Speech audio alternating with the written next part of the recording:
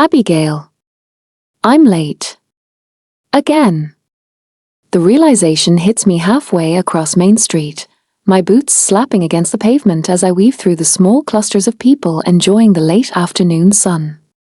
Silver Ridge isn't exactly the kind of place where people rush, but right now, I am definitely the exception. My bag keeps slipping off my shoulder, my breath comes out uneven, and I'm mentally cursing the group discussion that somehow stretched from 30 minutes to almost 2 hours. 5 more minutes, and my professor had said. That was a lie. I finally reached the shop, pushing the glass door open with more force than necessary. The little bell above it jingles loudly, announcing my chaotic entrance. I'm so sorry, Mom. I stop just inside, slightly bent over, hands on my knees as I try to catch my breath. My mom looks up from behind the counter, completely unbothered. Abigail, as she says calmly, like I didn't just run in here like my life depended on it. Breathe first. Apologize later. I straighten up, brushing loose strands of hair from my face. I'm serious, I didn't mean to be this late. The group discussion just took longer than expected, as she finishes for me, smiling knowingly. I blink. How did you? Because you've said that exact sentence at least 10 times this semester. I let out a small laugh, walking over to the counter. Okay. Far. She reaches out and gently smooths down my hair, the way she has done since I was a kid. You look exhausted. I feel exhausted, I admit. She studies me for a moment, her expression softening. You know, I could be asked Mrs. Henley to watch the shop. You didn't have to rush over here like this. I wanted to, I say quickly, leaning against the counter. It's fine, really. I like being here. And I do.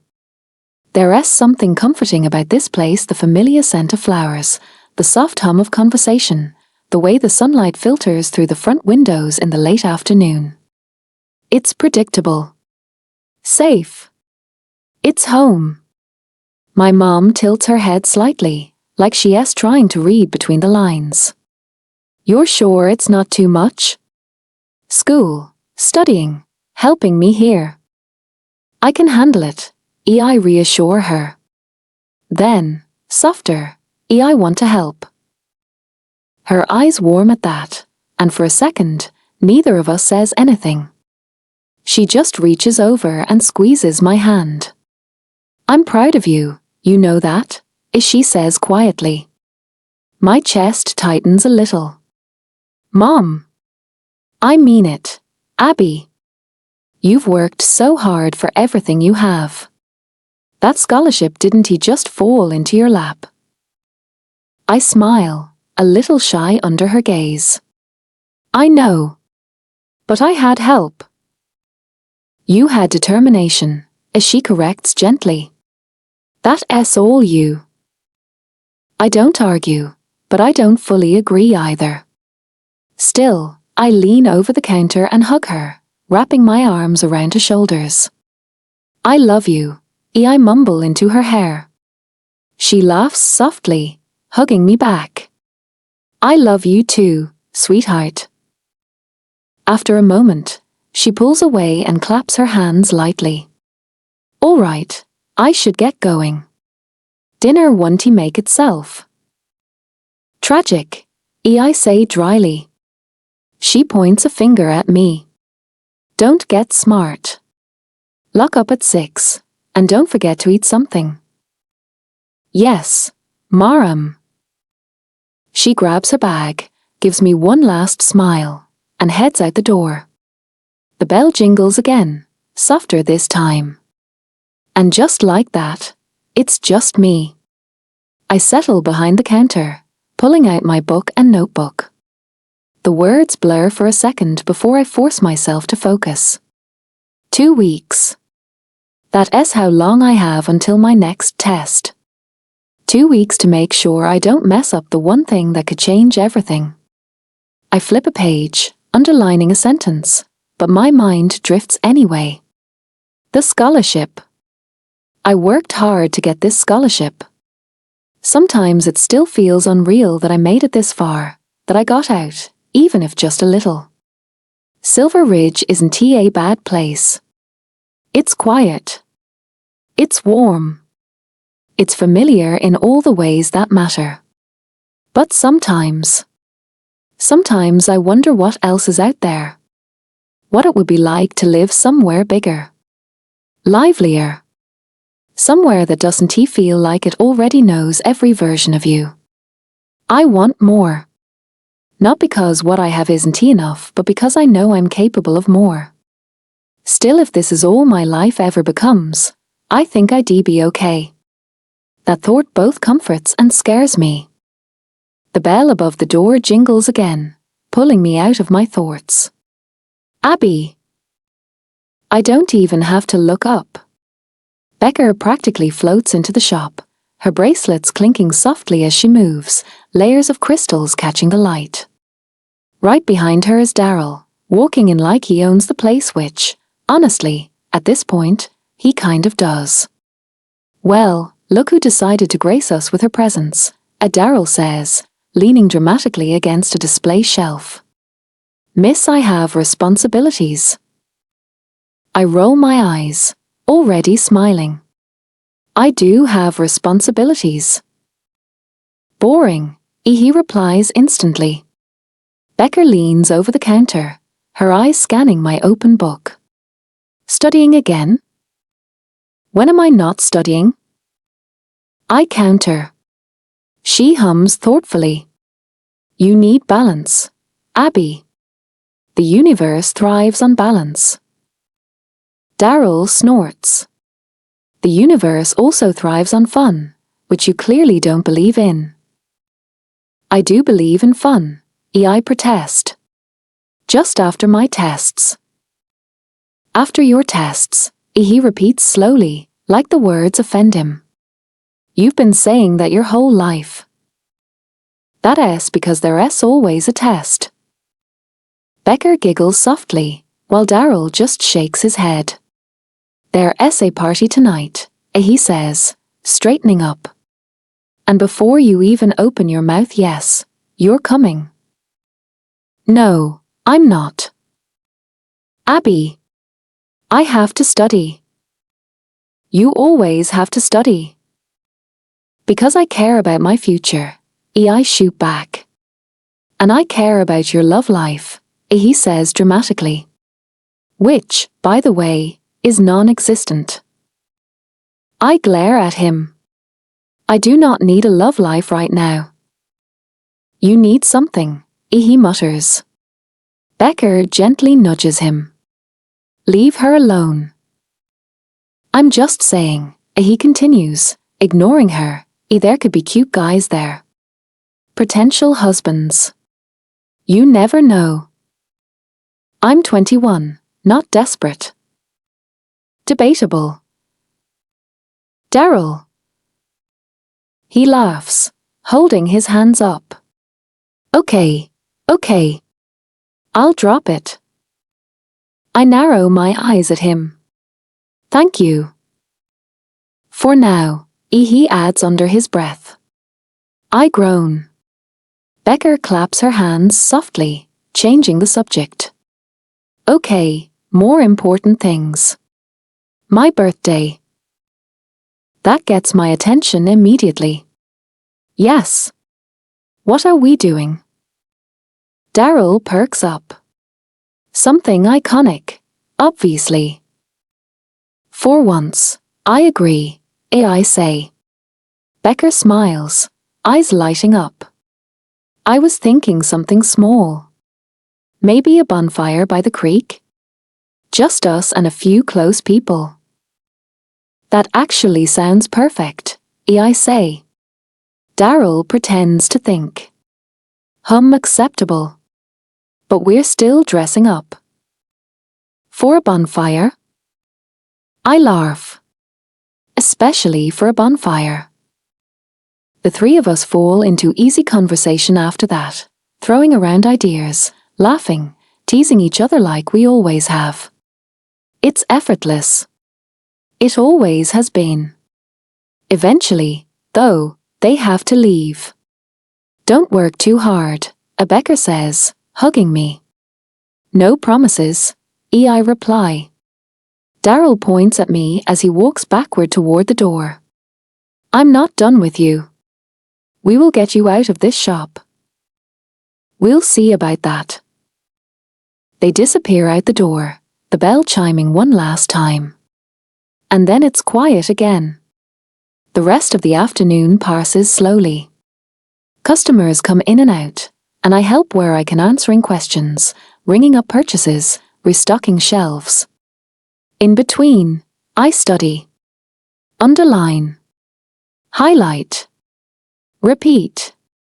By the time the sun starts to dip lower in the sky, casting a golden glow through the windows, I finally close my book and lean back in my chair. It's been a long day. But a good one. Simple. Familiar. Safe.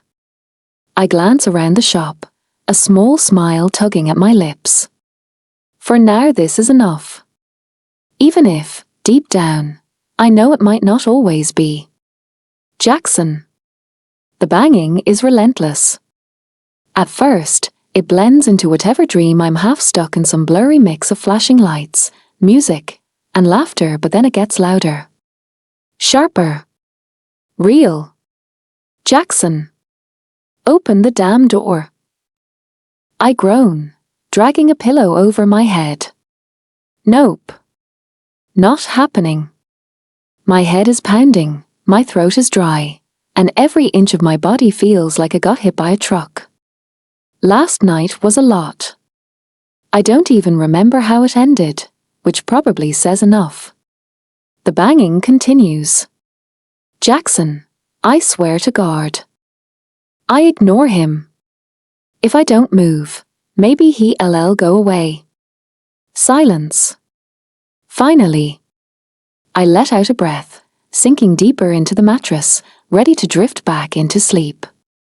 Click. My eyes snap open. You've got to be kidding me, I mutter. The door creaks open, and I don't even need to look to know who it is. My brother. Of course. Seriously? I groan, sitting up and running a hand through my already messy hair. You couldn't just leave? You weren't answering, he replies flatly, stepping into the apartment like he owns the place. I squint at him, the sunlight streaming in through the open curtains stabbing directly into my skull. Why are the curtains open? He raises an eyebrow. Because it's noon, Jackson. I blink. No, it's not. It is. I glance at the clock. 12:17 p.m. Shit. Yeah, he says dryly. Exactly. I fall back onto the bed with a groan. What do you want? We need to talk. No, we don't. Yes, we do. I throw an arm over my face. Tell Mom and Dad I'm alive. Conversation over.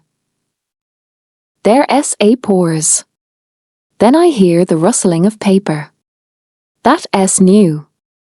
I lower my arm slightly, just enough to see him holding up a newspaper or something close to it. Tell me this doesn't he look familiar, he says. I sit up again, annoyed now. What are you? And then I see it. My face. Front and center. Hayes' youngest at it again. I stare at the headline, my jaw tightening. The picture underneath makes it worse, me, being dragged out of a club, security on either side of me, my shirt half untucked, my expression somewhere between pissed off and completely gone. Wow, I mutter. Great angle. This isn't funny, Jackson. I ignore him, skimming the rest of the article. Illegal parties. Fights. Unruly behavior. Disruptive presence. And then, alleged cheating scandal resurfaces. My grip on the paper tightens. They really went all out, here? I say, tossing it onto the bed. Your parents are furious. Shocking. They want to see you. I roll my eyes. Then tell them it won't happen again. He doesn't move. I look up at him, irritation creeping in. What? It's serious this time. That gets my attention. What does that mean? It means Columbia isn't going to keep looking the other way, he says. You've had multiple fights, you've argued with professors, and now this he gestures toward the paper it cheating accusation? It wasn't cheating, I snap. Then what was it? I hesitate. That's enough of an answer. He sighs, rubbing his temples. You need to get dressed. They're waiting. I don't respond. For a second, I just sit there, staring at nothing. Then I swing my legs off the bed. Fine. The ride to my parents' place is quiet. Too quiet. My brother doesn't say anything else, and honestly, neither do I. There's no point. Whatever this is, it's already decided. By the time we pull up, I can feel it. That tension. The kind that sits heavy in the air before a storm. I walk in without waiting for him, heading straight for my dad's study. The door is already open. Of course it is. They're both inside. My mom stands near the window, arms crossed, her expression tight. My dad is behind his desk, flipping through something, probably more reports about me. Neither of them says anything when I walk in. That's worse. All right, I say, shoving my hands into my pockets. Let us get this over with. My dad looks up slowly. Explain. Straight to the point. I shrug. It's not as bad as it looks. That's what you said last time. And the time before that, and my mom adds quietly. I glance at her, then back at him. I said it won't happen again. You've said that before, too. I clench my jaw. So, what, you don't believe me? No, and my dad says simply. The word lands harder than it should. I've bailed you out more times than I can count, Jackson, he continues. And every single time, you prove me wrong for doing it. I look away, annoyed. It's one mistake. It's not one mistake, he cuts in sharply. It's a pattern. Silence. Heavy. Uncomfortable. Then he leans back in his chair. You've been suspended. I freeze. What? Columbia has suspended you for the rest of the semester. No, I shake my head immediately. No, that's not happening. It already has. That's my senior year. I snap, stepping forward. If I miss a semester, I don't graduate with my class. Those are the consequences of your actions. I stare at him, disbelief flooding through me. You're just going to let that happen? I'm not letting anything happen. You did this. I run a hand through my hair, pacing now. This is insane. There's more. I stop. Slowly turn back to him. What do you mean more? He folds his hands on the desk, completely composed. I'm sending you to Silver Ridge. I blink. What? My mom shifts slightly, but doesn't he interrupt. Silver Ridge, he repeats. I let out a short laugh. You're joking. He doesn't he smile. My stomach drops. You can't be serious. It's not a discussion. I stare at him, trying to process what he just said. Silver Ridge. The place he grew up. The place he barely talks about. The place he made sound like nothing. You're sending me there? I ask slowly. What, to hide me? To give you space to get your act together. Yeah, right, I scoff. So the press dies down and the Hayes family image stays intact. That's not what this is about. Then what is it about? It's about you, he says firmly. Cooling down. Learning something for once.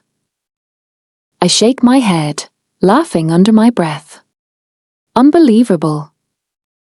You'll be attending Silver Ridge University, he continues, like I didn't he just speak. Finance program. 1 semester. I stare at him. You're serious. When you're done, your credits may transfer back to Columbia. If they accept you. If? I repeat. If? That depends on you. The room feels smaller. Tighter. Like the walls are closing in. You expect me to just go along with this? I ask. Yes. I look between him and my mom, waiting hoping for one of them to say this is a joke. Neither of them does. Something in my chest snaps. I let out a harsh laugh, shaking my head. You've got to be kidding me. I'm not. Silver Ridge. I repeat. That's your big solution? It's the only one left. I don't say anything for a second. Then. Fine. They both look at me, surprised. Fine, I repeat, my voice colder now. You want me to go? I'll go. Jackson and my mom starts. But I'm already turning away. Because if I stay any longer, I'm going to say something I won't take back. I walk out of the study, my footsteps echoing down the hallway. By the time I reach the front door, I'm already pulling my keys out. I don't stop. I don't think. I just get in my car and drive. Anywhere but here. Jackson. The city skyline is long gone behind me as I drive, the tires crunching over the gravel of the highway. Montana air fills the cabin of my sports car, crisp and earthy, a far cry from the smog and chaos I left behind. It's been a week since my dad delivered the news I'm supposed to a cool-offy in Silver Ridge. A week since my senior year plans were tossed out the window and replaced with this. I thought my dad would set me up in a hotel, but I knew better now. My things were sent 2 days ago, and from the looks of it, I was about to move onto a ranch owned by one of his high school friends. Great. Just what I wanted: a ranch, cattle, and Montana. The GPS directs me down a narrow dirt road, flanked by rolling hills and endless greenery. I slow, feeling exposed. No streetlights, no traffic, just me and the wide-open Montana sky. And then the cows. A herd of them is crossing the road, lumbering towards me. I slam the brakes, tires screeching, gravel spraying. My hands shake on the wheel as I swerve to avoid a fence, stopping just inches from it. My heart pounds so loud it's almost unbearable. What the hell? I mutter, stepping out of the car, taking in the scene. I'm ready to yell at whoever thought it was a good idea to put cows in the middle of a road, but then I notice movement. A horse appears, rider tall and graceful, guiding the cattle effortlessly into a nearby cradle. And then I see her. Blonde hair catching the Montana sun, face serene, every motion precise and smooth. The wind plays through her hair like it's choreographed, flapping her flannel shirt tied around her waist. She works the cattle with such ease it almost hurts to watch. She finishes with the animals and starts back toward me. I can't look away. White tank top, denim shorts, boots, legs that go on forever and a presence that somehow makes everything else fade. "You okay?" she asks softly, almost amused. My brain freezes for a second, realizing I've been staring like a total idiot. Yeah, I'm fine, I manage. The cows just came out of nowhere. She tilts her head, a small, polite smile on her lips. City tourists don't usually come around here. You lost? Not lost, I say, trying to sound confident. I'm supposed to stay at a ranch Maxwell Roads, I think. She raises an eyebrow like she was expecting that answer. Oh right. The people who usually rent the Airbnb are farmers visiting for conventions. I smirk. I'm not a farmer, in case you were wondering. I can see that, as she says softly. Does Mr. Not a Farmer have a name? Jackson, I say. But you can call me Jax. She nods and moves back to her horse, mounting with easy grace. Nice to meet you, Jackson. Follow me. I'll direct you to the ranch, as she says, a small, polite smile on her face. I get in my car and follow her, still amazed she doesn't seem fazed by me at all. The ranch opens up before me. Wide fields stretch in every direction, dotted with barns and fences, rolling hills beyond. A 2-story brick house sits at the center, solid and welcoming. To the right is a smaller 1-story home, cozy, tucked into the land. To the left, a large barn dominates, with more farmland stretching past it. I step out, my city life feeling a million miles away. The place looks good, better than I expected, but it's a huge shift from the chaos of Manhattan streets. Welcome to the Rhodes Ranch, the blonde says, walking up. I realize I still don't know her name. You'll be staying over there. She points to the 1-story house. Do you work here? I ask. Sometimes, as she begins, but is interrupted by 2 golden retrievers barreling toward her from the barn.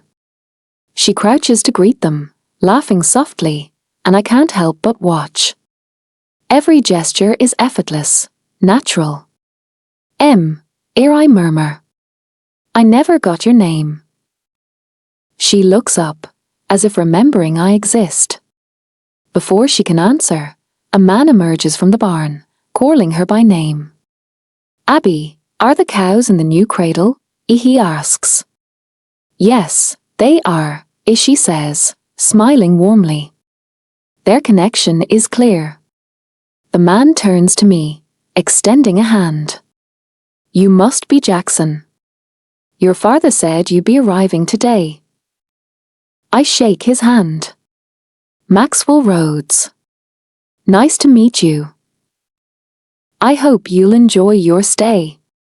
Quite a change from city life, he adds, glancing at my sports car. I'll adapt, I say stiffly. The blonde snickers quietly from the side, frowning when I notice.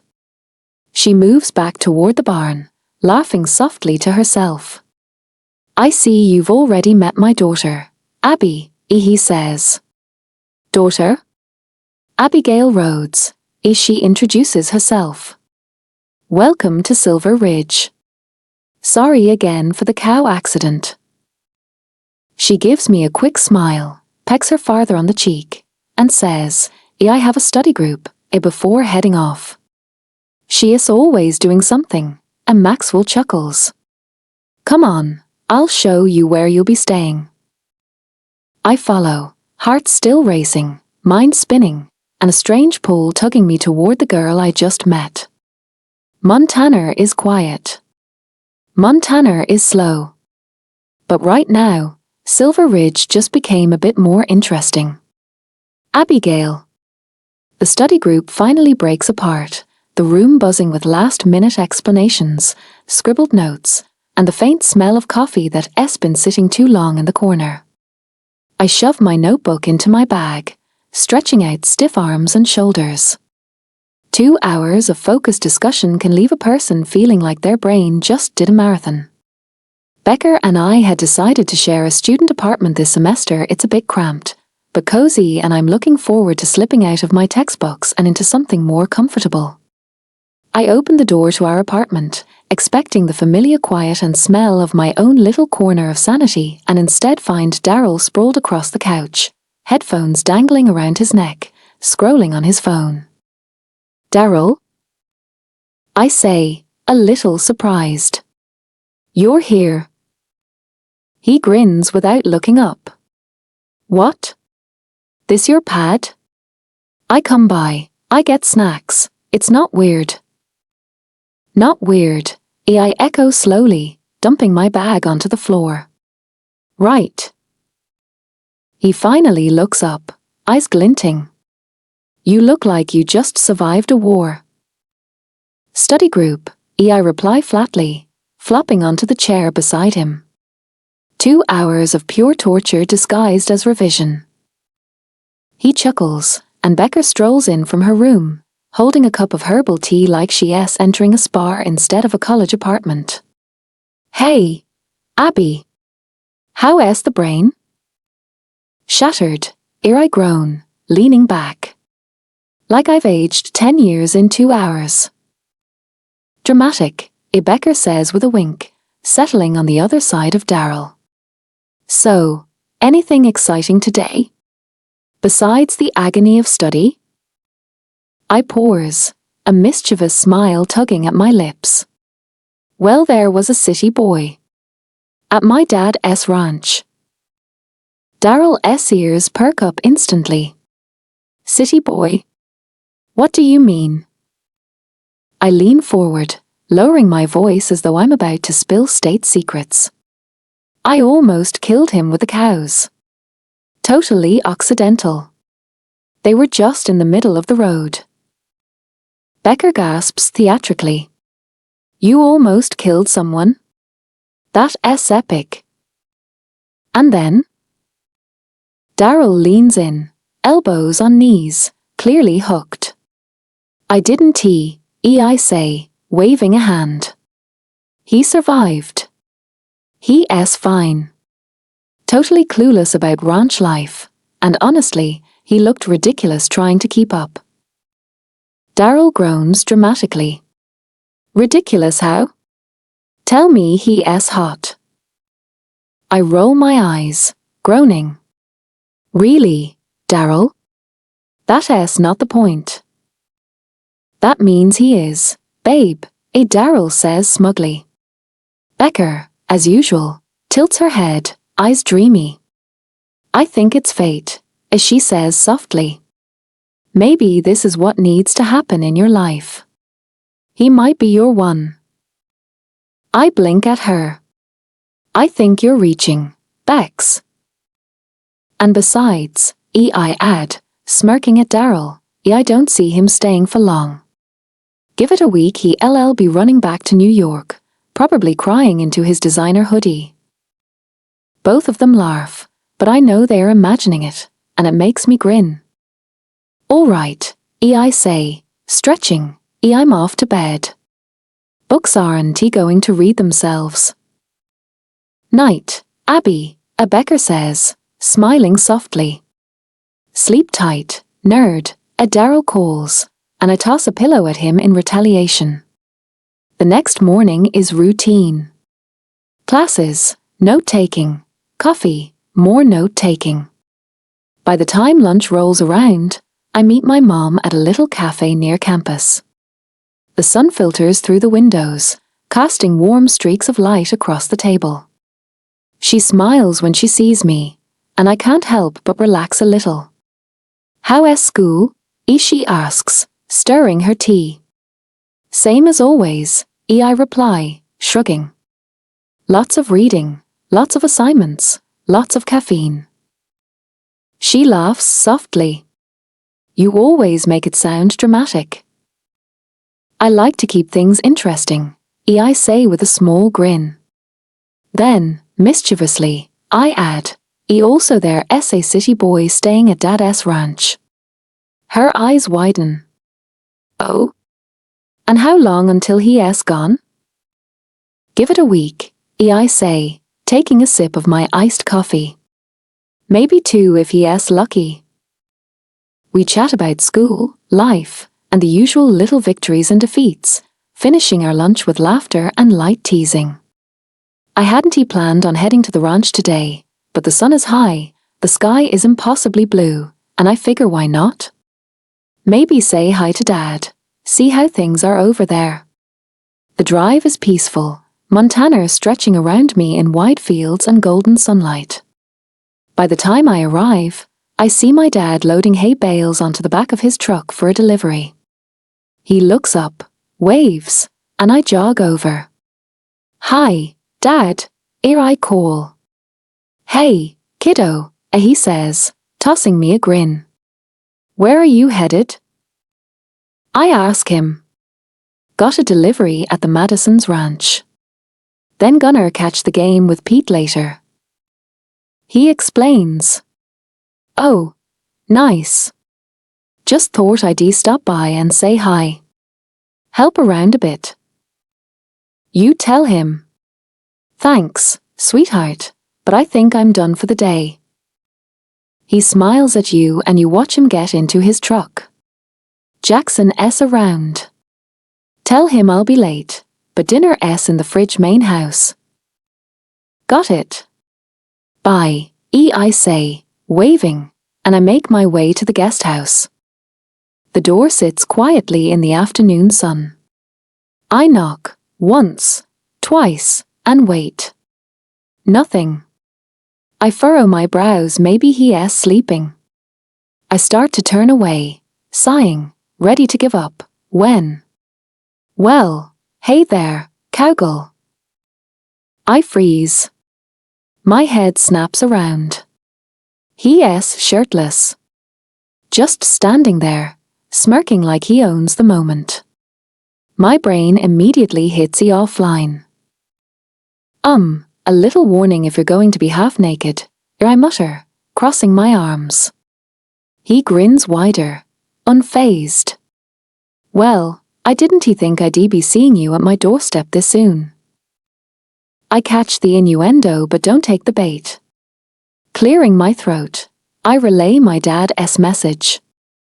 "Dinner's in the fridge," I say carefully. He leans slightly, eyebrow raised. "Wanna come in?" I shake my head politely. I'll pass.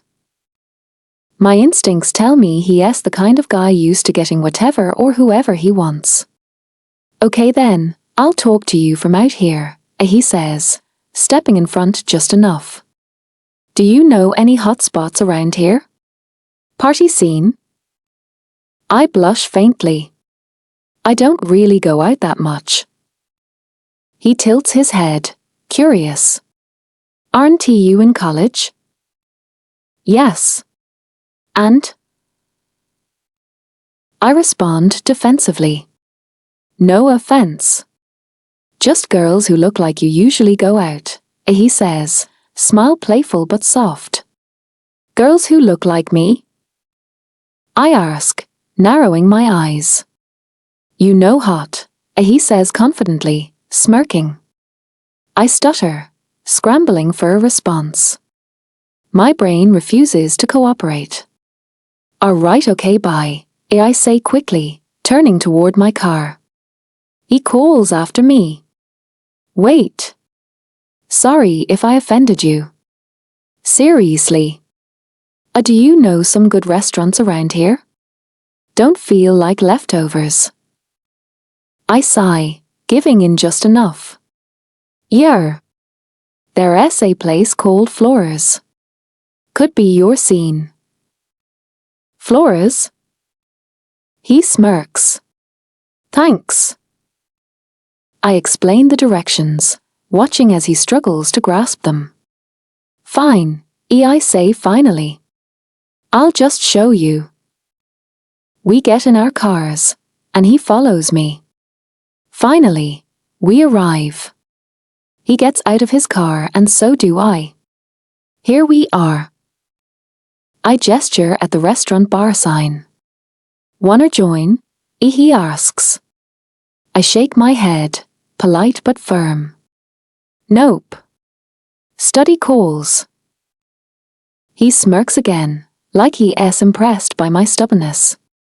You're a nerd, aren't you? Really? I reply, raising an eyebrow. Nar, it's all good. I kind of dig it, he says, giving me a final wink before walking into the restaurant. I sit in my car for a moment, heart racing, trying to process the encounter. Montana is quiet. Slow. Predictable. And yet, somehow, it's already become a little more chaotic. Jackson. Floor S is louder than I expected. Not city loud, no bass shaking the walls or flashing lights, but their a steady hum of conversation, clinking glasses, and low country music playing somewhere in the background. It's alive. Just in a slower, more grounded way. I step inside, taking it all in for a second before heading straight for the bar. If I'm stuck in this town, I might as well start figuring it out. I slide onto one of the stools, though it's slightly worn under my palms, and glance at the menu sitting in front of me. Burgers. Steaks. Fries. Nothing complicated.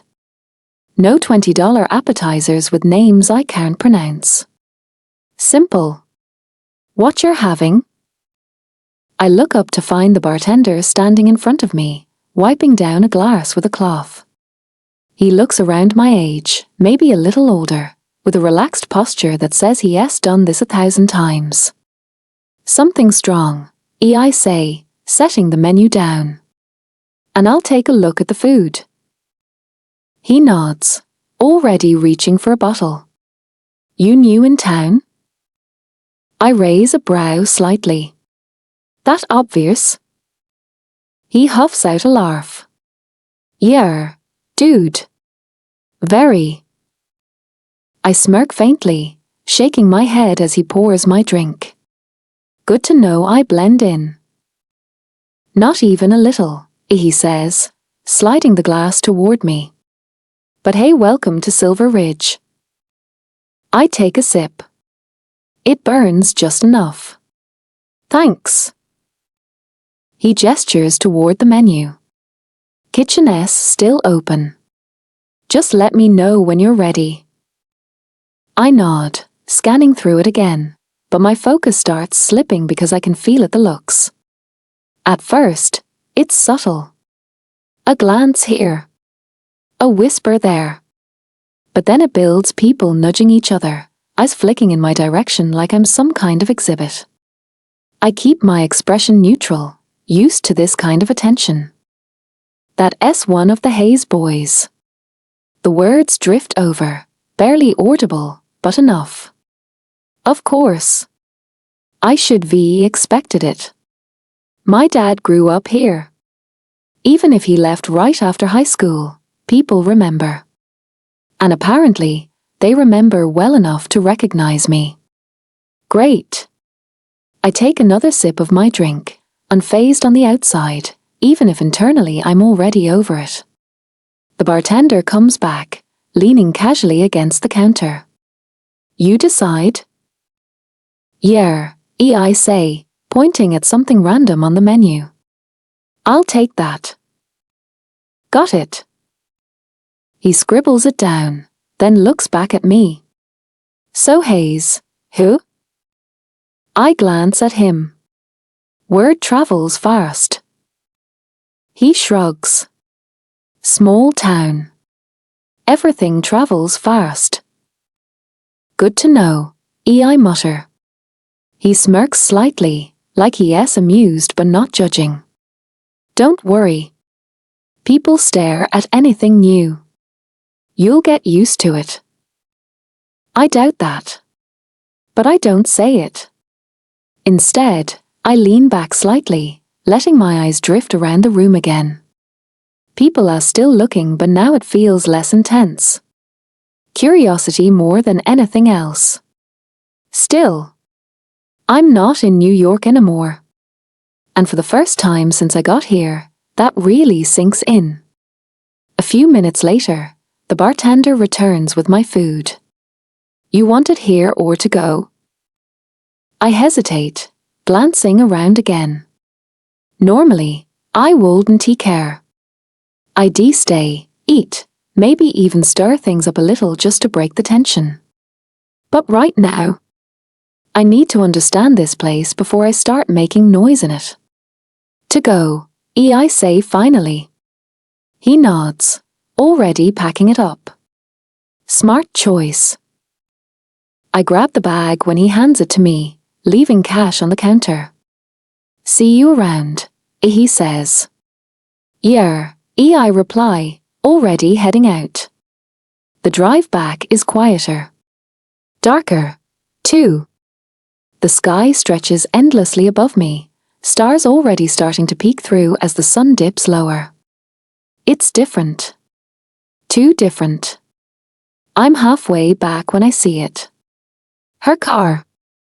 Parked just outside what looks like a small apartment building on the side of the road. I slow down without thinking, eyes lingering on it. So this is where she lives. Abigail. Abby. Cargill. I should keep driving. I know I should. But something in me pauses. I could just stop. Knock. See her again. She didn't give in earlier, not even a little. No flirting back, no lingering looks, nothing. And for some reason, that sticks with me more than any girl who ever has. It's annoying. Or maybe interesting. I lean back slightly in my seat, tapping my fingers against the steering wheel. Does she have a boyfriend? A girl like her probably does. Someone local. Someone who fits here. Not me. I let out a quiet scoff at myself, shaking my head. This is stupid. I press the gas and keep driving. The ranch comes into view not long after, lights glowing softly from the main house. At least someone's still up. I grab my food and head inside, the warmth of the house hitting me immediately. Maxwell is exactly where I expected him to be, sitting on the couch, watching a football game like he's got nowhere else to be. Hey, I say, stepping in. He glances over, a relaxed smile spreading across his face. There he is. How was your first day in town? I shrug, dropping onto the couch across from him. Different. He chuckles. That's one way to put it. I hesitate for a second, then add, I don't think your daughter likes me very much. That earns a full laugh. Oh, give it time, he says easily. She's just stubborn. Yeah. I raise a brow. Yeah, he nods, I still on the TV. Abby's got a good heart. She just doesn't hand it out to everyone right away. I lean back, considering that. I thought this would be the part where you tell me to stay away from her, I say casually.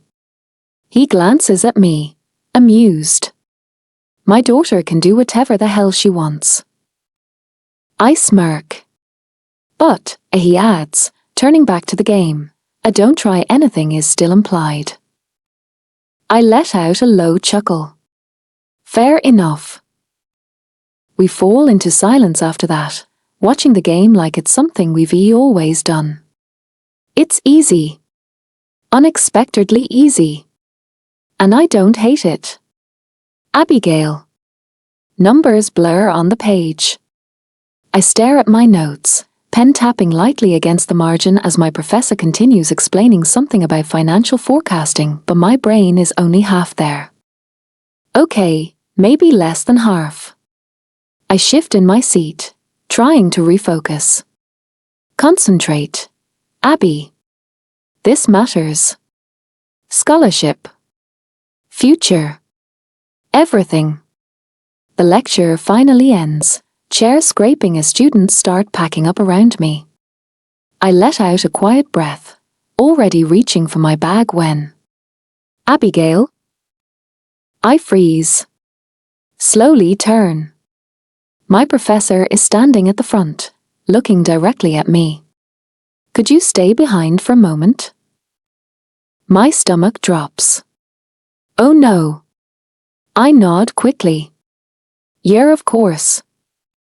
The room empties out, and with every step someone takes toward the door, my anxiety climbs higher. Did I fail the last test? I knew it. I knew something felt off about it. And if I fail? No. I can't afford to fail. Not on a scholarship. Not now. I walk up to her desk, trying to keep my expression calm even though my chest feels tight. You wanted to see me? She smiles slightly. Relax, Abigail. You're not in trouble. I blink. I'm not. She shakes her head. Quite the opposite, actually. That catches me off guard.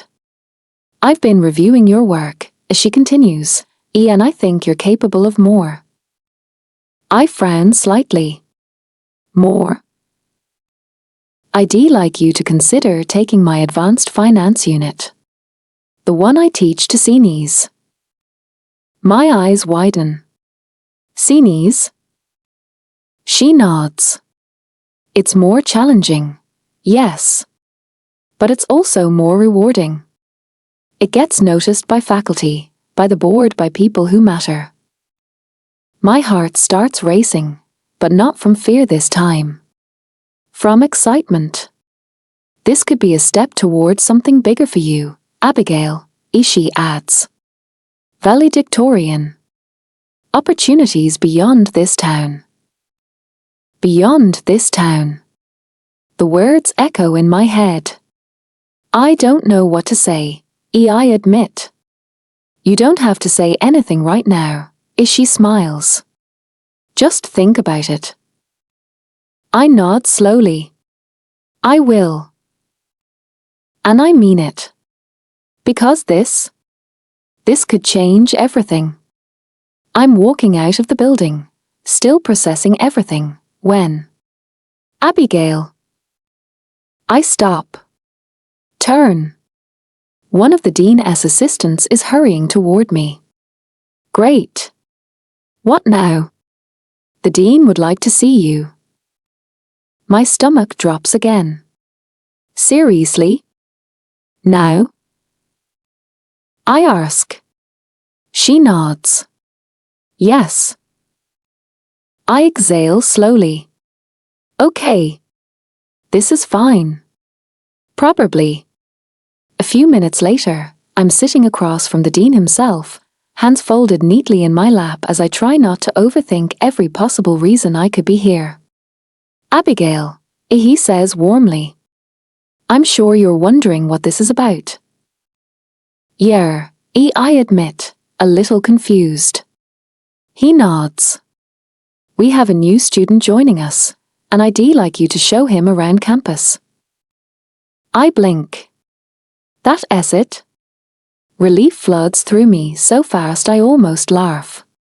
Oh, I say. Okay. Great, he continues. Make sure he feels welcomed. Comfortable. I frown slightly. That sounded extra. Of course, I say anyway. He glances at his watch.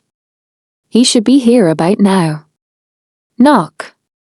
Knock. Come in, the dean calls. The door opens. And my entire body goes still. Of course. Of course it's him. Well, hey there, cowgirl, a Jackson grins. I force a tight smile. Hi, Jackson. The dean looks between us. Oh, you two know each other?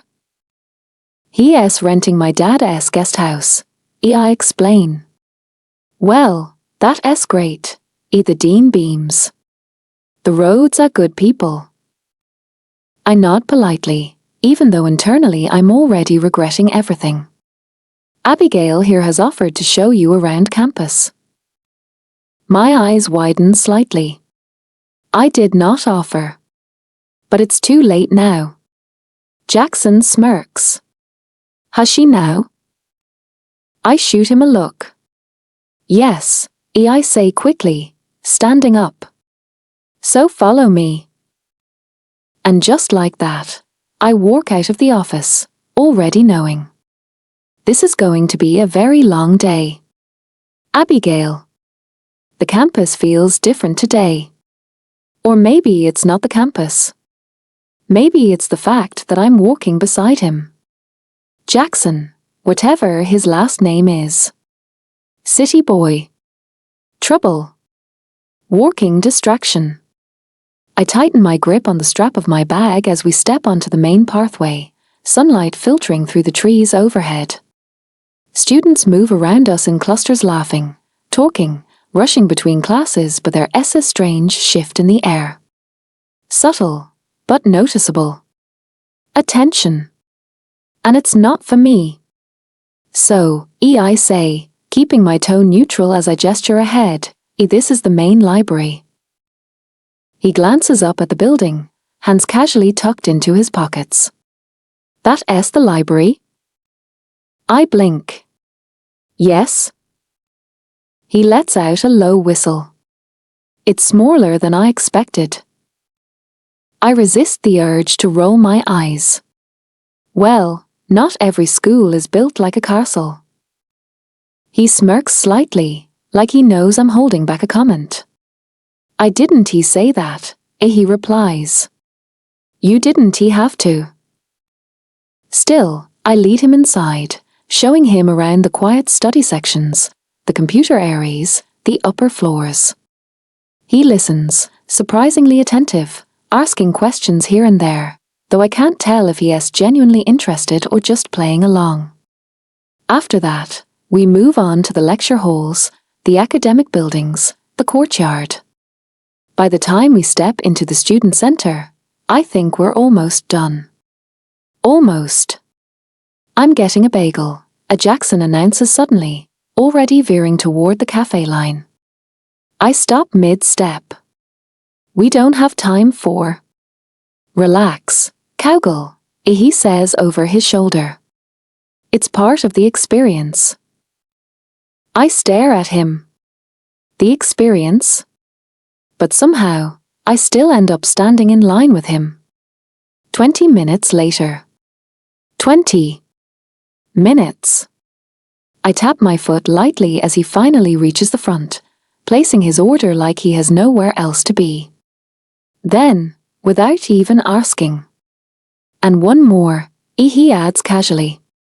For her. I blink. You didn't he have to. Too late, he says, handing me the bagel once it's ready. I hesitate for a second before taking it. Thanks. Don't mention it. We step back outside, the fresh air hitting us again as we walk along one of the main pathways lined with benches, students scattered around in small groups. Jackson takes a bite, glancing around. This place is different, he says. I look ahead, choosing my words carefully. Yeah. I guess it must be compared to New York. He hums. Yeah. A pause. So, I add, which university were you at?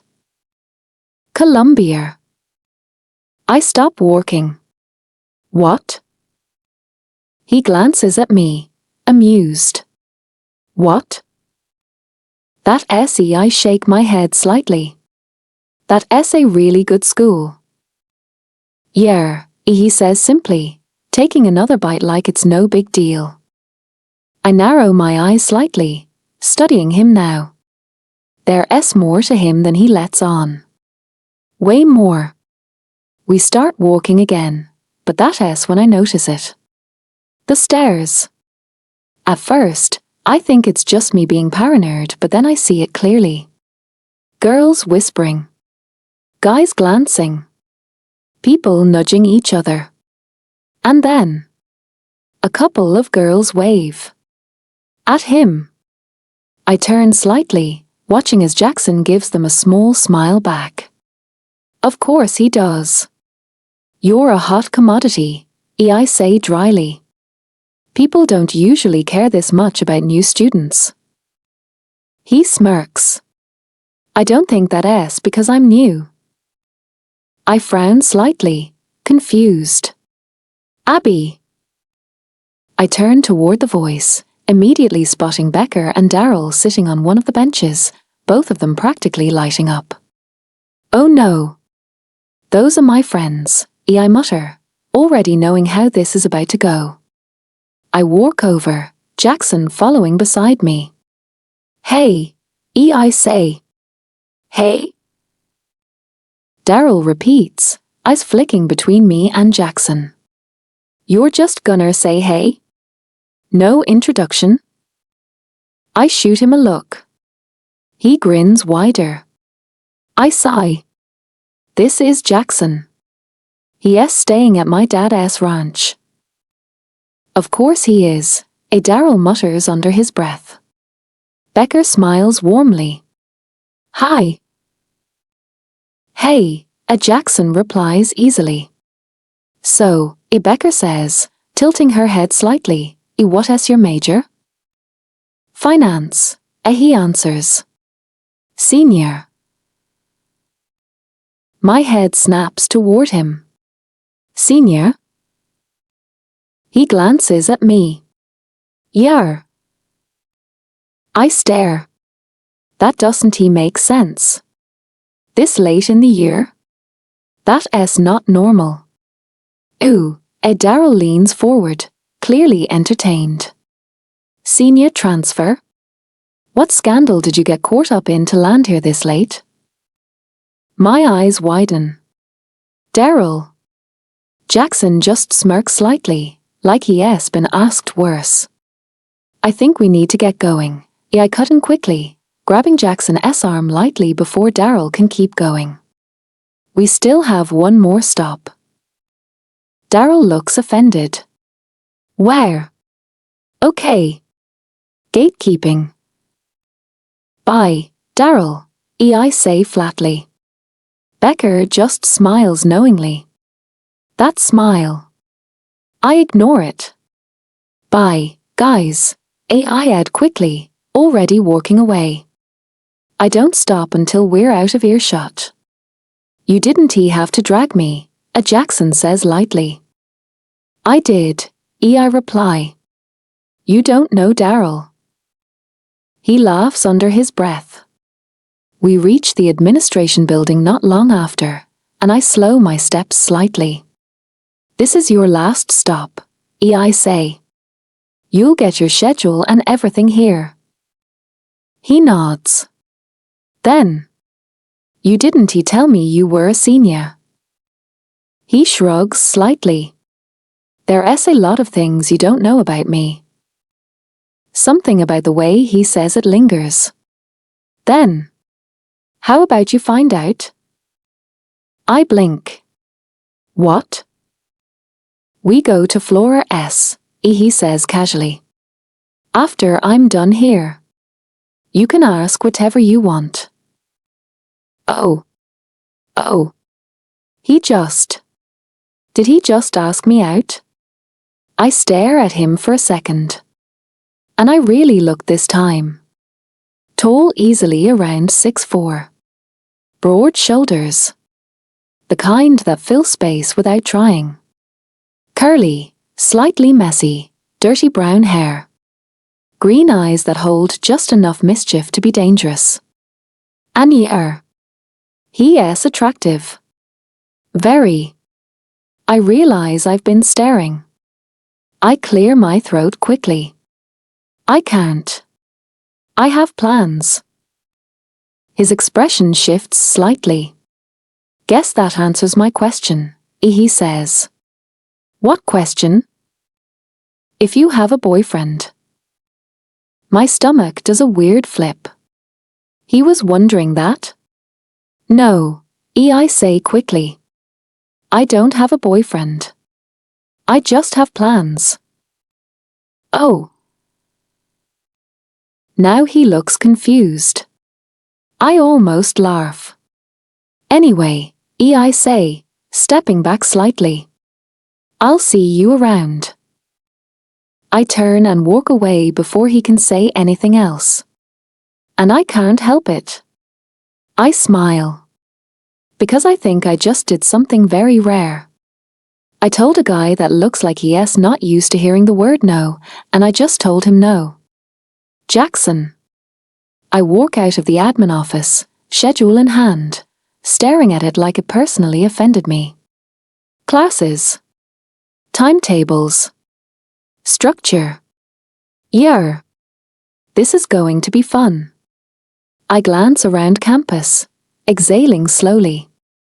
Abigail said no. That doesn't happen often. Actually, that almost never happens. I shove the paper into my pocket, trying to figure out what to do next when. Yo. I turn. It's the bartender from last night. Flora S., right? He says, pointing at me. Yeah, I nod. You work there. Part-time, he confirms. Ryder. Jackson. He smirks slightly. Yeah, I know. I raise a brow. That obvious? Nah, he says. But that is why everyone is staring at you. I tilt my head. Oh yeah? You're a haze. I don't react. He grins. Your dad was a legend here. Football.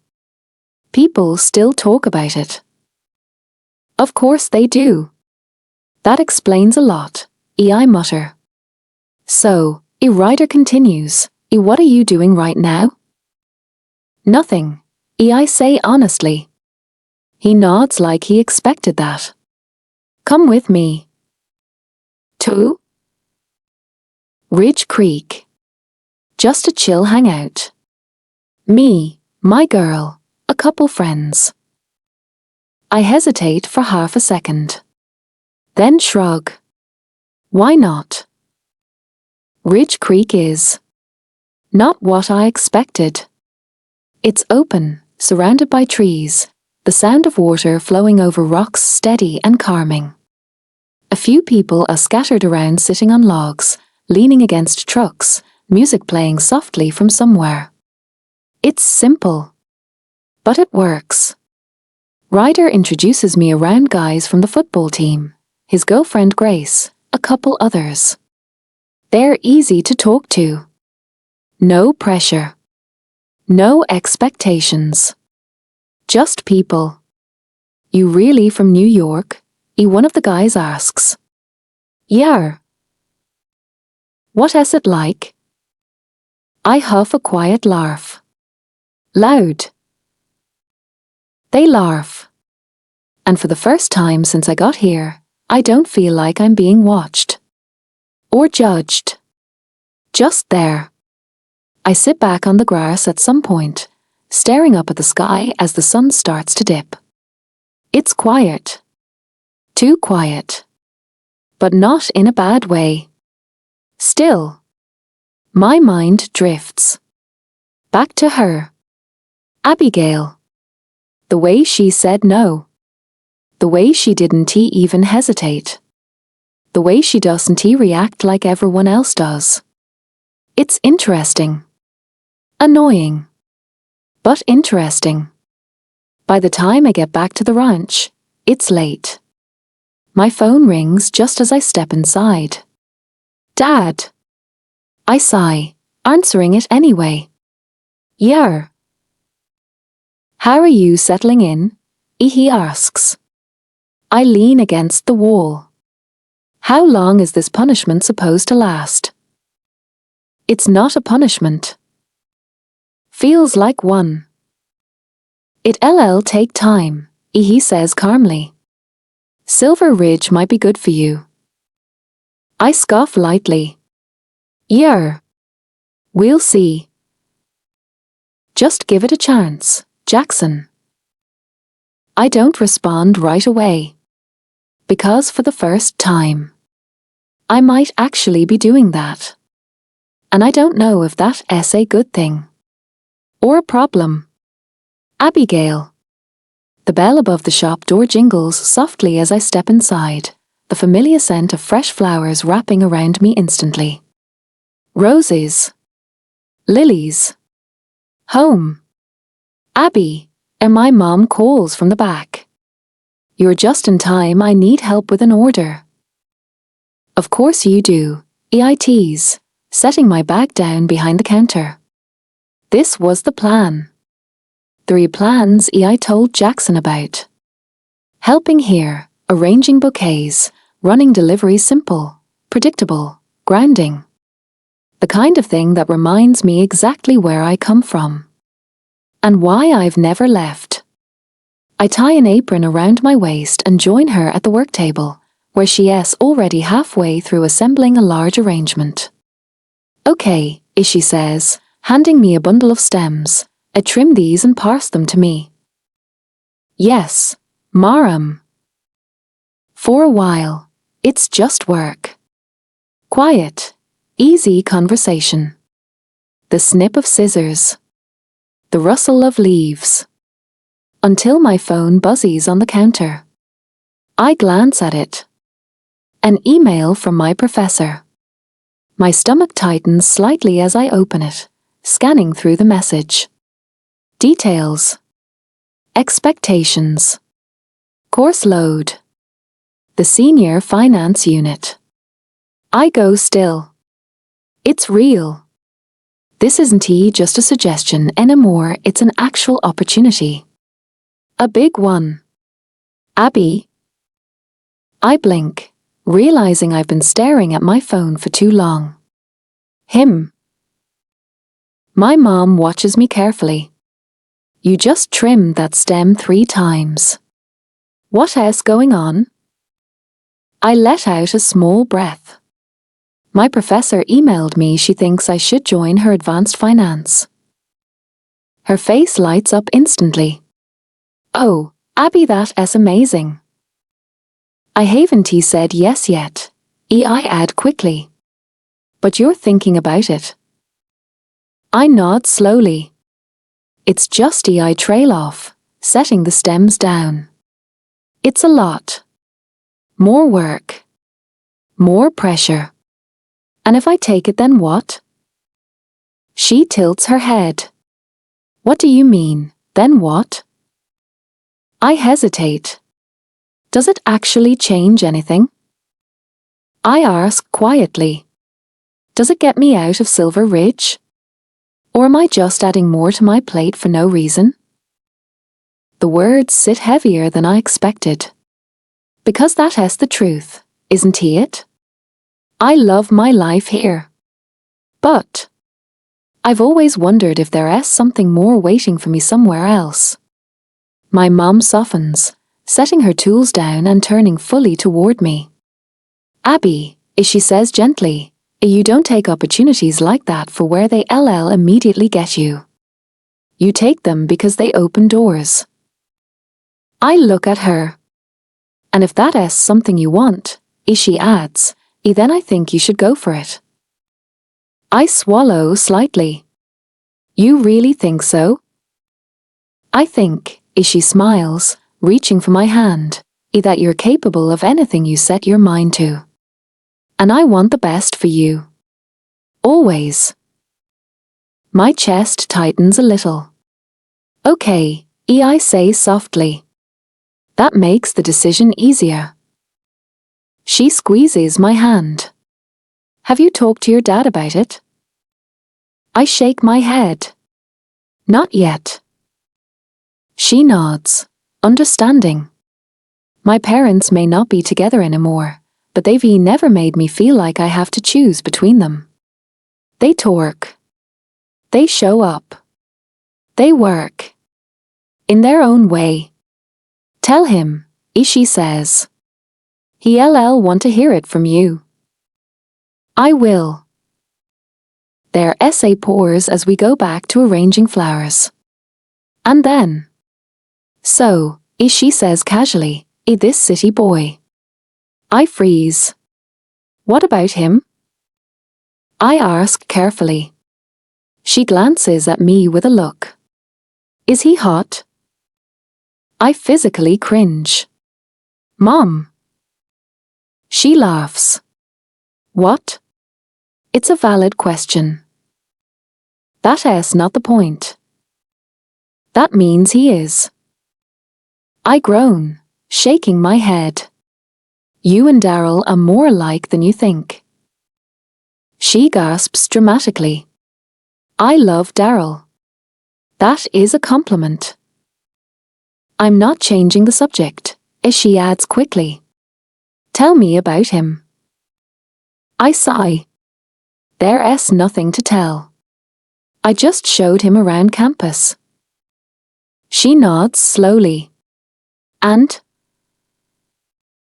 he's a senior. That gets her attention. A senior, she repeats. Joining this late? Exactly, I say. That's what I thought. She frowns slightly, like something isn't adding up. That's unusual. I know. She goes quiet for a second, her brows furrowing as she thinks. What? I ask. Nothing, she says slowly. It's just the name Jackson sounds familiar. I laugh lightly. From where? The ranch? No, she shakes her head. It's something else. Mom, I smile. He could be just been a customer at some point. She pauses. Do you know his last name? I blink. No. That's when something clicks in her expression. Like a light bulb. Wait, as she says, already moving toward her laptop. Hold on. I watch as she starts typing quickly, searching something. What are you doing? She doesn't answer right away. Then the screen loads. And I lean closer. The Hayes family. My stomach drops slightly. You can't be from Silver Ridge and not know who this is, my mom says. William Hayes. Of course I know that name. Everyone does. Football legend. Local hero. The guy who was supposed to go pro before an ACL injury changed everything. The guy who built a business empire from nothing. The guy whose firm basically does everything: investments, financial advising, corporate deals. The guy who left but never fully left. And the guy whose name is on my scholarship. The Hayes Scholarship. I stare at the screen.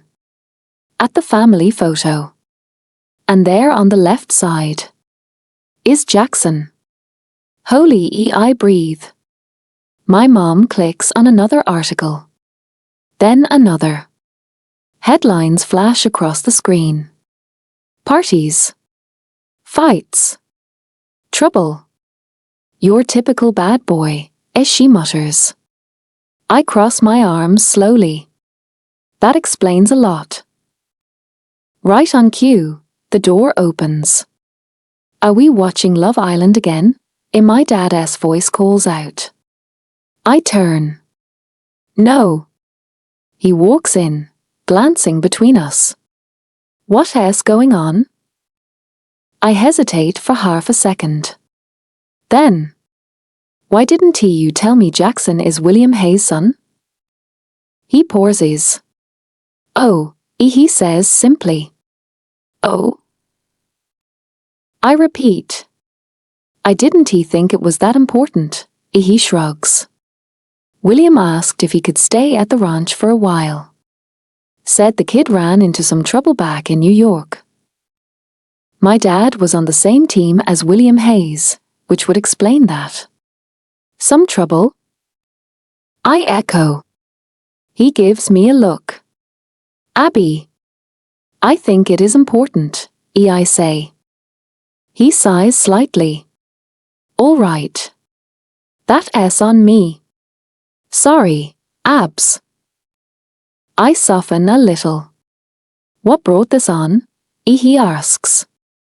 "I showed him around campus today," I explain. He nods.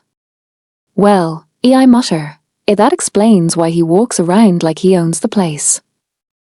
My dad chuckles lightly. He kind of does. I roll my eyes. "Don't judge him too quickly," he adds. "He's not a bad kid. Just lost." That makes me pause. Because for some reason, that feels true. "Yeah," I admit quietly. Maybe he just needs someone grounded," and my mom says, glancing at me. I groan immediately. "No." "What?" and my dad asks, confused. "Our daughter thinks Jackson's hot," she says casually. "Mom." "Oh?" and my dad raises his brows. I bury my face in my hands. I'm changing the subject. They both laugh. And honestly, I don't even mind. Because this is us. Easy. Open. No secrets. No pressure. Just family. "So," I say quickly, looking at my dad, "and my professor offered me a spot in the senior finance unit." His expression shifts instantly. "That's a big deal, Abby." "I know." "And what do you think?" I take a breath. I think I want to take it. A smile spreads across his face. "I'm proud of you," he says. "Me too," and my mom adds warmly. And for the first time all day, everything feels clear. Because maybe this isn't about leaving Silver Ridge. Maybe it's about becoming someone who can. Jackson. Sunday feels slower. Not in a boring way. Just quiet. Calm. I lean back against the headboard, staring at the ceiling for a second, my phone resting loosely in my hand. I was supposed to meet Ryder and the guys today. We hung out yesterday to Ridge Creek again. Music, random conversations, nothing too crazy. And somehow I actually enjoyed it. No flashing lights. No noise drowning out everything. Just people talking. Laughing. Existing. It's weird. But not bad. I run a hand through my hair and push myself up, grabbing a hoodie before heading out. Breakfast sounds like a good place to start. Maxwell offered to bring food over to the guest house, but honestly, I didn't want that. I didn't want him to walk back and forth from the main house. Plus, I don't mind talking to him. The main house is already warm when I step inside, the smell of coffee hitting me instantly.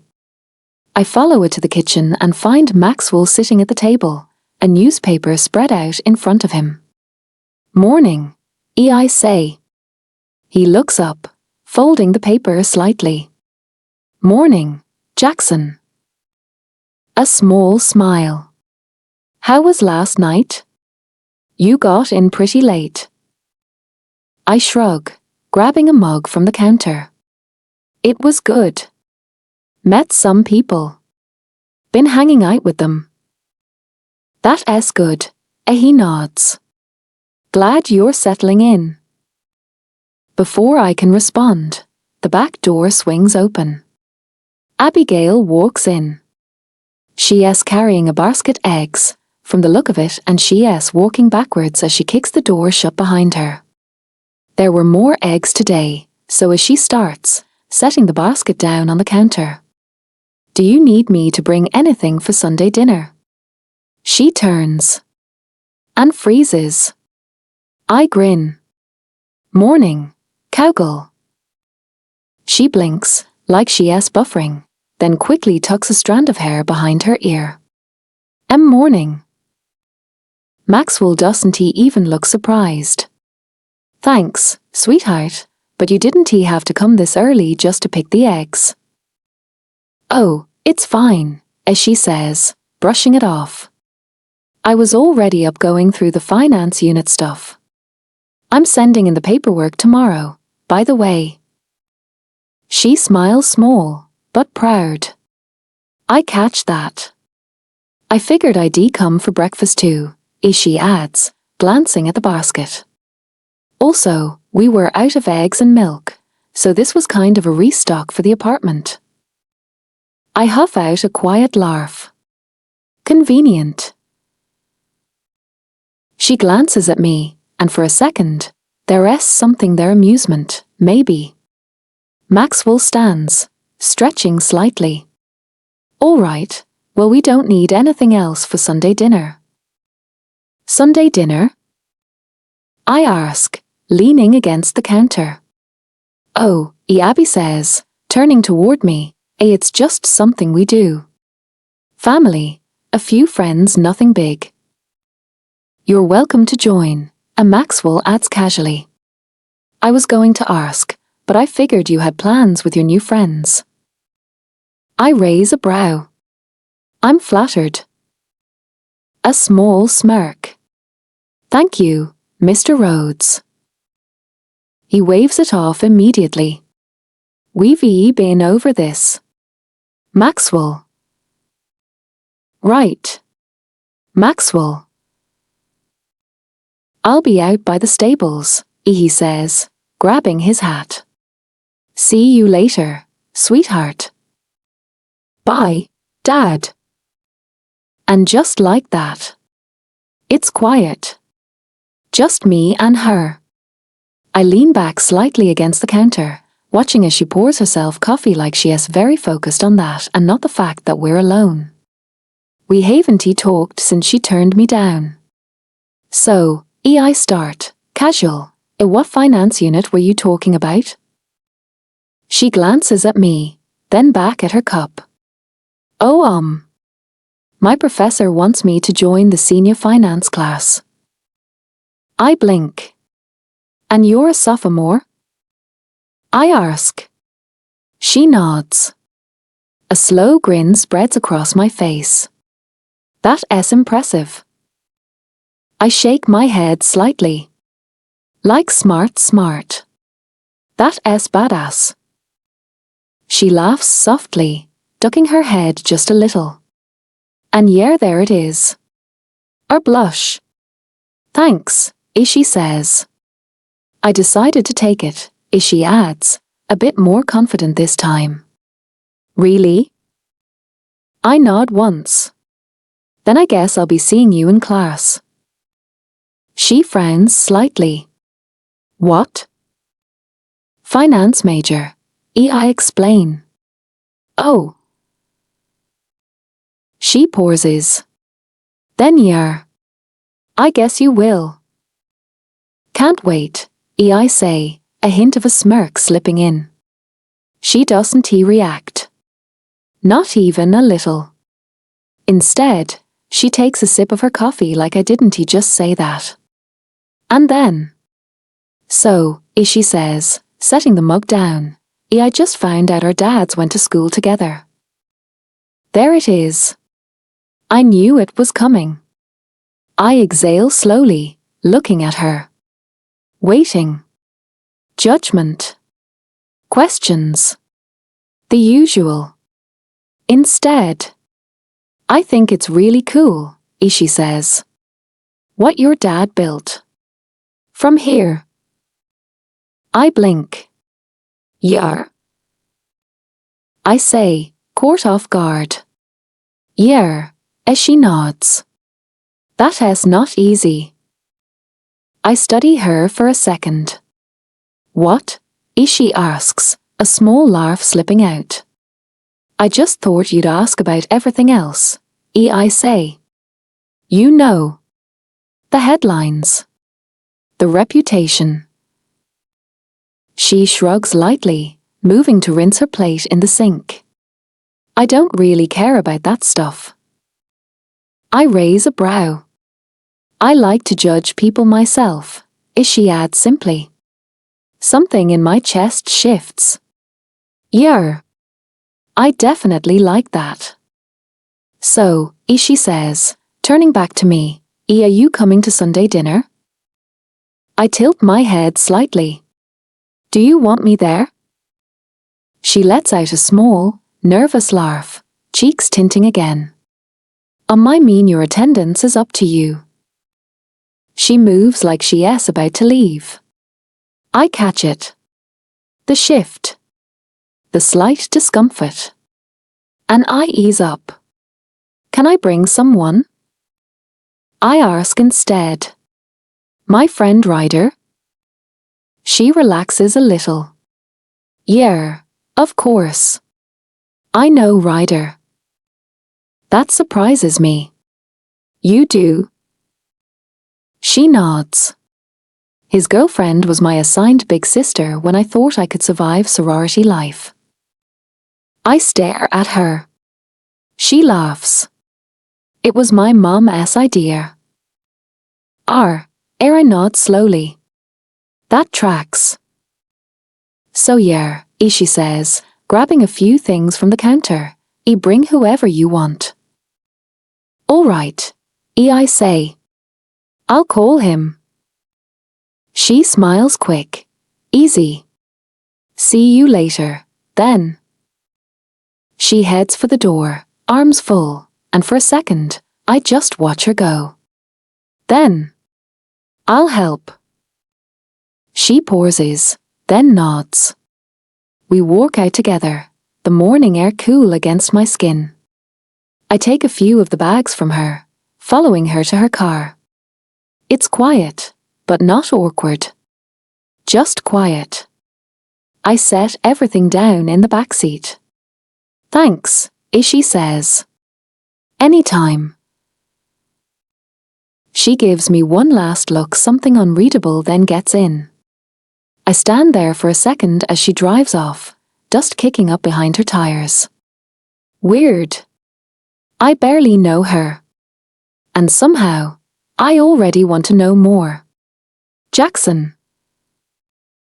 Maxwell's voice cuts through the air.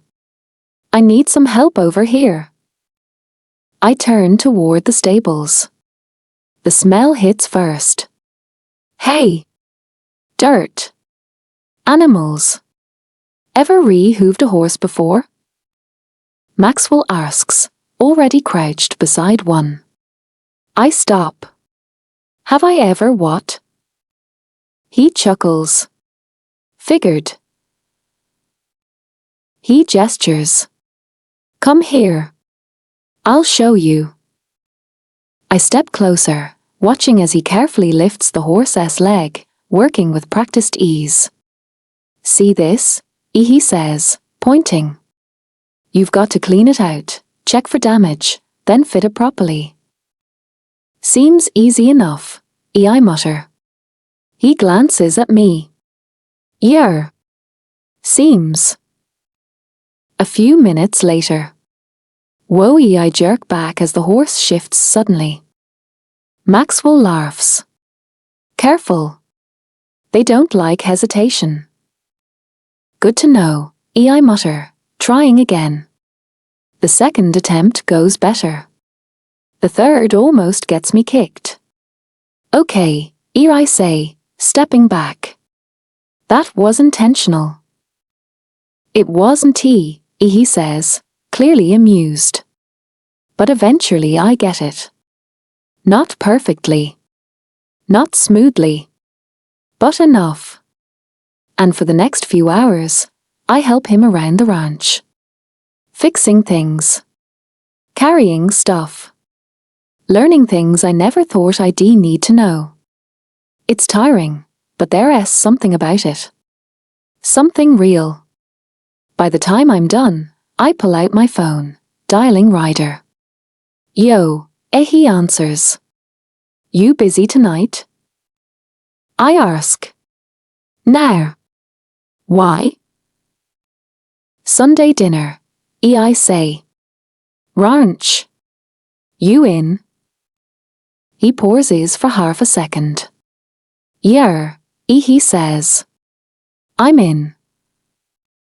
I smirk slightly. Good. Because for the first time in a long time, I'm not just parsing through something. I'm part of it. Even if I don't know what that means yet. Abigail. Sunday dinners have always been a thing. Not fancy.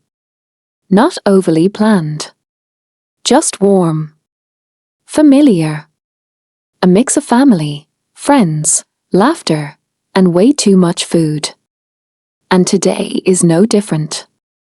I pull up to the ranch with Becker and Daryl in the car, gravel crunching beneath the tires as I park. Okay, Becker says, glancing out the window. I'm excited. I feel like something interesting is going to happen tonight. You say that every time we come here, I reply, unbuckling my seatbelt. Yeah, Daryl adds from the back, not even looking up from his phone. But this time there's a hot, mysterious ranch boy involved, so she might actually be right. I roll my eyes. He not. Don't even start. Becker cuts in, already getting out of the car. We're observing tonight. Oh my God. We walk up toward the house together, the sound of low chatter and clinking dishes already filling the air. The backyard is set up long table, plates laid out, my dad by the barbecue grill flipping something that smells amazing, and my mom moving in and out of the kitchen with trays of food. Hi, Dad, I call as we approach. He looks up, grinning. There she is. And the troublemakers. Excuse you, Daryl says, offended. We are delightful. Debatable, my dad mutters, but he's smiling. I laugh, giving him a quick hug before heading inside. I'll go help Mom. The kitchen is warm, filled with the smell of spices and something sweet. But the second I step in, I stop. Jackson. And Ryder. Both of them are in my kitchen, carrying plates like they've done this 100 times. My mom looks up and beams. Abby. You didn't tell me he was such a helpful boy. My eyes widen slightly. Mom. So, Jackson's voice cuts in, amused. You've been talking to your mom about me? What? No. I say quickly. He smirks, completely unfazed. Relax, Cargill. Your mom looked like she needed help, so we offered. He jerks his head slightly toward Ryder before walking past me, carrying a tray outside. I watch him for a second. Then shake it off. Hey, Ryder says, smiling. Hey, I reply. Thanks for coming. Wouldn't he miss free food? He jokes. I laugh lightly. Fur. There's a beat of easy conversation school, football, grace before I turn back to my mom. What was that? I ask under my breath. She just smiles innocently, stirring a pot. What? I narrow my eyes. You know what? Abby, she says sweetly, I was just appreciating good manners. I shake my head, laughing under my breath as I grab a knife and start cutting fruit for the salad. A little while later, Ryder's girlfriend joins us, and the kitchen fills with chatter again, light, easy conversation, laughter slipping in between tasks. It feels normal. Until I remember he's here. We're all gathered outside not long after, seated around the long table behind the house. Plates pass around, drinks are poured, and the usual mix of conversation starts up. This is amazing, as someone says, reaching for more food. It always is, a Becker adds. Facts, a Daryl nods. Across from me, Jackson leans back slightly, looking more relaxed than I've ever seen him. So, one of my dad's friends says, turning to him, how are you liking Silver Ridge so far? Jackson shrugs lightly. It's different. That bad, ho? Someone laughs. Nah, he says. Just not what I'm used to. What, no skyscrapers and traffic? Daryl teases. Tragic, I know, a Jackson replies dryly. Laughter moves around the table. Then, Jackson helped me rehoof one of the horses this morning, and my dad says casually. I snort before I can stop myself. Jackson's head snaps toward me. You got something to say? I try to compose myself. You? With a horse? I did fine, he says defensively. Dad? I glance at him. My dad grins. He survived. That's not what I asked. That horse had an attitude, a Jackson mutters. It was reacting to your energy, I shoot back. Oh, so now I have bad energy? I didn't say bad. Just city. A few people laugh. Jackson leans forward slightly, narrowing his eyes at me. Careful. Or what? I raise a brow. Or I might prove you wrong. I smirk. I'd love to see that. All right, a Daryl cuts in dramatically. Before this turns into a full-on ranch showdown. What's New York actually like? He adds, shifting the conversation. The banter fades, and Jackson leans back again. Loud, he says simply. Fast. Everyone's always doing something. And your family? Becker asks gently. He hesitates for half a second. They're intense, he says. Business, expectations, all of that. Something about his tone shifts. Subtle. But I notice. Later, the table clears, people drifting into smaller groups. Conversations break off, laughter continues, and the night settles into something softer. We end up gathered me, Becker, Daryl, Jackson, Ryder, and Grace talking, sharing random stories, laughing more than we should. Eventually, most people leave. Becker and Daryl move inside, already arguing over what to watch, while I head to the kitchen like I always do. Dishes. Routine. Normal. I'm halfway through washing a plate when a towel appears beside me. I glance over. Jackson. What are you doing? I ask. Drying dishes, he says, like it's obvious. I stare at him. Just accept it, he adds, smug. I'm just that guy. I roll my eyes, turning back to the sink. Right. For a while, it's quiet. Just the sound of water running, dishes clinking softly. Then, dinner was good, he says. It always is, I reply. My mom doesn't play around with food. I can tell. Another pause. Comfortable. Until. So, he says. I freeze internally. If you don't have a boyfriend, why didn't you say yes when I asked you out? I almost choke. What? You heard me. I let out a small, awkward laugh. I didn't think you were serious. Because I didn't guys like him don't look at girls like me and mean it.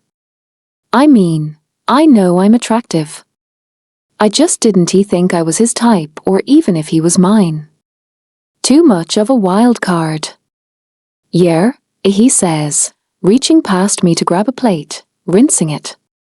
What if I was? I hesitate. I say I'm busy, I answer simply. I have a lot on my plate. I don't really have time to date. It's honest. He studies me for a second. Then nods. I can respect that. And just like that, the tension shifts. Before anything else can happen. Well, a Daryl's voice cuts in as he leans against the doorway. Are we interrupting? Becker peeks in, smiling. I'm sensing tension. Good tension. I ignore them. You guys are done with your show? Yeah, Daryl says. We came to help, but he gestures to Jackson. Looks like he's got that covered. Becker snorts. Even Carrington didn't offer to help with dishes. I freeze slightly. Thanks, Bex. I'm just saying, she shrugs. Carrington? Jackson asks. My ex, I say quickly. R. Silence. Anyway, I say, turning back to the sink. I'm done here. I dry my hands and grab my bag. You guys ready? Always, Daryl says. We say our goodbyes, stepping out into the cool night air. Jackson walks us to the car. I'll save you a seat in class tomorrow, he says casually. I pause. You're in that unit? I ask. We talked about school and I mentioned the finance class I was starting on Monday. Yeah. Oh, I repeat, quieter. See you tomorrow, then. Yeah, I say, trying not to smile. Thanks. He nods once, stepping back as we get into the car. I start the engine. He lifts a hand in a small wave. Then we drive off. Oh my God, Becker immediately turns to me. You like him? I do not. I could told you that, Daryl mutters, still on his phone. Since dinner. I don't like him, I repeat. But as I drive, my grip tightening slightly on the wheel. I can't help the thought that slips in. Right? Abigail. The lecture hall feels bigger than usual. Or maybe it's just me. I pause just outside the door for half a second, tightening my grip on my bag strap as my stomach does a small flip. Senior finance. This is it. The class. The one that has supposed to challenge me. Push me. Terrify me. What if I can't handle it? I exhale quietly and step inside anyway. Students are already filing in, voices low, papers shuffling, laptops opening. It's different from my usual classes, more serious, more focused. I scan the room quickly, trying to find a seat without drawing attention to myself. And then I see him. Jackson. He's already seated, leaned back slightly in his chair like he owns the place, eyes already on me. The second we make eye contact, he gestures to the empty seat beside him. He actually saved me a seat. I hesitate for a second, then walk over. Thanks, I say, sliding into the chair. Anytime, cowgirl, he smirks. Morning. Morning. Before I can say anything else, I hear it. Whispers. Oh my god, that S. Jackson Hazy who S the girl? No way. I sink slightly into my seat, resisting the urge to turn around. Of course. Of course this is happening on my first day here. Perfect. Luckily, the professor walks in right then, cutting through the noise and bringing the room to order. I focus immediately, forcing everything else out. This is why I'm here. A few minutes into the lecture, she pauses and looks around. Can anyone explain the trend we observed in last week's analysis? My hand goes up before I can second guess it. She nods toward me. Yes. I answer, steady, clear and correct. She gives a small approving nod, the kind that says good choice coming here. Relief settles in my chest. Then, and how would that apply in a volatile market shift? My mind blanks. I freeze for a second. I haven't finished all the reading yet. I'm still catching up. I hesitate, then shake my head slightly. I'm not sure. She doesn't look disappointed. Just understanding. That's all right, she says. We'll build up to that. She turns to the class. A beat. Then. It would depend on the risk distribution and timing of entry, Jackson says beside me, like it's nothing. I turn to him, surprised. He doesn't even look at me at first, just watching the professor nod before leaning back slightly. Then he glances over. I'm not just a pretty boy, he murmurs under his breath. I bite back a smile. Good to know, I whisper back. For the rest of the lecture, it's surprisingly easy. Not the content that's still intense, but sitting next to him doesn't feel as distracting as I thought it would. If anything, it's normal. By the time class ends, I'm packing my bag, still processing everything. That wasn't so bad, Jackson says, standing. I glance at him. Easy for you to say. He shrugs. You did good. I pause for a second. Thanks. We walk out together, falling into step naturally, when. Yo. Ryder. Hey, I smile. What's up? He asks, glancing between us.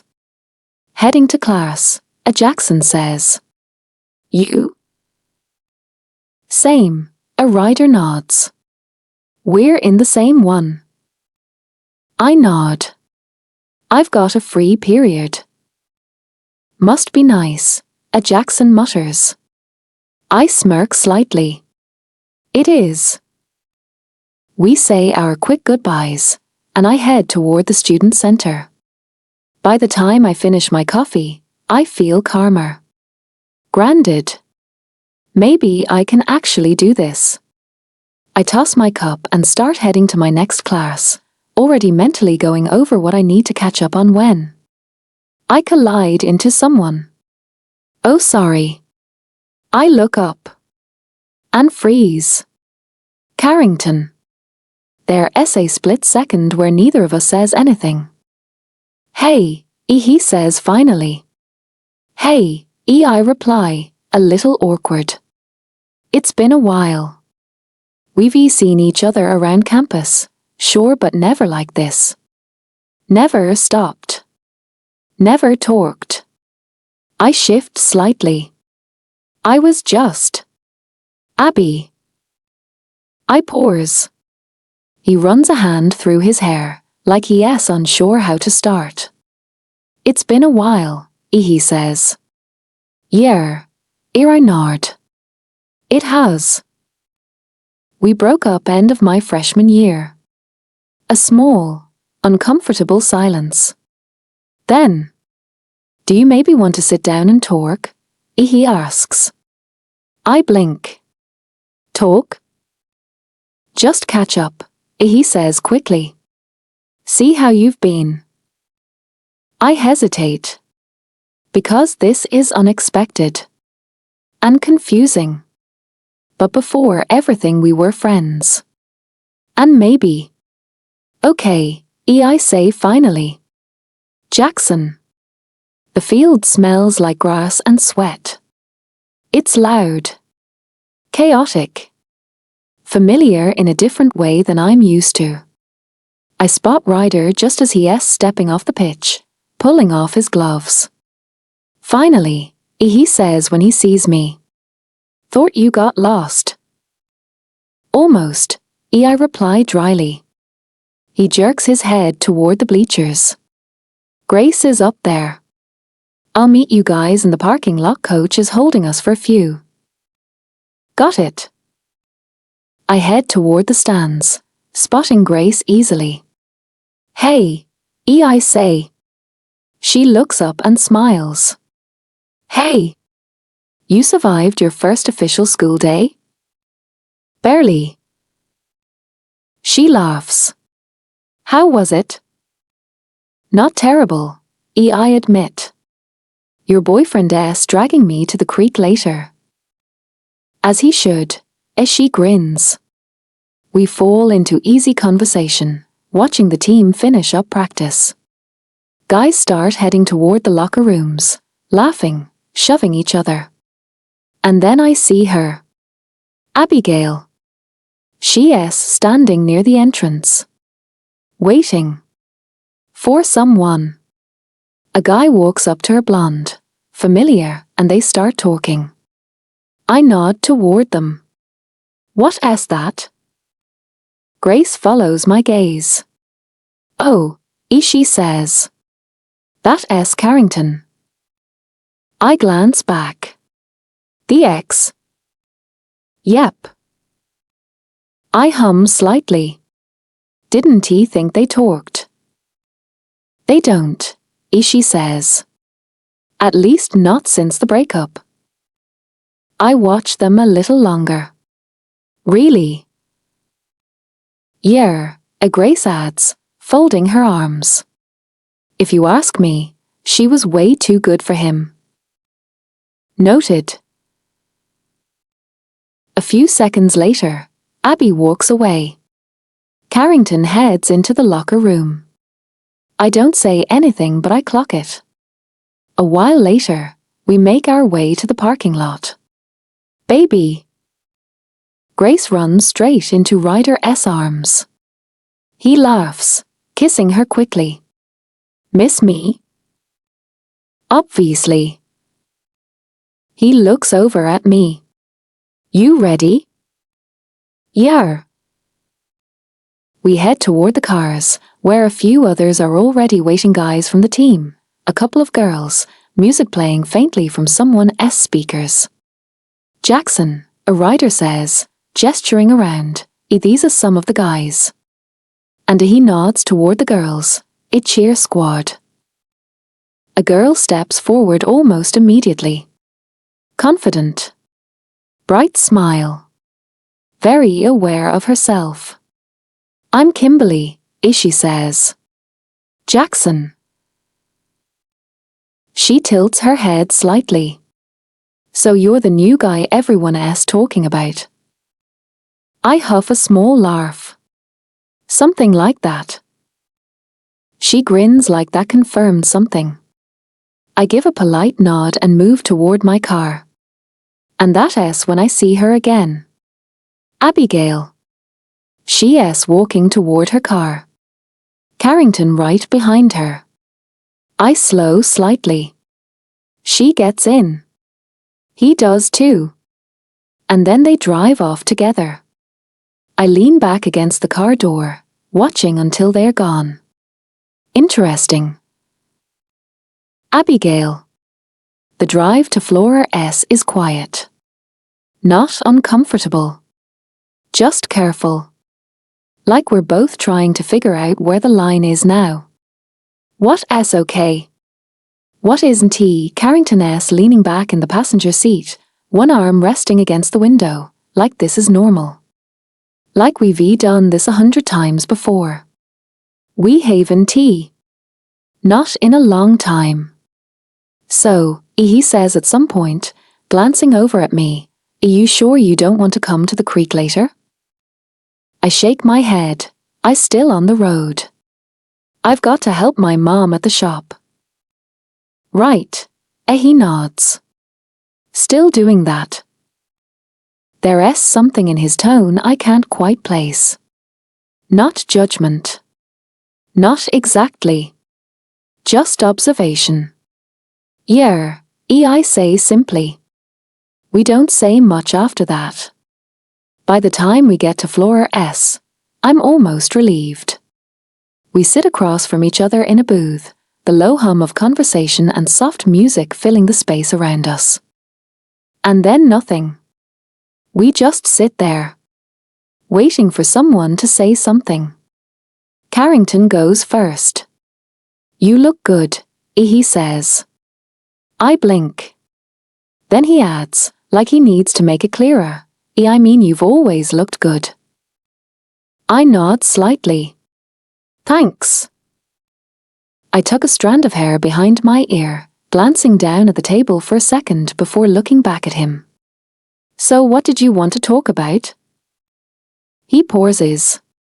Really pauses. Like he is actually thinking about how to say this. I don't like how things are between us, he says finally. I don't respond right away.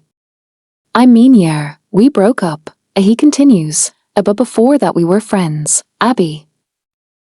I don't know, he exhales. I want us to try and be friends again. I study him. Because this is Carrington.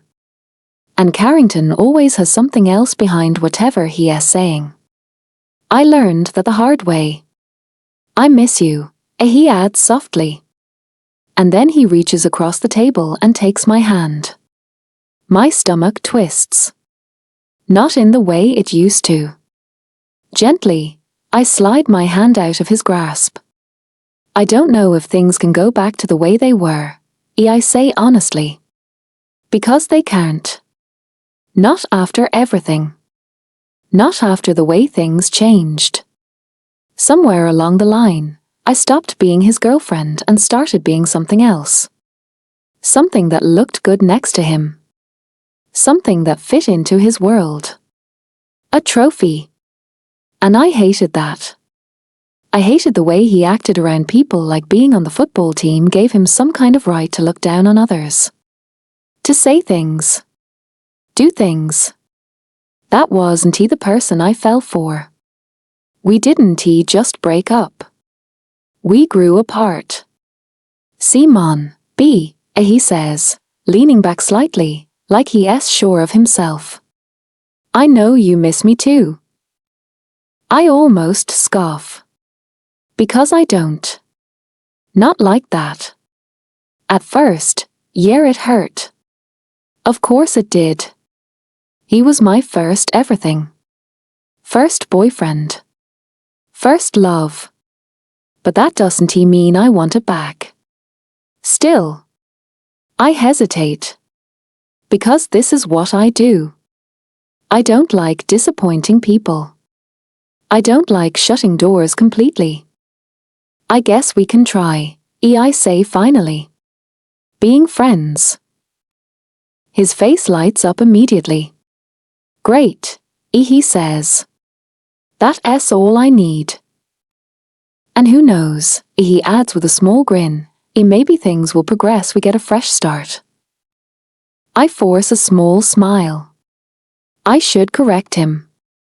I should say that's not happening. But I don't. Instead, I stand, grabbing my bag. I have to go help my mom at the shop. Yeah, he nods. Of course. I step away from the table, already halfway to the door when. Tell her I said hi, he calls after me. I lift a hand slightly in acknowledgement without turning back. And as I step outside, I exhale. Because something about that didn't feel like closure. It felt like something just reopened. Jackson. The creek is louder today. Not the water, the people. Music plays somewhere in the background, low but constant. Laughter cuts through it. Conversations overlap. It's the same group as before, plus a few more faces. I'm sitting on one of the logs, half listening to a story one of the guys is telling about some game last season. And then coach lost it. I'm telling you. I nod vaguely, not really paying attention. My mind drifts. It's stupid. But it does. A car pulls up. I glance over without thinking.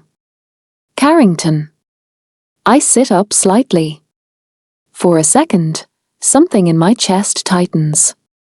Did he come with her? But then. Another guy steps out of the car behind him. Not her. I lean back again, jaw tightening just slightly. Ryder walks over to greet him, clapping him on the shoulder before the two of them head back toward us. Yo, Ryder says as they approach. You know Jackson.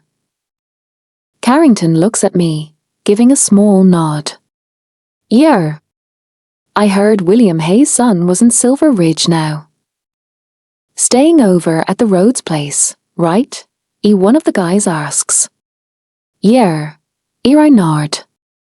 Carrington huffs a small laugh. I go way back with the family. Went to elementary school with their daughter and all that. Something in my chest shifts slightly. Abigail, he adds, glancing at me. You met her? I hold his gaze for a second. As a matter of fact, I have, I say. Girl can ride a horse. Ryder laughs under his breath, shaking his head. Carrington frowns slightly. What? Long story, I shrug. Ryder smirks. A little birdie told me they saw you two talking at the pitch earlier. Carrington glances at him. Yeah. What is that about? Ryder presses. You trying to get back together or something? That gets my attention. I don't say anything but I'm listening now. Carrington chuckles, rubbing the back of his neck. I don't know, man. Whatever happens happens, right? Something sharp settles in my chest. He walks off toward the cooler like it's nothing. I look away, jaw tightening slightly. Don't overthink it, Ryder mutters beside me. I'm not, I say automatically. He gives me a look like he doesn't believe me. Before he can say anything else, Grace calls him over, dragging him away. And just like that, I'm alone. Hey! I look up. Kimberly. Of course. She is smiling, confident as ever, stepping closer like she already knows I want to say no. You look bored, she says. I'm not, I reply. She tilts her head. You could be having more fun. I huff a quiet laugh. And how do you suggest that? She steps closer. Come with me, she says simply. I hesitate for a fraction of a second. Then shrug. Why not? Later, we're a little ways from the main group now, the music softer, the noise distant. Conversation comes easy. Light. Flirty. So, she says, leaning against the side of my car, a New York boy. Is that what I am now? She nods. You've got that vibe. And what vibe is that? She smiles. Trouble. I smirk slightly. You don't seem like the type to avoid that. Good, she says. Because I don't.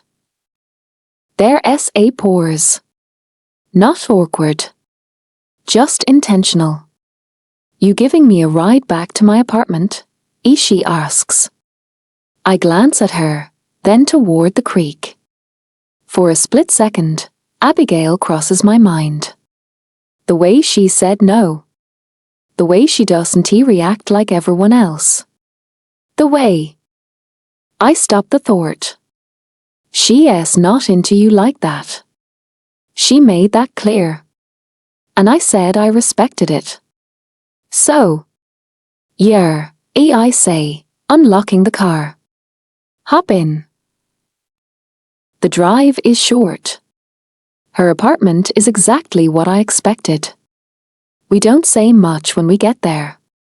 We don't need to. She leads the way inside, glancing back at me with a small smile. I follow. The door closes behind us. And whatever happens next stays there. Abigail. Wednesday feels heavier than the rest of the week. Not in a dramatic way. Just full. Classes.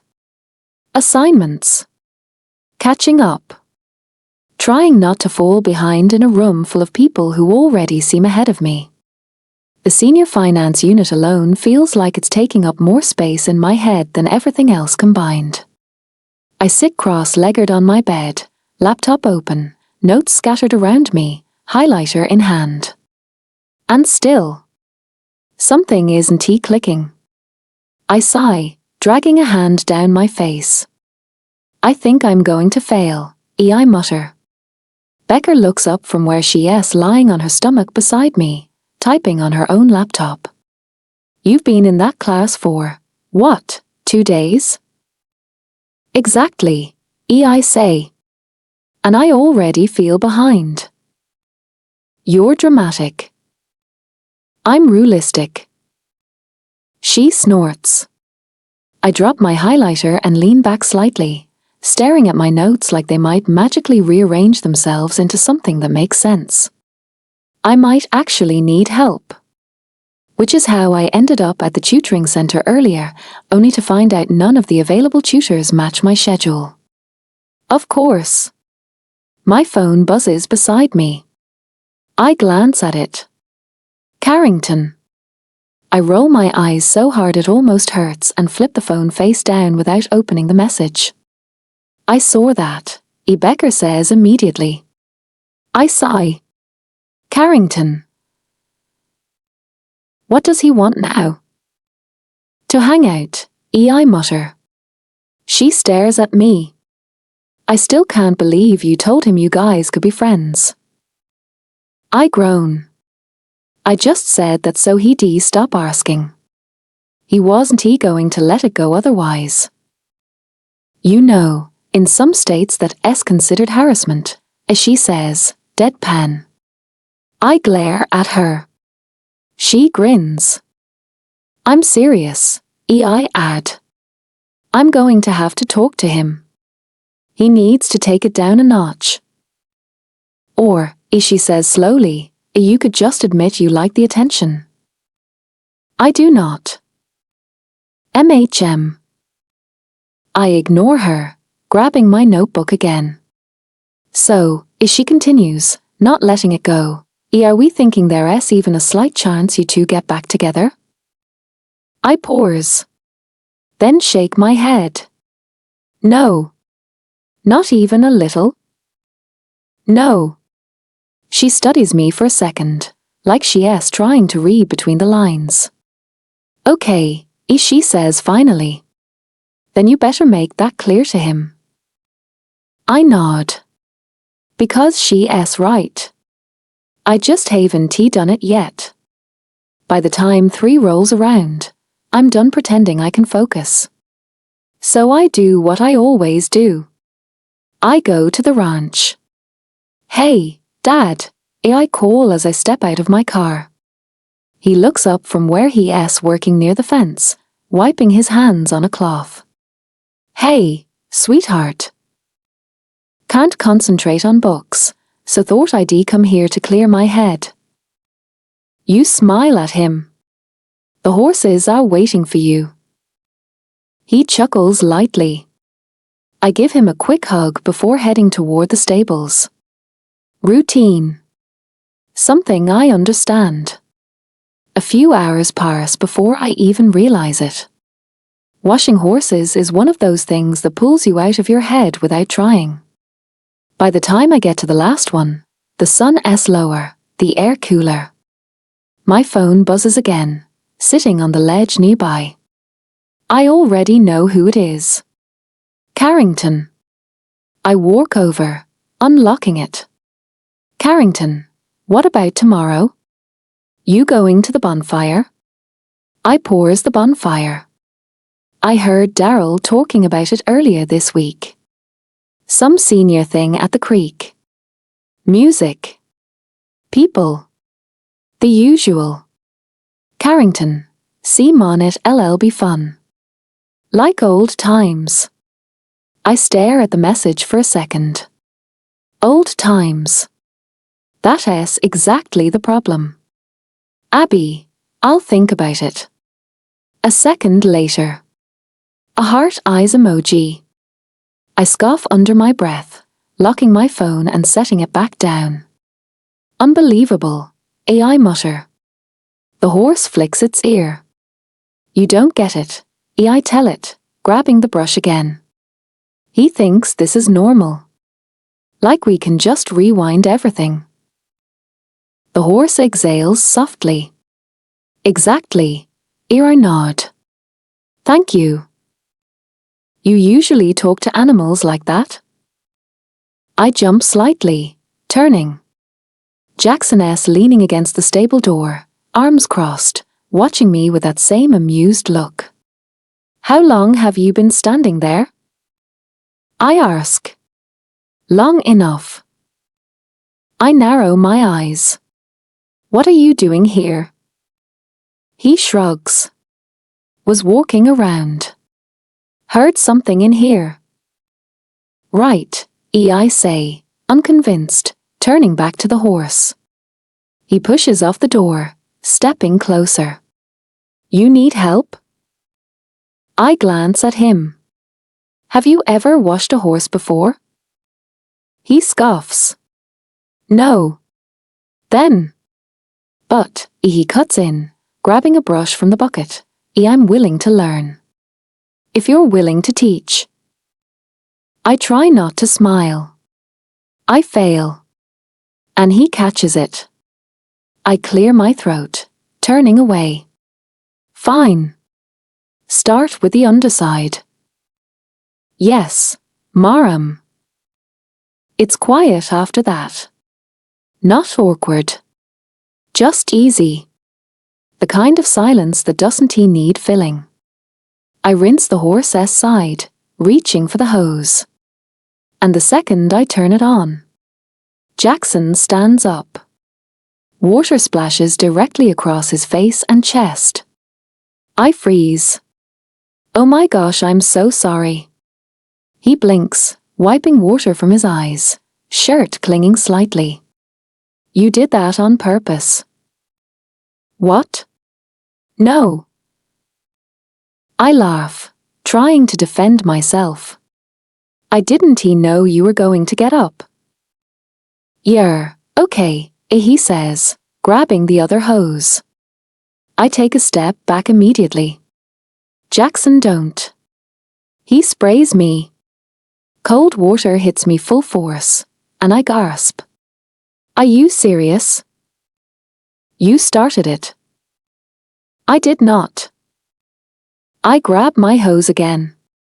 And just like that, it turns into a full-on water fight.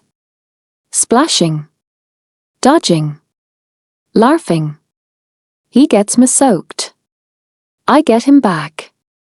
Okay, truce, I say, holding my hands up. He pauses, breathing a little heavier, hair dripping. Truce, he agrees. We both shut off the hoses. A few minutes later, we're inside grabbing towels. I toss one at him. Thanks, he says, drying his hair. We stand there for a second, facing each other, both still slightly out of breath. Water dripping. Silence settling again. But this time, it feels different. What were you talking to the horse about? He asks. I hesitate. Then shrug slightly. Just thinking about someone I used to be close to. He watches me, waiting. My ex, I add. He wants to be friends again. I explain. Not everything. Just enough. He listens. Actually listens. And when I finish. If it didn't he work before, he says, there's probably a reason. I look at him. You don't have to force something just because it used to matter, he adds. My chest tightens slightly. Yeah, I say quietly. There's a pause. And then he reaches up, gently brushing a damp strand of hair away from my face. It's small. Soft. But it stills everything. I don't move. Neither does he. For a second. It feels like something might happen. Abby. I blink, stepping back instinctively. My dad's voice cuts through the moment. You staying for dinner? He calls. I clear my throat quickly. Yeah, I am. Jackson steps back too, running a hand through his hair like nothing happened. Cool, and my dad says. Don't be too long. And just like that, the moment's gone. Dinner is normal. Almost too normal. Until. You two looked like you had an eventful evening, and my dad says casually. I choke on my food. Dad. Jackson smirks. Just a water fight, maximum. You should join next time.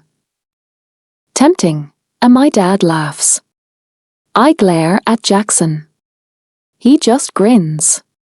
Later, I'm at the sink, washing dishes. He joins me again without asking, grabbing a towel. So, he says, drying a plate, are you going to that bonfire tomorrow? I don't think so, I reply. I heard it's supposed to be fun. I glance at him. I'm surprised how easily you've adapted to Silver Ridge. He shrugs. Wasn't he easy at first? No. I was kind of set on proving to my dad it was a bad idea. I pause. What changed? He looks at me. For a second, I think he's going to say something else. Something more.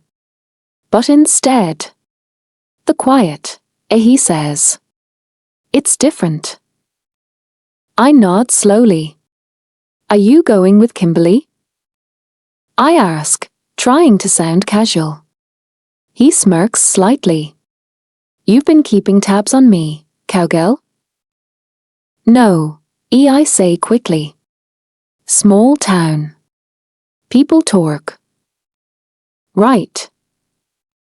He rinses another plate. No. I'm not going with her. I nod. Oh. But I'm sure she'll be there.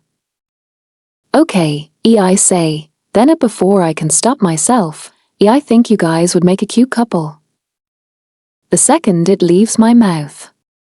Regret. He turns to me, stepping a little closer. You think so? I swallow. Yeah. I mean, why not? She seems great. He studies me for a second. Then nods slowly. All right. He takes the last plate from my hand, rinses it, and shuts off the tap. And suddenly we're standing closer than we were before. Too close. The room feels quieter. Smaller. Neither of us moves. His eyes flick down just for a second. Then back up. My breath catches slightly. And for a moment it feels like we're right on the edge of something. But he steps back first. Just enough to break it. I should probably, he starts. Yeah, I say quickly. And just like that it's over. Or maybe it's just beginning. Abigail. I don't actually know how I got here. Somewhere between Becker insisting I needed a one-night off and Daryl dramatically declaring I was becoming one with my textbooks, I agreed to come to the bonfire. I'm still not sure it was a good decision. Remember, Becker says as we step out of the car, already eyeing the crowd, you're here for fun.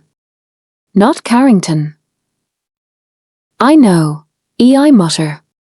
Say it with conviction. I'm not here for Carrington. Better.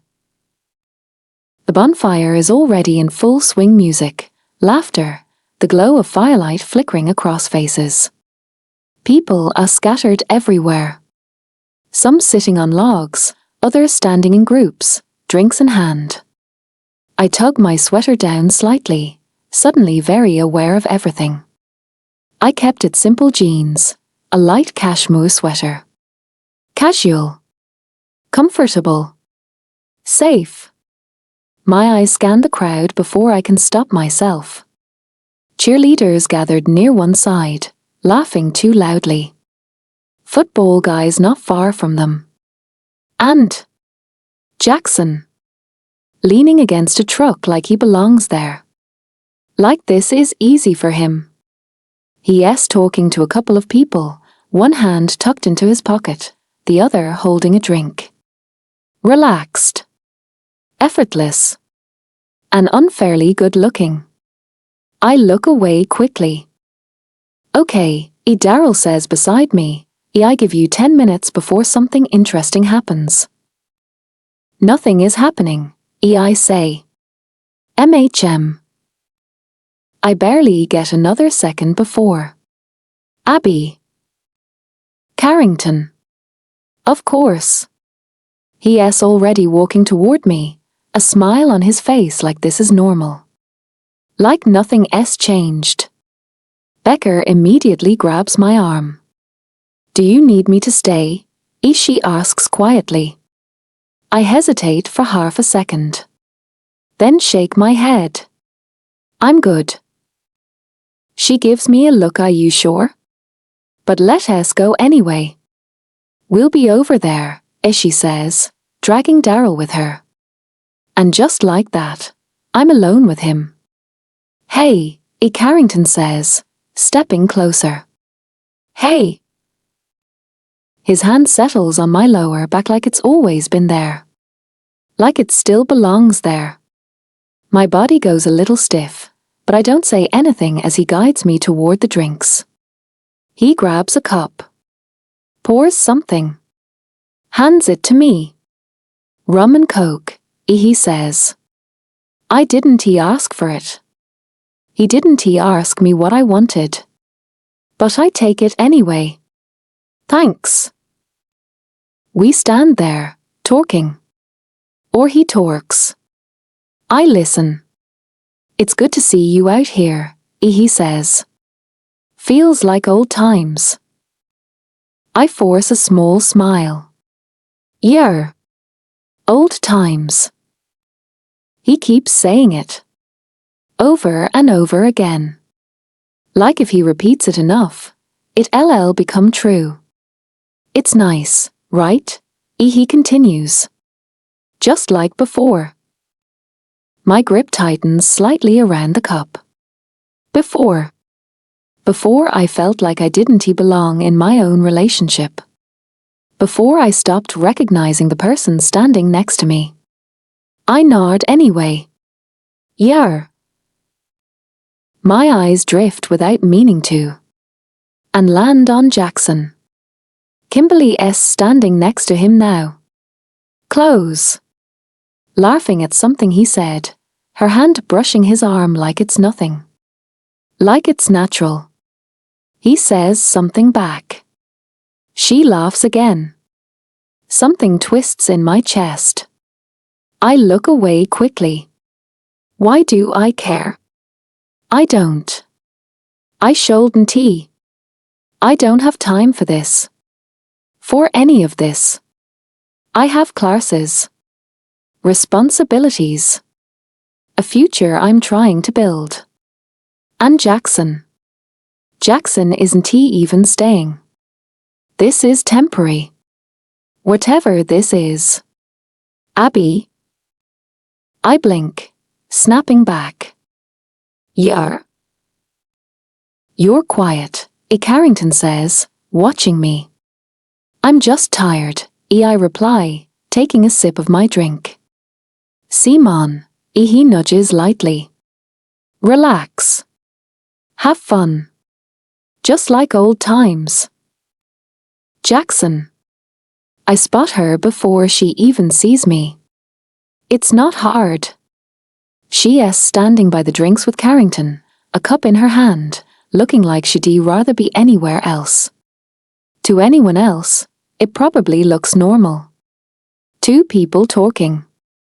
Catching up. But it's not. I've learned that much about her already. The way her shoulders are slightly tense. The way she nods just to keep the conversation going. The way her smile doesn't quite reach. She's uncomfortable. And he doesn't see it. Or worse, he does, and he doesn't care. My jaw tightens before I even realize it. My eyes drop to his hand on her lower back. Yeah. No. I push off the truck without thinking too hard about it, and walk straight over. You having fun, cowgirl? I say, a small grin in place like I didn't just interrupt on purpose. She looks up at me, a little surprised. Yeah, she says, taking a sip of her drink. I guess you could say so. I glance at him. Hey, man. Carrington nods, but there's something off about it. Tight. Measured. Hey, he says. Then sorry, we were having a conversation. I almost laugh. Is that so? I ask, eyes flicking between them. Yeah, he says, more firmly now. So do you mind? He turns to her. B, we were still talking, weren't we? I look at her then. Really look. And yeah. She's not into this. Not even a little. There's something in her expression now, annoyance, maybe. Or just done. I'm gonna look for Daryl and Becker, as she says, stepping away. And just like that she's gone. I watch her walk off, disappearing past the firelight. For a second, neither of us says anything. Then I look back at him. He's already looking at me. There's no smile now. No pretending. Just tension. He scoffs first, shaking his head slightly before turning and walking off like I'm not worth the time. Fine by me. I glance back toward the crowd, scanning. She's not there. It doesn't take long to figure out where she went. Away. I cut around the edge of the bonfire, past the music, past the noise, heading toward the darkest stretch near the trees. The sound of the stream gets louder the further I go. And then I see her, sitting on a rock, looking out over the water. Alone. I slow down as I approach.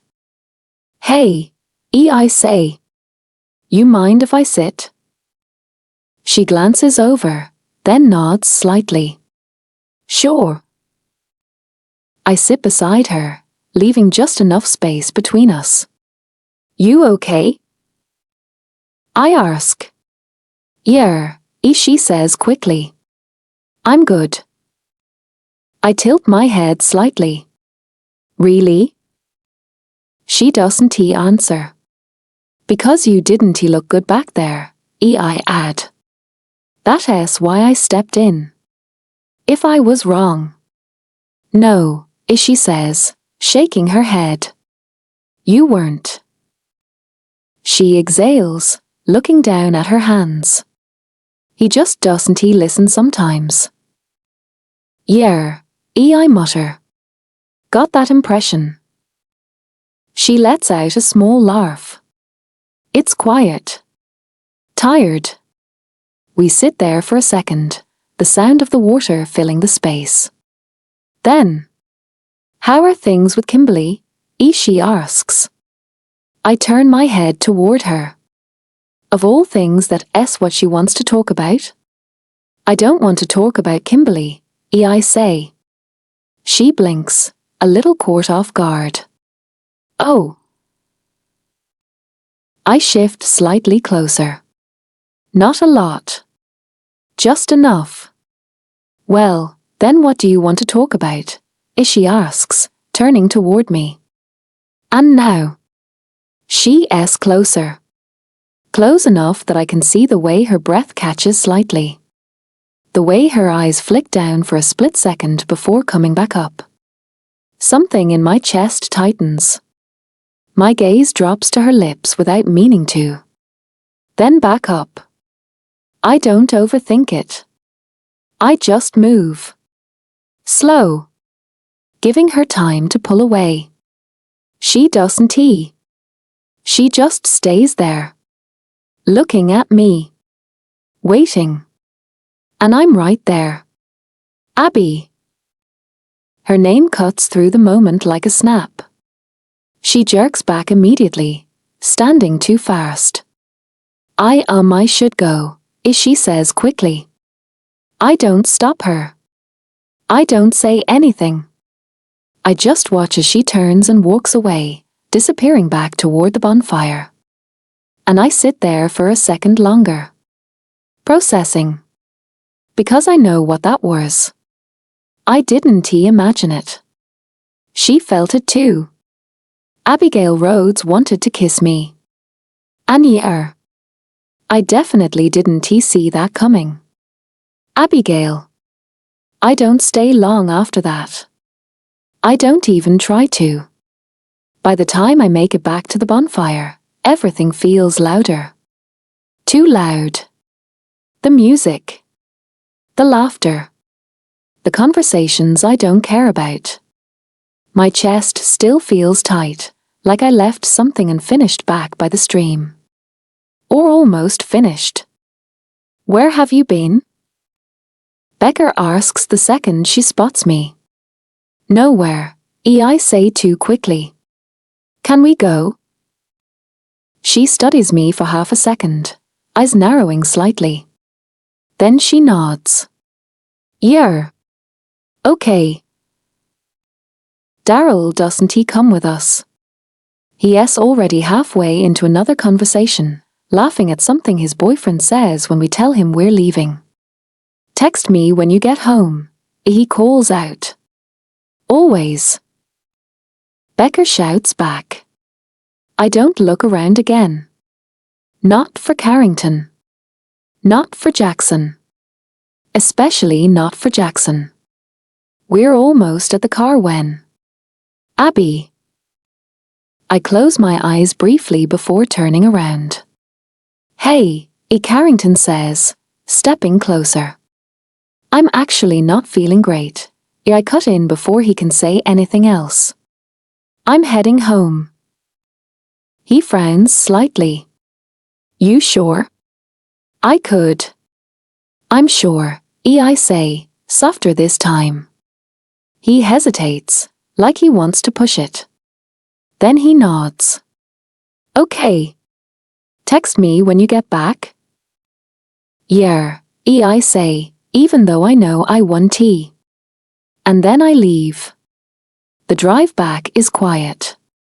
Too quiet. Becker doesn't say anything at first, which is rare. I know she's waiting. Letting me get there on my own. I don't. We get to the apartment, and the second the door closes behind us. What happened? She asks. I drop my keys onto the counter, exhaling slowly. Nothing. She just stares at me. Abigail. I groan, dragging a hand through my hair. We didn't kiss. Her eyes widen. Who didn't you kiss? We almost did. There's a beat. And then. Oh my God. Jackson, she put two and two together. It wasn't like that, I say quickly. It was exactly like that, as she counters. I shake my head, pacing slightly now. It just happened. We were talking, and then it got quiet, and he was looking at me, and I was looking at him and she presses. And we almost kissed, I repeat. She lets out a dramatic breath. I knew it. This is not a you knew it situation. It absolutely is. I stop pacing, turning to face her. Becker, I can't like him. Why not? Because I don't have time for that, I say. Because I just got out of something messy with Carrington. Because Jackson is I stop myself. Jackson is what? She asks. Temporary, I say finally. He is not staying here. She softens slightly at that. So what is the point? I ask quietly. She doesn't answer that. Just watches me. And I hate the part of me already knows the answer. The next morning, I regret everything. Mostly because I have finance. Which means Jackson. I walk into the lecture hall earlier than usual, hoping stupidly that maybe he won't be there yet. He is not. Relief settles in for exactly 5 seconds. Until it doesn't because the door opens again. And he walks in. With Kimberly. My stomach drops before I can stop it. They're talking. She is smiling up at him like she belongs there. Like it's easy. Like she knows something I don't. I look away quickly, focusing on my notes. He is going to sit with her. Of course he is. But then. He doesn't He walks straight past her and sits next to me. I blink, slightly thrown off. Hey, he says casually. Hi, I mumble, not looking at him. I keep my eyes on my notebook, pretending to read something that doesn't even register. Time passes. The lecture starts. I try to focus. I really do. Until. So are we just not going to talk about it? He says quietly. I stiffen. About what? I sigh. The fact that we almost kissed, he says, like he is talking about the weather. My head snaps toward him. Would you lower your voice? He grins slightly. Relax. No one is paying attention. Jackson, I whisper sharply, this is a small town. Everyone is always paying attention. He leans back slightly, completely unbothered. And you were the one who tried to kiss me, I add quickly. His brows lift. You leaned in too, cowgirl. Heat rushes to my face. I hate that he notices. You're cute when you blush, he murmurs. I almost choke. Okay, I say quickly, turning toward him. This whatever this is can't happen. He tilts his head slightly. Exactly what can happen? I open my mouth. Close it. Open it again. This, I gesture between us. You can't do that. Do what? Flirt, I say, exasperated. Say things like that. Last night was a mistake, and it's not happening again. The words come out stronger than I expect. For a second, he just looks at me. Then he nods. Okay, he says simply. If that is what you want. And just like that, he turns back to his work. Like it didn't matter. Like it was easy. Something about that bothers me more than it should. At the end of class, the professor announces a paired assignment.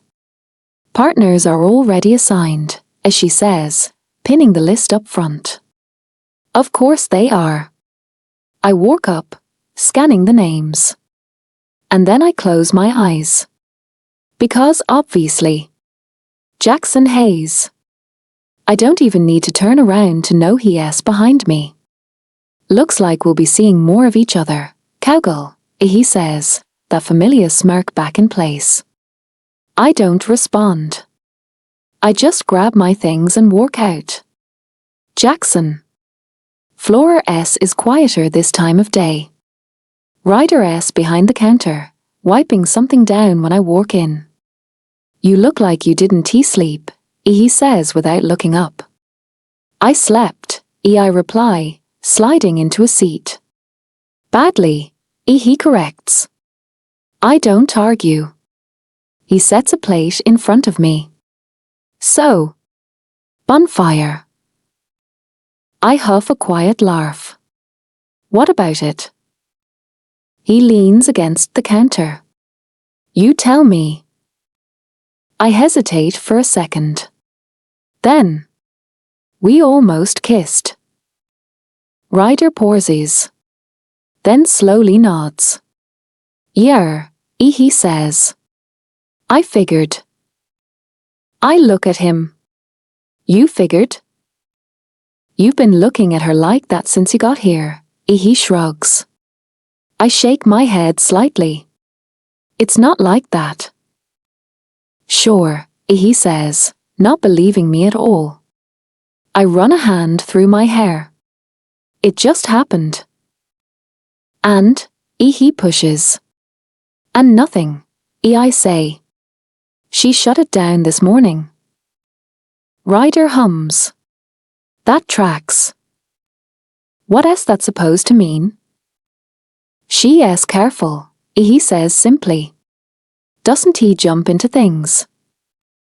I lean back slightly. Yeah. I noticed. But she didn't pull away, did she? He adds.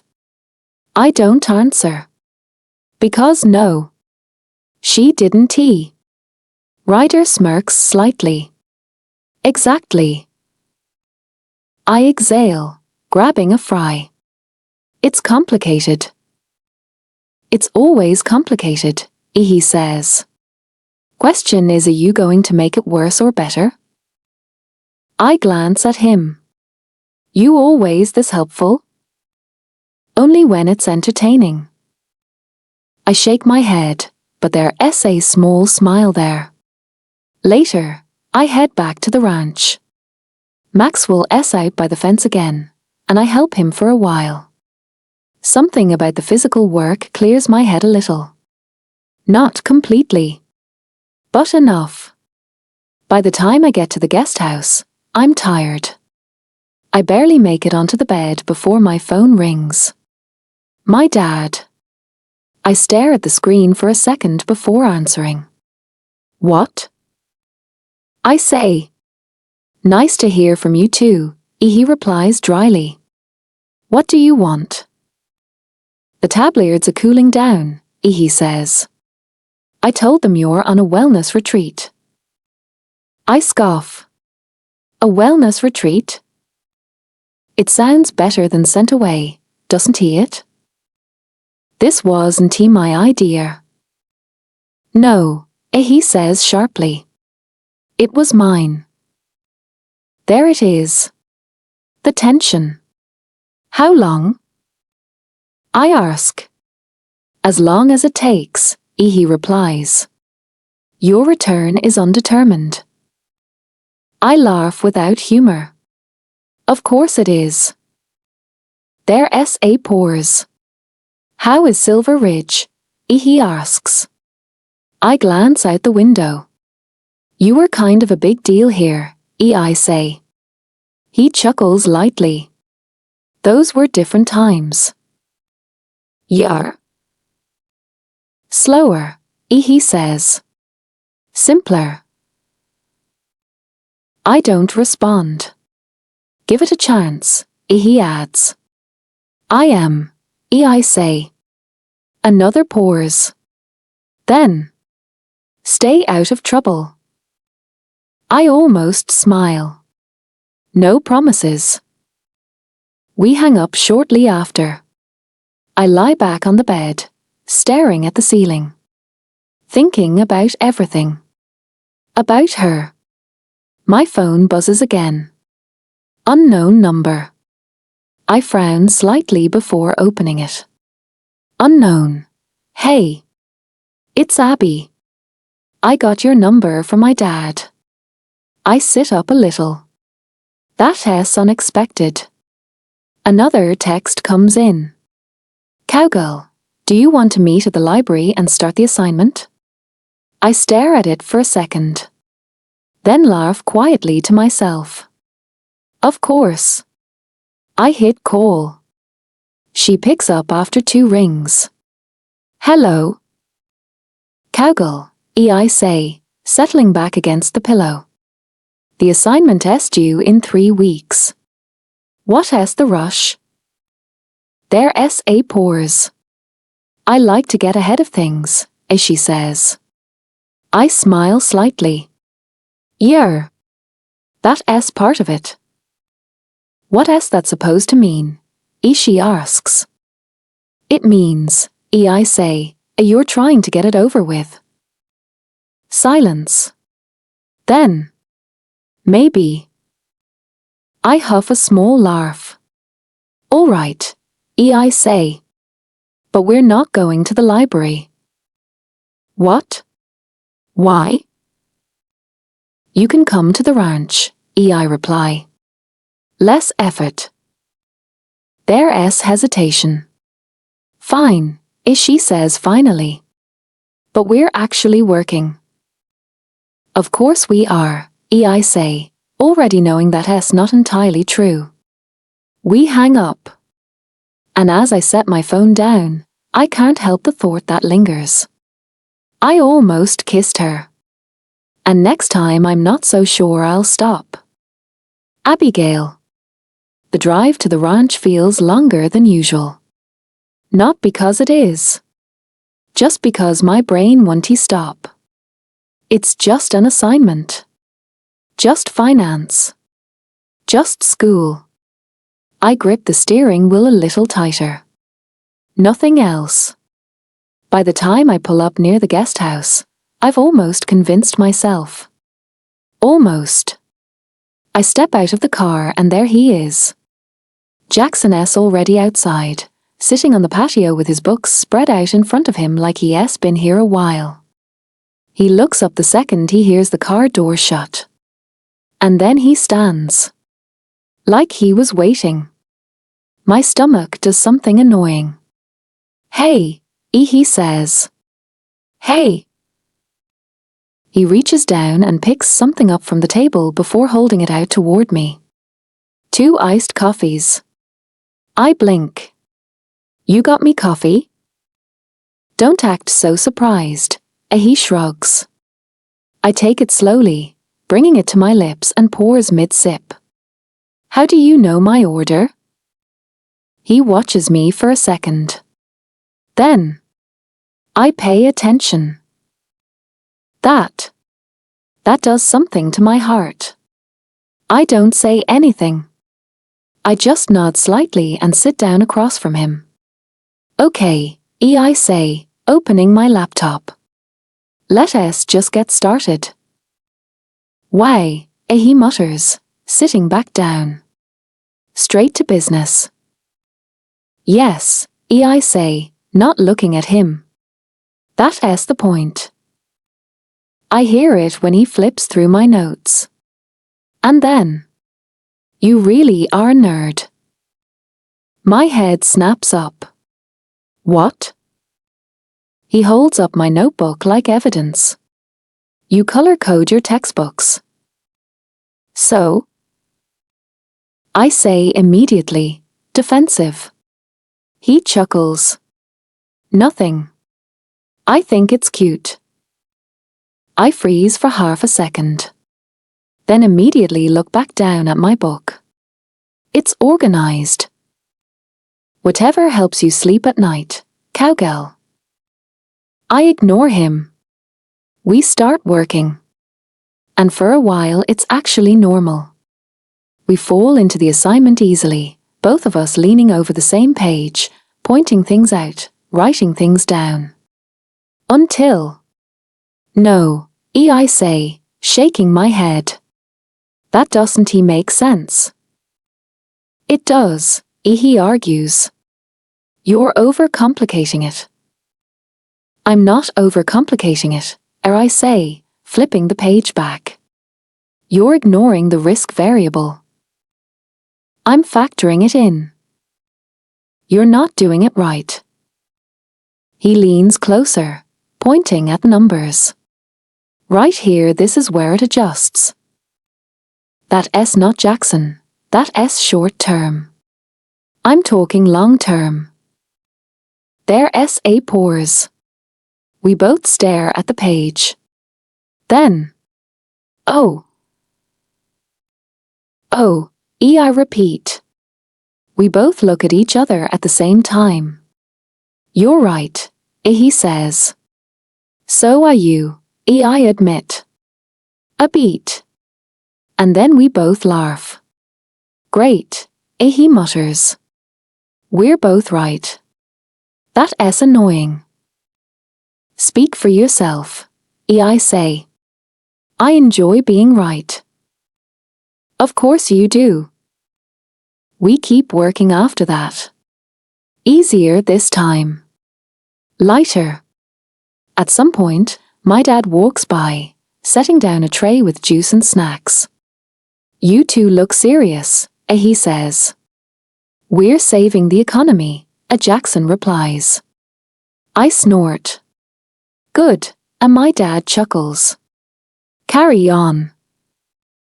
He leaves us alone.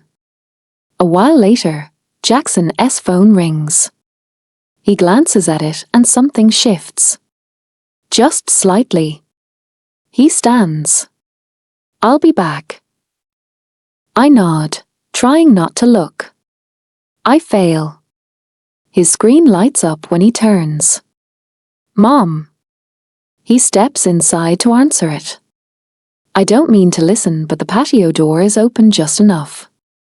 His voice is lower. Sharper. I can't make out the words. Just the tone. Frustrated. Tense. It doesn't sound like a casual call. When he comes back out, his expression is different. Controlled. Like he has already pushed whatever it was down. You okay? I ask. He looks at me.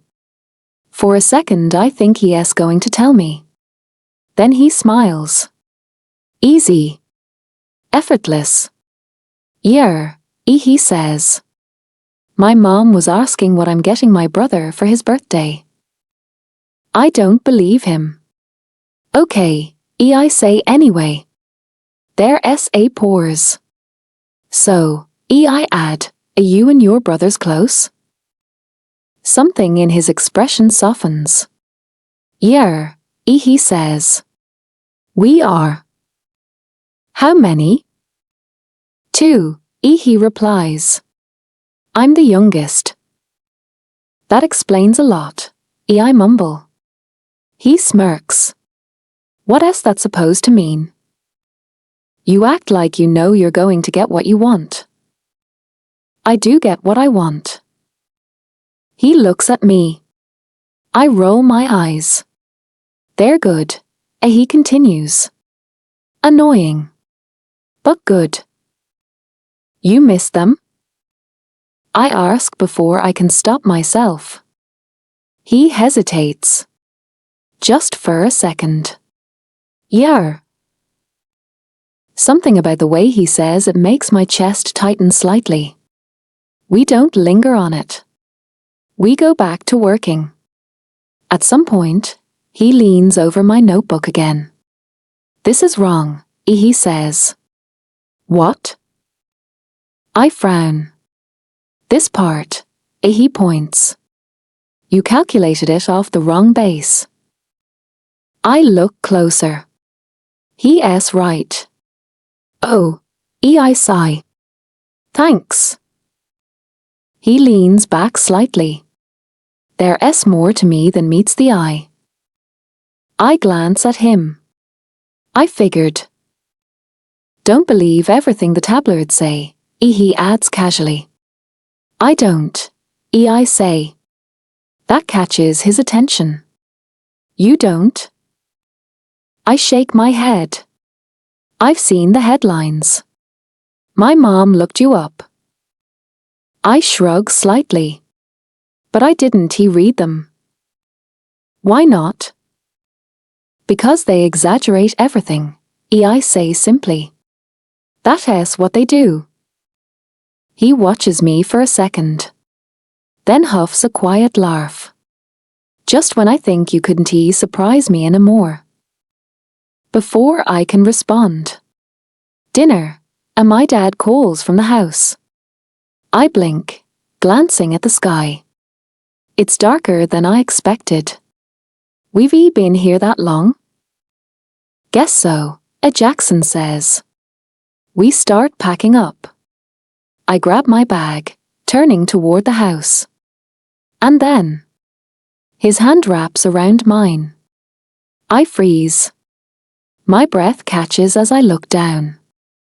Then up at him. His expression isn't teasing this time. It's serious. You know, he says quietly, I didn't think last night was a mistake. Everything in me goes still. I look at him and he means it. I can see it. And I don't. I don't know what to say. So I don't. Simon, I say instead, pulling my hand back gently. My dad's waiting. And I walk away. Dinner is normal. Too normal. My dad talks. A lot. Jackson responds easily. Like he fits here. Like this is simple for him. I barely look at him. Barely speak. I focus on my food. On anything that isn't him. Later, they both walk me out. I get into my car, turning the key. Nothing. I try again. Still nothing. Hold on, and my dad says, stepping closer. He checks under the hood for a few minutes before straightening. I can fix it, he says. But I'll need a part from the garage. Which is closed, I sigh. He nods. You can stay the night. I'll sort it in the morning. I hesitate. Then nod. Okay. I get out of the car. Good night, I say to Jackson. Night, cowgirl. He heads toward the guest house. I follow my dad inside. You two have a lot of tension, he says casually. Dad, I groan. It's nothing. MHM. Good night. I don't wait for a response. It's 2:07 a.m. when I wake up. And I'm thirsty. At my apartment, I have water by my bed. Here I don't.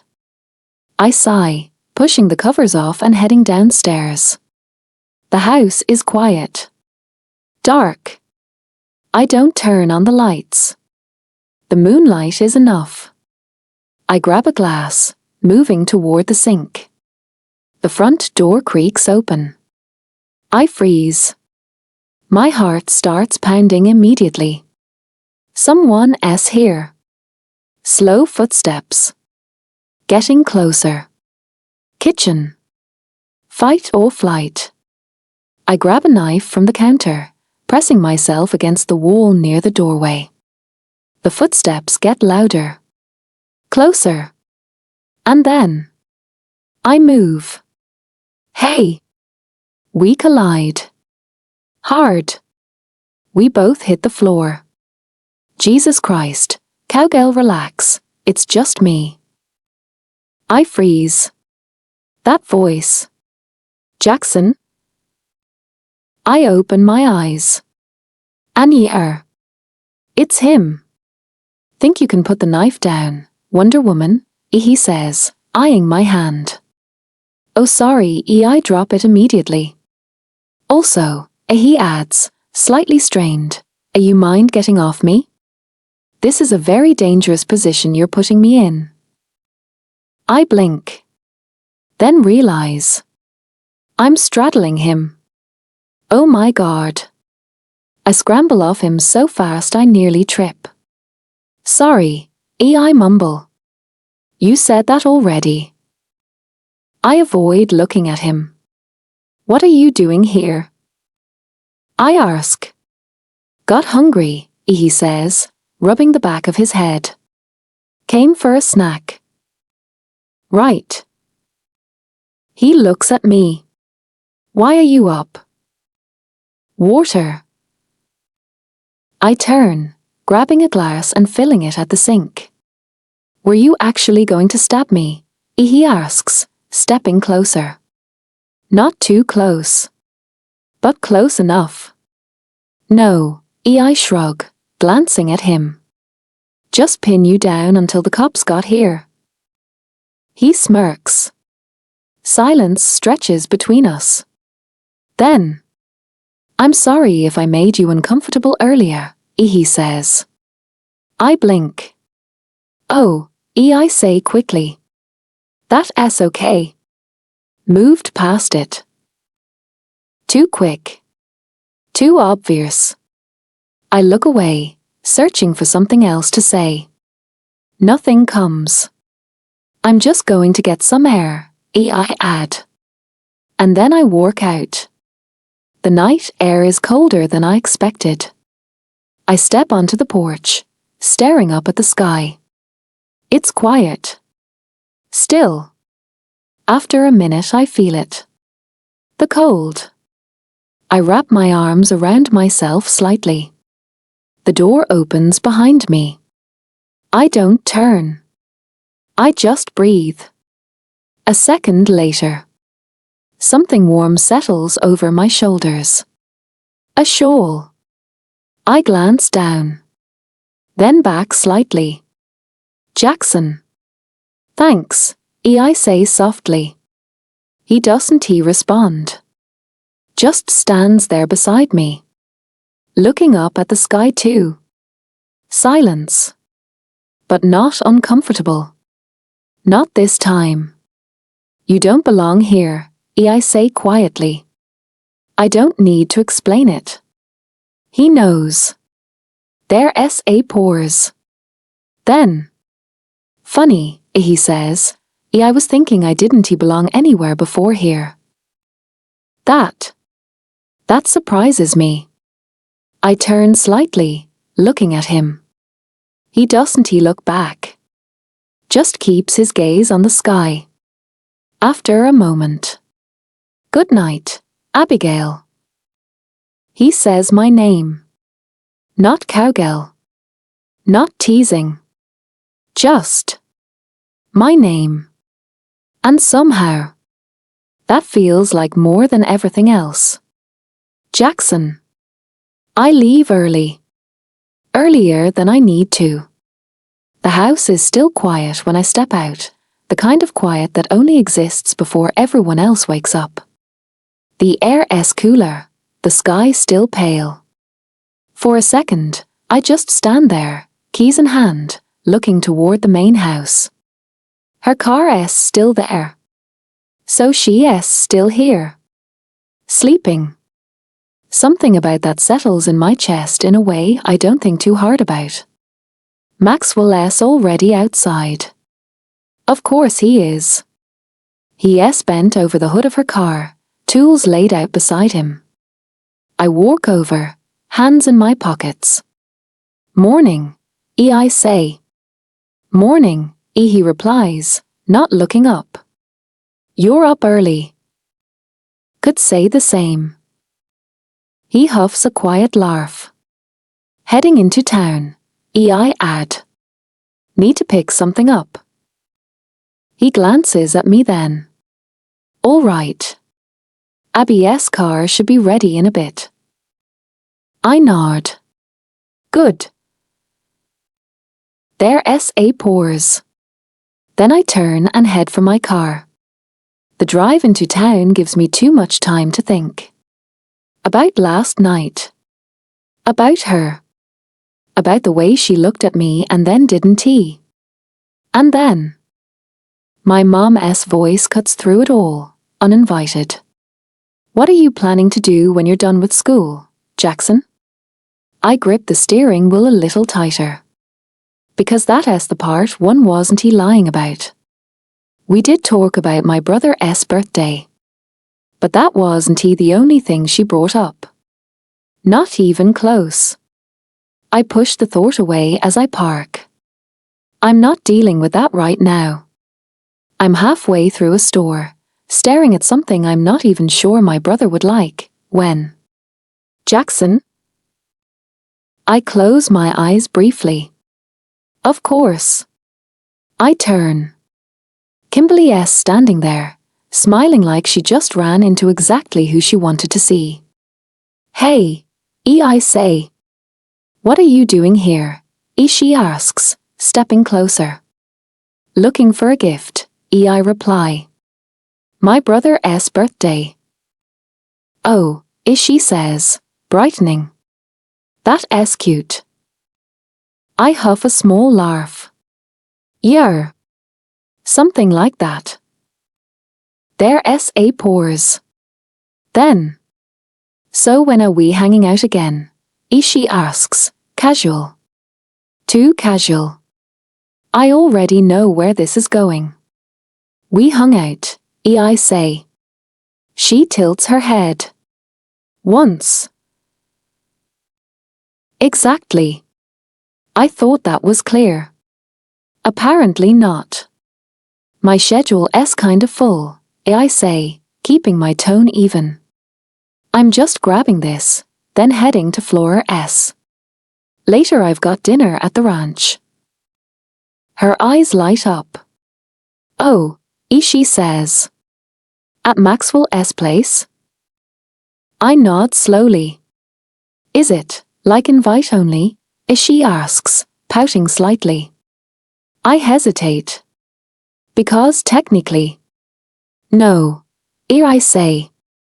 Not really. Her smile widens immediately. So I can come with you? There it is. I consider saying no. I should say no. But I know her type. Pushy. Persistent. Not the kind to just drop it. And I don't feel like having that conversation here. Yeah, I say finally. You can come. Perfect, as she grins. I nod once. And tell myself I'll deal with it later. I step outside, pulling my phone out as I work. I scroll to my brother's contact and hit call. He picks up on the third ring. Well, he says. Look who decided to check in. Don't start, I mutter. He laughs. What do you want? What did you get him? I ask. For his birthday, he says. Why? Because I'm trying to get him something. There's a pause. That let you handle that? He asks, amused. I roll my eyes. Just answer the question. I got him a watch, he says. Why? Just checking we're not overlapping. Relax, he adds. It's a small dinner. Nothing crazy. No party?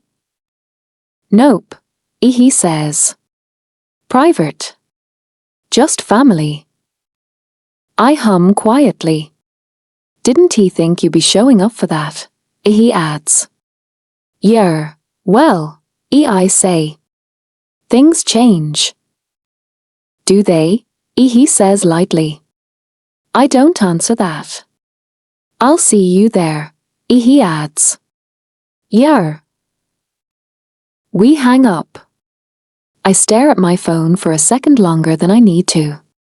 Then I shove it back into my pocket and head toward my car. Floor S. Abigail. I wake up to sunlight. And the smell of coffee. For a second, I forget where I am. Then it hits me. The ranch. Last night. Him. I sit up quickly, glancing at the time. Later than I expected. I get dressed and head outside and immediately spot my dad. Standing next to my car. Finished. You fixed it? I ask. He looks up, smiling slightly. Told you I would. Relief settles in my chest. Thank you, I say, walking over and hugging him quickly. Anytime. I glance around without meaning to. Jackson's car isn't he there? My dad follows my gaze. He left early, he says. Said he had something to do in town. I nod. Right. I don't ask anything else. By the time I get back to my apartment, I already feel like the day's moving too fast. I push the door open. And pause. Becca's sitting cross-legged on the floor. Eyes closed. Hands resting on her knees. Are you meditating? I ask. Her eyes snap open immediately. How was the sleepover? She blurts. I blink. Hi to you too. Details, as she says, sitting up straighter. I drop my bag onto the couch. It wasn't a sleepover, I mutter. MHM. I exhale. And then I tell her. Everything. The studying. The hand. The almost. The good night, Abigail. She listens the whole time, way too invested. I knew it, as she says when I'm done. This is not an I knew it situation, I say. It absolutely is, as she counters. I told you something was going to happen. Nothing happened. Something almost happened, as she corrects. I groan, dragging a hand down my face. It's not going to work, I say. Why not? Because, I start, counting off on my fingers, he's leaving, I have too much going on, and I just got out of a relationship. She watches me. That's your logical answer, she says. It's the correct one. She tilts her head slightly. You like him. I don't answer. Because that's the problem. You smile when you talk about him, she adds. I glare at her. She grins. Go to the community center, she says. Be useful. Think about your life. I hate you. Love you too. The community center helps. It always does. 2 hours of organizing, helping, moving around, it clears my head just enough. After that, I head to my mom's shop. The bell above the door jingles as I step in. Hi, Mom, I call. She appears from the back almost immediately. Abby, as she smiles, pulling me into a quick hug. How was the ranch? Good, I say. Car's fixed. Your father always comes through, she says. I nod, moving behind the counter. We fall into easy conversation, orders, deliveries, small updates. Normal. Grinding. I'm halfway through checking a list when the bell rings again. I don't look up. Hey, Carrington says. I do look up then. Hey, I reply. What are you doing here? He shrugs. Figured I'd find you. Of course he did. What do you want? I ask, not unkindly. He leans against the counter. Haven't heard from you. Just checking in. I've been busy, I say. Yeah, he nods. I figured. Before I can say anything else. Carrington, my mom says, stepping out from the back. Mrs. Rhodes, he smiles politely. They fall into easy conversation. Too easy. How have you been? She asks. Good, he says. School, football, you know. You should come by more often, she says warmly. I'd like that. I glance between them. And then, well, you should join us for dinner tonight, my mom adds casually. I blink.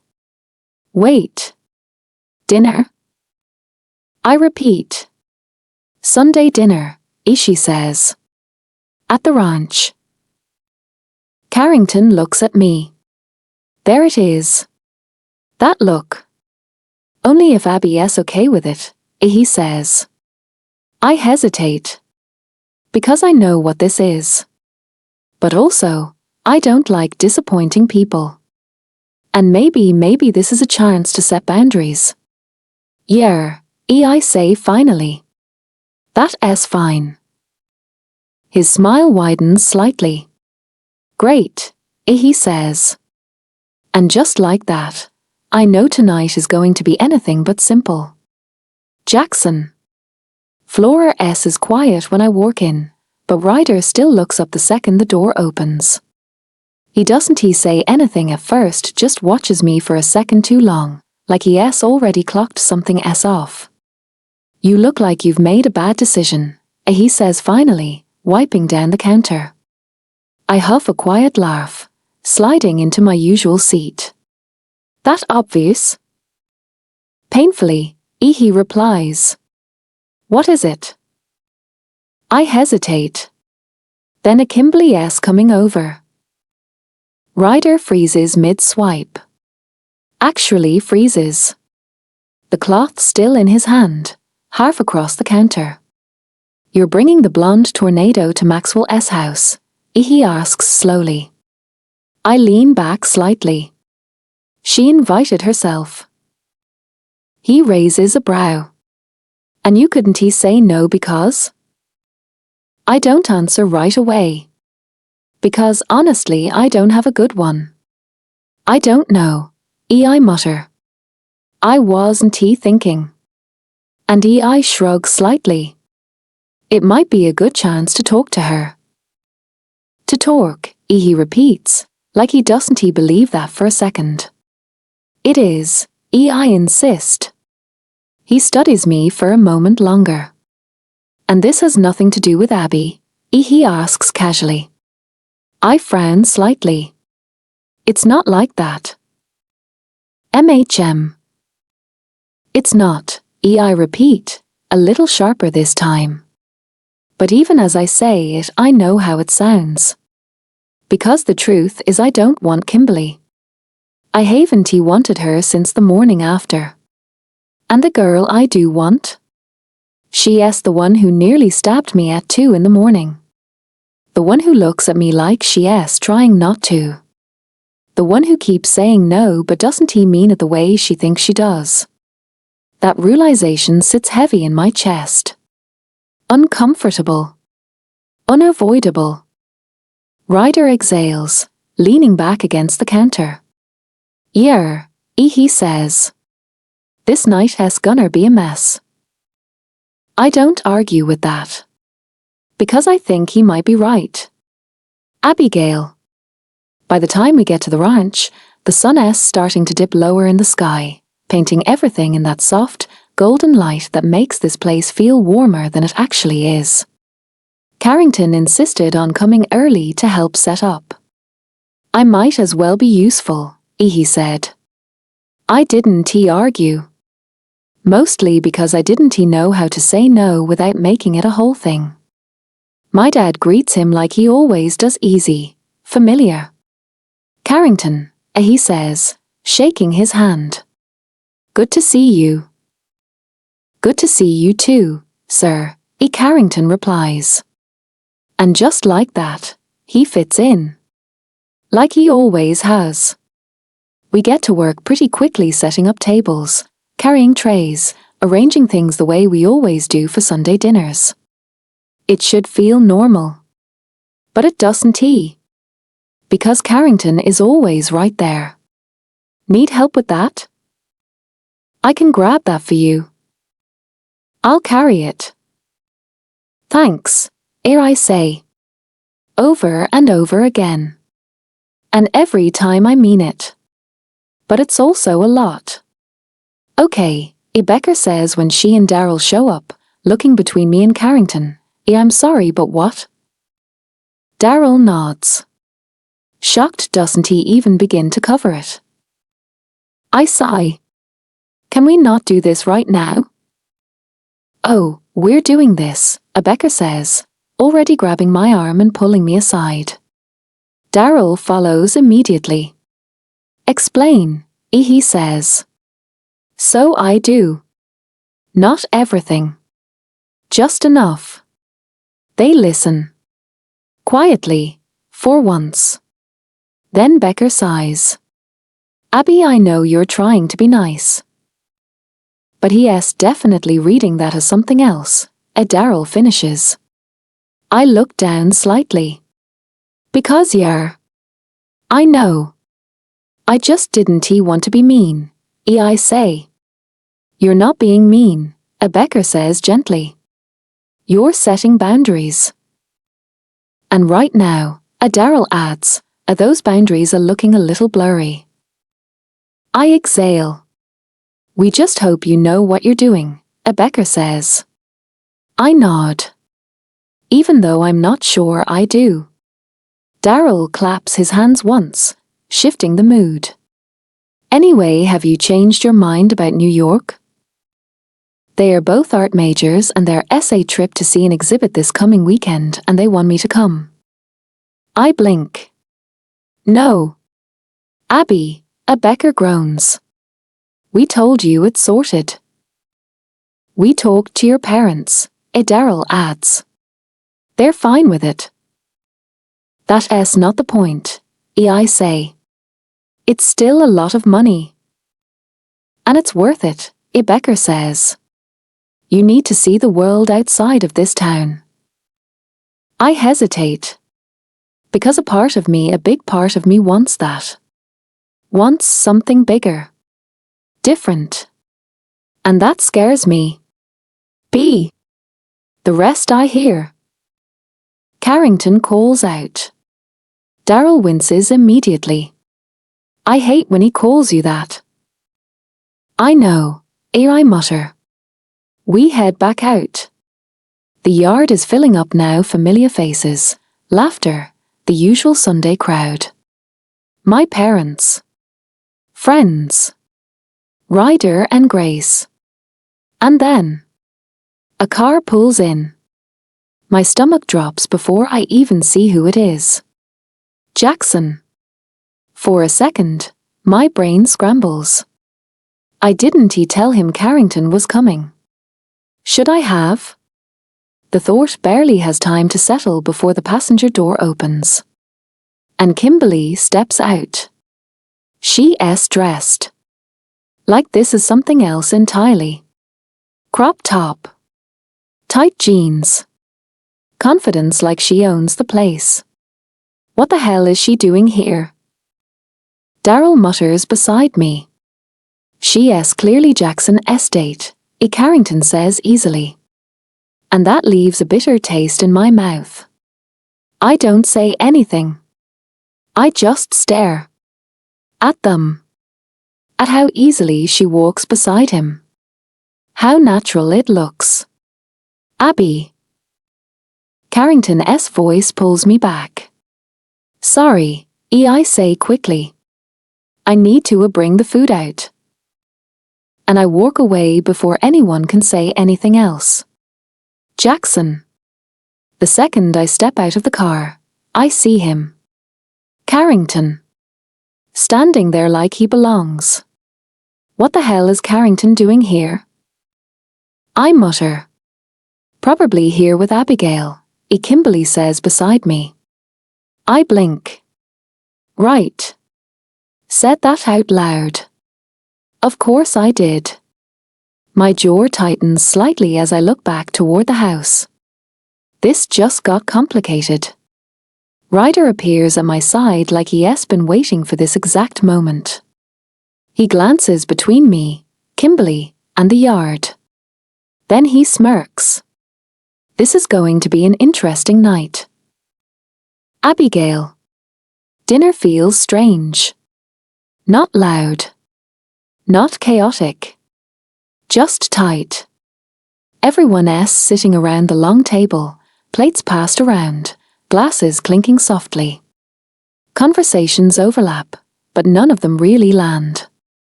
It's mostly my parents talking, asking questions, filling silences, keeping things moving. I barely hear any of it. Because I'm aware of him. Jackson's across the table. Not directly in front of me, but close enough. Close enough that every now and then, our eyes meet. Just for a second. And then one of us looks away. We haven't said a word to each other. Not one. Is there WIF here? Kimberly asks suddenly, glancing around like she's mildly inconvenienced. I almost laugh. I press my lips together, looking down at my plate to hide it. Out here? My dad chuckles. Not really. Oh, she says, like that's disappointing. Of course it is. Conversation shifts again. Something about town updates. Someone's cousin. Weather.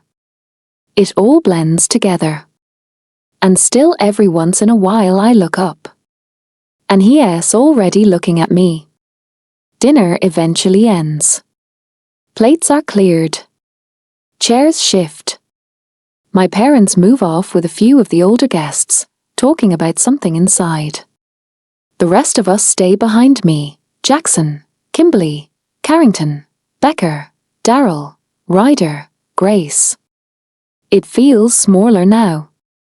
More exposed. Kimberly leans forward slightly, resting her chin in her hand. So, she says, eyes flicking between me and Jackson, how did you two meet? I blink. Of course she'd ask that. I thought you didn't live here anymore, she adds, looking at me knowing I don't live at the ranch anymore. I shrug slightly. I don't. So, she presses. I lean back a little. I almost ran him over. With cows. Their SA beat. Then Jackson lets out a quiet chuckle. Kimberly nods slowly. Of course you did. Something about the way she says it lands wrong. Like there's something underneath it. Something dismissive. But I don't react. I just look down, brushing imaginary crumbs off the table. Well, Carrington says, sliding his arm around my shoulders, you know Abby. Always doing the most. My body goes stiff instantly. I force a small smile. It wasn't like that. She handled it better than most people would. Jackson cuts in casually, leaning back in his chair. Could gone a lot worse. My eyes flick up to him. Just for a second. Then away. Daryl clears his throat. Speaking of chaos, New York this weekend? Becker lights up immediately. Oh my God, yes, Abby still hasn't agreed to come. I sigh. We've been over this. I'll be in New York this weekend too, Jackson says, almost like an afterthought. That makes me look up. For my brother's birthday, he adds. And some business with my dad. I hold his gaze for half a second too long. Then I look away. Carrington nudges me lightly. He saw that. Cool, he says, a little too casually. I'm going to help my mom clear up, I say quickly, standing. Becker come with me? She doesn't even question it. Yep. We head inside. But instead of going to the kitchen, I walk straight to my room. The door closes behind us. What the hell is this, dinner? I drop onto my bed, staring at the ceiling. Becker snorts. Well, damn. You rarely swear. Kimberly being here must really be getting to you. What? No, I say quickly, sitting up. I'm just frustrated. About today. About everything. Carrington. Yeah, she cuts in. He's acting like you're his personal property. Very macho. It's not funny, Bex, I say, but I'm already smiling a little. I know, she says, softer now. You need to tell him the truth. I will, I say firmly. The door swings open. Daryl walks in like he's been waiting to escape. I cannot watch Kimberly try to eat Jackson alive for one more second, he says. I roll my eyes. I didn't even know he was bringing her, I mutter. I guess their thing is more serious than I thought. Or she thinks it is, Becker mutters. Daryl claps his hands once. Anyway, New York. Again. Let us revisit. I groan. Why? Because, he says, pointing at me, Jackson. Hello. So? I say. So, Becker jumps in. The universe is literally aligning things for you. I laugh. I don't think so, Bex. He offered to let us come on his private plane, Daryl says, practically vibrating. Becker gasps. Wait, really? Really? I blink. That doesn't change anything, I say. How? Daryl shoots back. Your only issue was money. That's not an issue anymore. I open my mouth.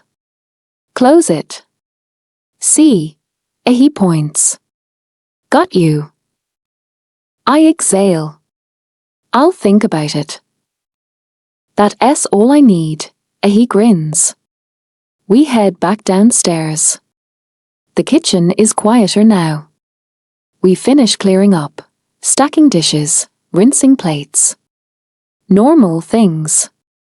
Grinding things. Once we're done, Becker and Daryl head back outside. I don't follow right away. I step out the back instead. The night air is cooler. Quieter. I inhale slowly, letting it settle. For a second, it's peaceful. Abby. I close my eyes briefly. Kimberly steps up beside me, arms crossed lightly. So, she says, looking straight ahead, you and Jackson seem close. We're classmates, I shrug. Right. Their SA pores. Just so we're clear, as she says, her tone shifting slightly, doesn't he do serious? I glance at her. I'm going to change that, as she continues. And I don't need you getting in the way of that. I let out a quiet scoff. Noted, I say simply. I'm not doing this. She turns to me, that same too sweet smile in place. You're a sweet girl, Abby, she says. You should really give Carrington another chance. And then she walks away. I stand there for a second. Then exhale slowly. Because where? Jackson. I see Kimberly the second she comes back from the house. And I know. I don't know exactly what she said, but I know it wasn't he good. There's something smug in the way she walks back. Satisfied. Yeah. No. She makes her way over to me. Where are you going? She asks as I step away. I was looking for Abigail, I say. Her expression shifts immediately. Subtle but there. She's not feeling well, Kimberly says. You should probably give her some space. I stare at her for a second. Because that's not right. But I don't call it out. Not yet. She hooks her arm through mine, pulling me toward the yard. See Monday. I let her. Because I need to end this. We step outside. I pull my arm back gently. We should talk. She smiles immediately. Bright. Expectant. I just wanted to make something clear, I say. What happened the other night, it was a one-time thing. I thought we were on the same page. She tilts her head, stepping closer. Oh, I knew that. I frown slightly. But Simon, she adds, her fingers grazing my jaw. You felt it. The chemistry? That doesn't he just go away. I catch her hand gently. Move it away. It does, I say, firmer now. I'm sorry if I gave you the impression it wouldn't he. But it's not happening again. Her expression drops. Not hurt. Offended. Like I just insulted her. Before she can respond. Hey, a rider calls, walking up with Grace. We're heading out. I nod. Yeah, all right. Kimberly turns immediately. Could you give me a ride back? Ryder hesitates for half a second. Then shrugs. Sure. Grace smiles politely. Yeah, that's fine. Kimberly doesn't he look at me again as she leaves with them. I watch the car disappear down the road. Well, I mutter to myself. That has dealt with. Don't be so sure about that. I turn. Carrington S walking toward me. Jaw tight. Eyes sharp. I don't know what you're putting in BS head, he says, But watch your back. I frown. What are you talking about? B. He snaps. We just talked. And then it clicks. Abby. She must be told him something he didn't like. I think Abby can make her own decisions, I say evenly. He scoffs. She'll come running back when she realizes you're just going to ruin her. That does it. I take a step closer. I think Abby's a pretty great judge of character, I say, voice calm. There's probably a reason she rejected you. His fist clenches. Lifts. Hey! What's going on? Abby. She runs out, eyes wide, looking between us. I step back slightly. Nothing, I say easily. We were just talking about character. Right? I glance at him. He lowers his hand slowly. Glares at me. Then turns and walks off. A second later, his car starts. And he's gone. Silence settles. What was that about? Abby asks, looking at me. Just a misunderstanding, I say. She nods slowly. Oh. And then silence again. I glance at her. Do you want to talk? I ask. She hesitates. Privately, I add. She nods once. Yeah. Follow me. And I do. Abigail. I don't take him back to the others. Instead, I lead him farther out past the porch lights, past the edge of the yard, to the fence that overlooks the open field on the other side of the ranch. It's quieter here. The kind of quiet that makes everything feel more real than it should. You can still hear the faint chatter and laughter from the house, but it's distant. Like it belongs to another world. I rest my hands on the top rail, staring out into the dark. I take a breath. Then another. Choosing my words carefully. What was that really about? I ask. What did he say? Jackson steps up beside me, leaning against the fence like it's nothing. Like this isn't he loaded? Nothing that matters, he says softly. Jackson. He exhales. He said I'm gonna ruin you. I blink, turning to him slightly. Ruin me? He shrugs lightly. Apparently, I'm a bad investment. It's meant to be a joke. I can hear it in his tone. But I don't have it in me to smile. What did you tell him? I ask. His gaze shifts to me. I told him you're a good judge of character, cowgirl. He moves a little closer as he says it. Not enough to make it obvious, but enough that I can feel the warmth of him beside me. Thanks, I say, glancing up at him with a small smile. It doesn't last long. I take a breath, looking back out at the field. So Kimberly?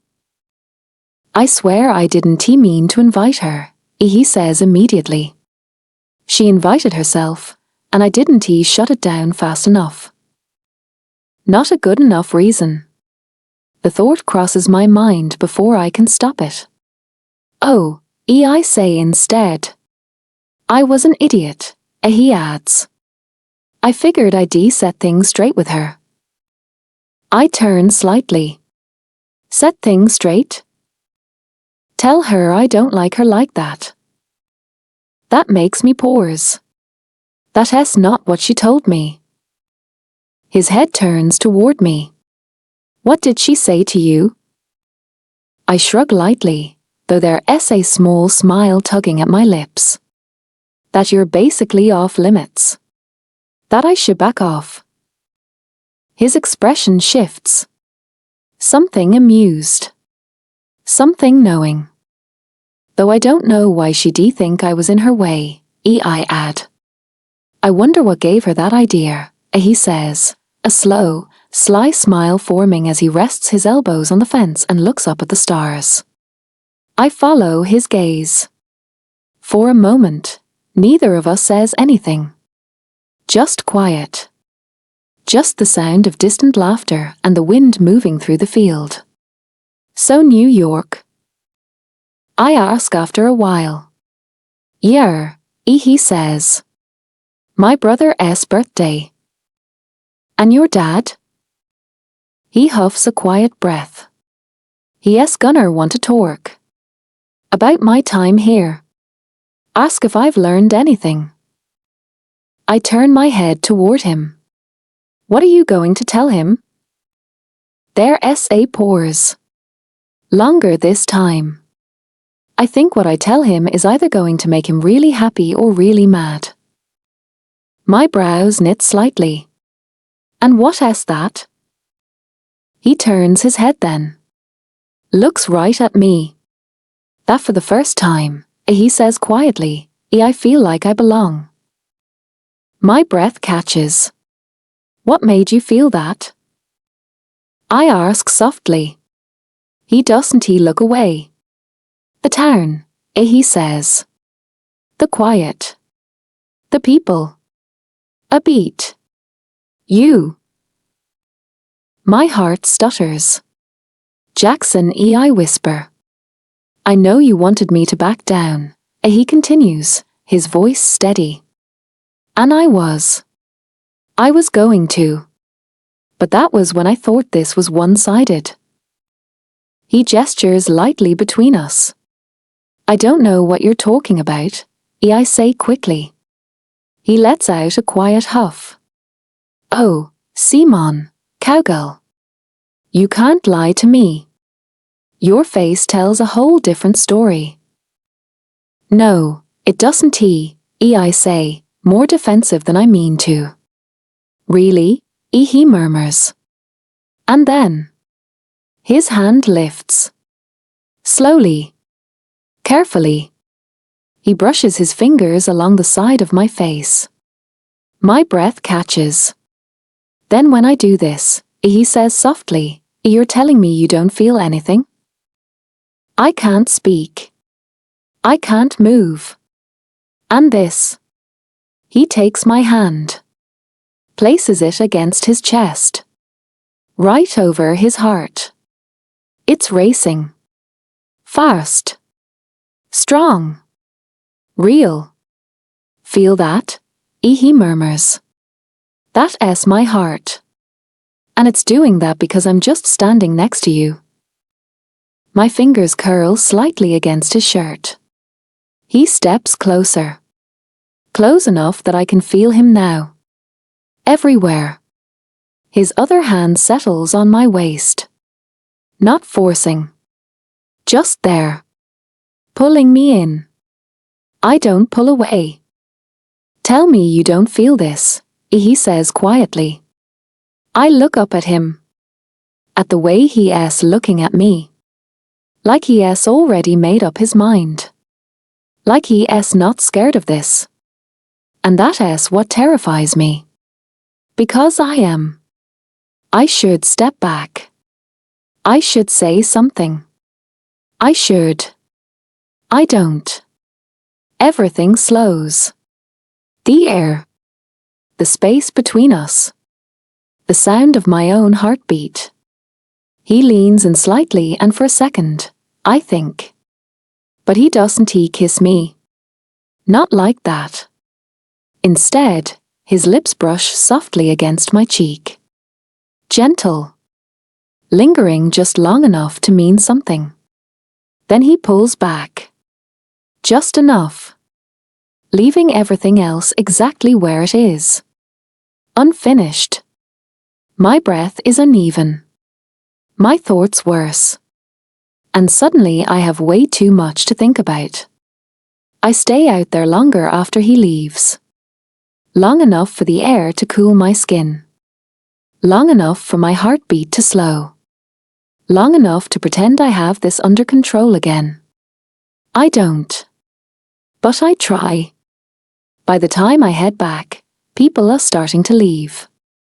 Becker and Daryl are already by the car. I find my dad before I go.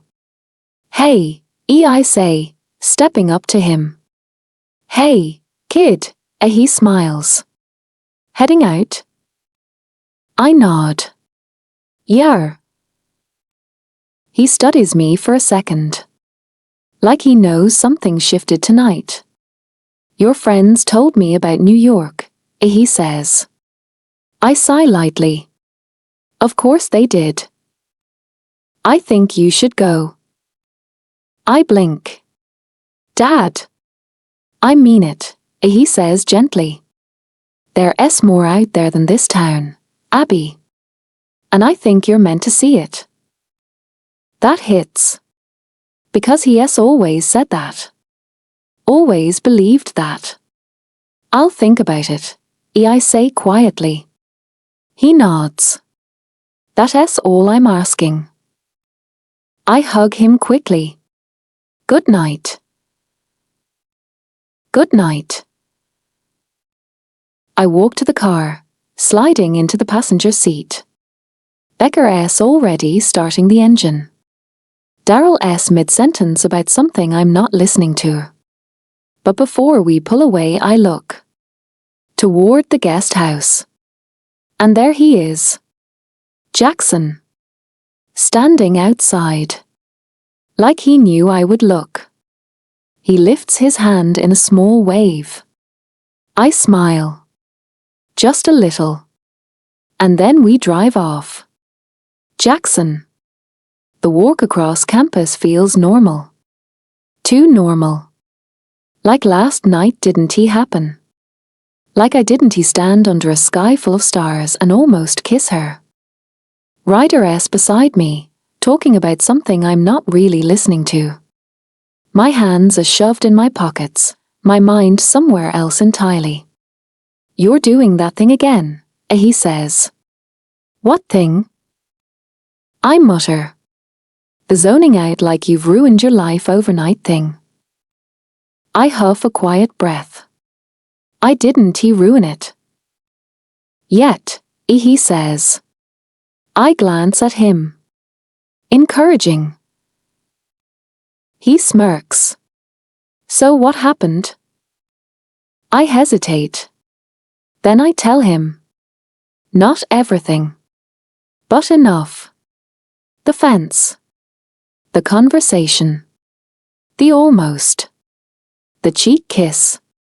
By the time I'm done, he's gone quiet. That he exhales. That's not casual anymore, man. I know. You like her. I don't answer. Because that's not even the right word for it anymore. Ryder studies me for a second. So what's the plan? I don't have one. That's your first problem, he says. Because she definitely does. I frown.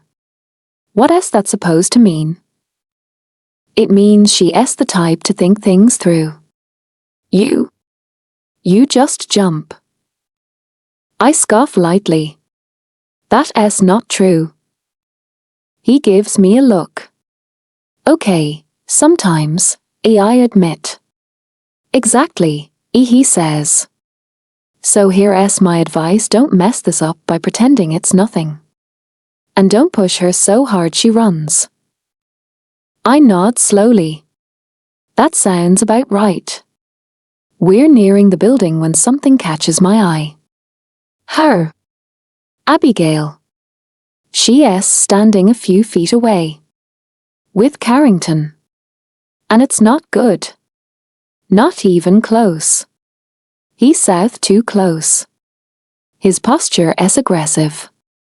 Her hands are slightly raised like she's trying to calm him down. She says something, I can't hear it, but he shakes his head sharply. No. I'm already moving before I think about it. What is going on here? I ask as I step up beside her. Carrington lets out a humorless laugh. Of course you'd show up. I ignore him. My focus stays on Abby. You okay? I'm fine, she says quickly. Too quickly. Really? Carrington cuts in. Because this is who you want to shack up with? My jaw tightens. He's going to dump your ass the second he leaves this place, he adds. Carrington, stop it, Abby warns. But he doesn't he? Seriously, he scoffs. You're throwing everything away for this guy? I step forward slightly. You're done. He laughs again. What? Hit a nerve? Then. You know what? He adds, voice dropping. Have fun with my sloppy seconds. Something in me snaps. Before I can think. Before I can stop. My fist connects with his jaw. Say that again to my face, I growl. He stumbles back then swings. And just like that, it's a fight. Fists. Shoves. Grunts. Noise. Somewhere in the middle of it, I catch a glimpse of Abby. She is backing away. Then turning. Then gone. That should stop me. It doesn't he? Not until. Yo Jax, that's enough. Ryder. He grabs me, pulling me back just as Carrington swings again. I shake him off, breathing hard, adrenaline still running through me. Carrington wipes at his lip, glaring. Then he turns and walks off. Pissed. I smirk slightly. Because I got my hits in. Dude, a Ryder mutters. You good? Yeah, I say, rolling my shoulder. I'm good. But I'm not. Because she left. I clean up as best as I can before class. A split lip. Bruised knuckles. Nothing I haven't had before. But this time it doesn't feel the same. I sit through my classes, barely paying attention. And then. Finance. Her seat is empty. I stare at it longer than I should. Then I pull out my phone. You okay? No reply. I try again. Where are you? Still nothing. I exhale sharply and scroll. Becker. Jackson, have you seen Abby? It takes a minute. Then. Becker, heard about the fight. If I know her, she is at the creek. It's her quiet spot. I close my eyes briefly. Damn it, I mutter. Ryder glances over. What? I gotta go. I'm already standing. Because yeah, that was stupid. But I don't regret it. Not when it comes to her. Abigail. The creek is quiet. That is why I came here. Not the usual spot, either the deeper part. The one tucked away enough that no one just finds it. I sit on the edge, knees pulled in, staring at the water. Trying to breathe. Trying to think. What was he thinking? Punching Carrington in the middle of school? I shake my head. Violence is never the answer. Right? Except Carrington was out of line. And Jackson defended me. I groan softly, dropping my head into my hands. This is a mess, I mutter. My phone buzzes. Becker. I answer. Hey. Are you okay? She asks immediately. I'm fine, I say. I just needed to get away. I figured, as she says gently. There sa pores. You might need a new hiding spot though. I frown. What? I kind of told Jackson where you are. Becker. I know, I'm sorry, she rushes. He seemed really worried. I sigh. Because of course he did. It's fine, I say quietly. I get it. We hang up. I stare at the water again. Do I even want to see him right now? Everything with him has gone from 0 to 100 in less than a day. It's too much. Too fast. Too. Footsteps. Distant at first. Then closer. Abby.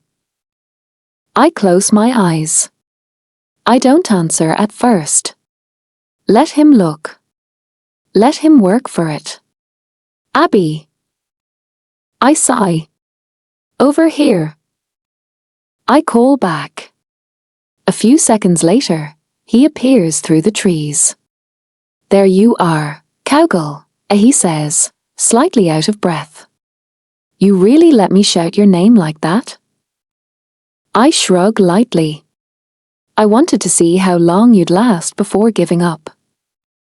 He smirks. You should know me better than that, he says, stepping closer. I don't give up on things that matter. The words land. And I see at the moment he realizes what he just said. It softens him. Just slightly. You okay? He asks, sitting down beside me.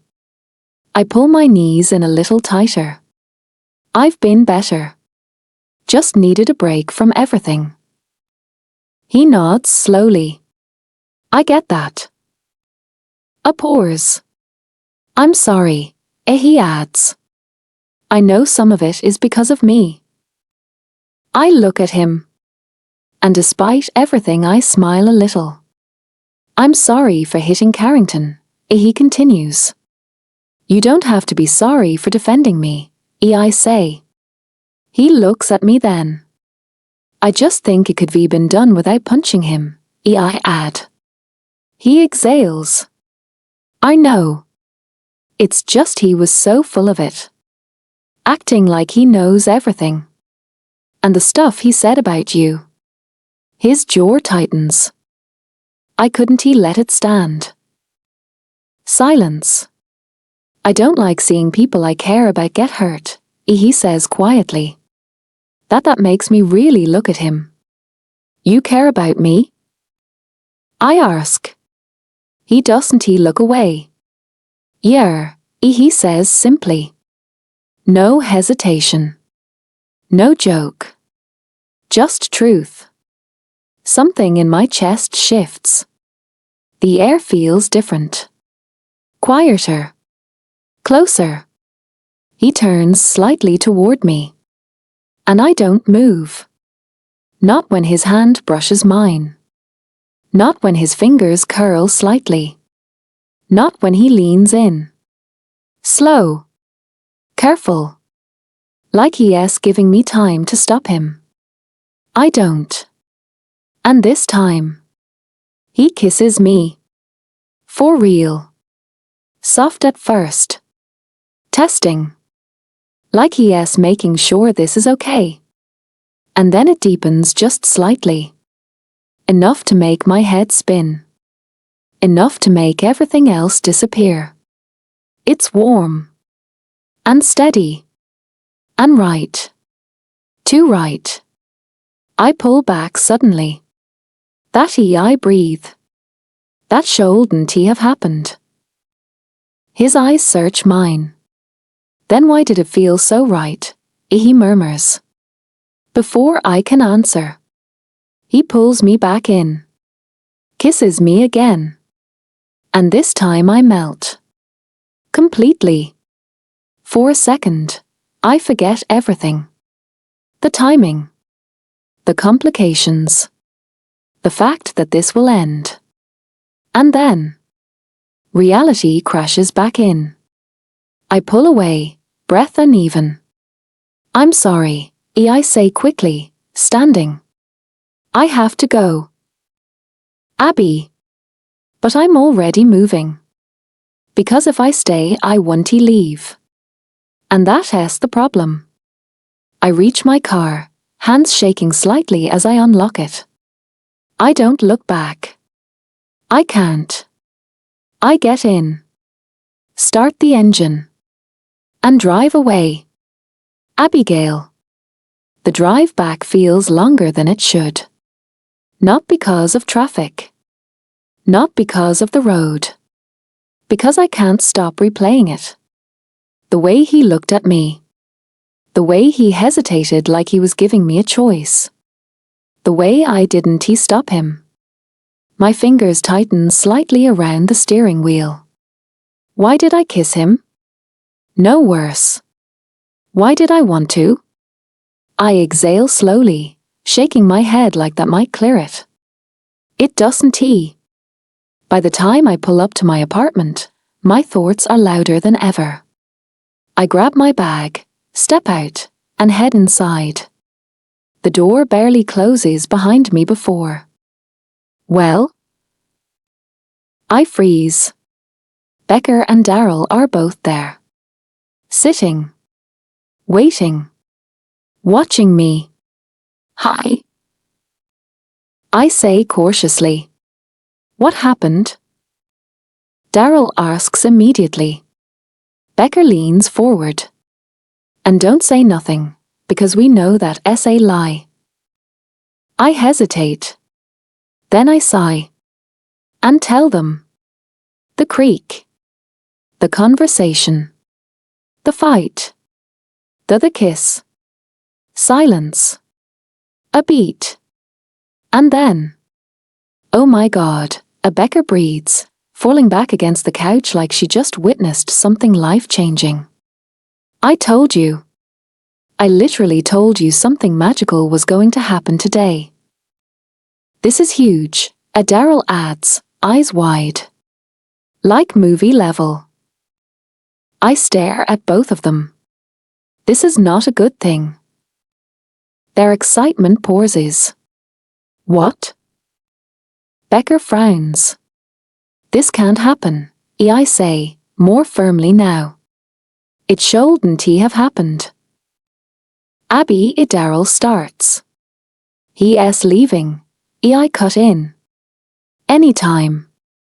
This isn't something real. It can't be. The room quiets. Because they know I'm not wrong. I exhale, running a hand through my hair. I wish I didn't know what it felt like. Becker softens immediately. Abby. I mean it, I say quietly. It would have been easier. Daryl leans forward slightly. Or, he says carefully, this is exactly why you should come to New York. I look at him. To get space, he continues. To breathe. To figure out what this is without everything happening all at once. Becker nods. At your own pace. I don't respond right away. Because a big part of me knows they might be right. I'll think about it, I say finally. Daryl grins slightly. That's progress. The rest of the evening is easier. We talk about random things. Watch something mindless. Pretend everything isn't complicated. For a while, it almost works. Until my phone buzzes. I glance down. Jackson. My chest tightens slightly. Jackson, did you get back okay? I stare at the message longer than I should. Then type. Abby. Yeah. 3 dots appear almost immediately. Jackson. Good. That's it. No mention of the kiss. No pressure. Just that. I set my phone down. And somehow, That makes it worse. The next morning feels different. Like everyone knows something I don't. Or maybe something I do. As soon as I step onto campus, I feel it. The looks. The whispers. The glances. Right. The fight. Of course. I hate this. I keep my head down, moving quickly, ignoring it as best as I can. By the time I reach finance, I just want normal. Routine. Something predictable. I step inside and he's already there. Jackson. Sitting like nothing else changed. Like everything has. I hesitate for half a second. Then walk over and take my seat next to him. Hey, he says quietly. Hey, I reply. And that's it. We don't bring it up. Not the fight. Not the creak. Not the kiss. Class starts. Numbers. Graphs. Concepts. I try to focus. I really do. But my brain keeps circling back to one thing: how are we supposed to do a group assignment like this? A piece of paper slides onto my desk. I glance at it. His handwriting. Are we really going to pretend that didn't happen? My stomach flips. I stare at the words. Then slowly write back. Maybe we should. I push it back to him. Out of the corner of my eye, I see him lean back slightly. Like he doesn't believe me. Like he knows I don't believe it either. And the worst part? He's right. The second class ends. I'm out. Fast. Before he can say anything. Before I can change my mind. I'm halfway down the hall when... Abby. I don't stop. Abby. Footsteps. Closer. Then his hand catches my arm. Gentle. But firm enough to stop me. I have to get to class, I say quickly. Just a minute, he says. I turn slightly. He's closer than I expected. Do you regret it? He asks. The question hits harder than I expect. Because I can't answer it. Not out loud. And the silence answers for me. His expression shifts slightly. Because I don't, he says quietly, stepping closer. My breath catches.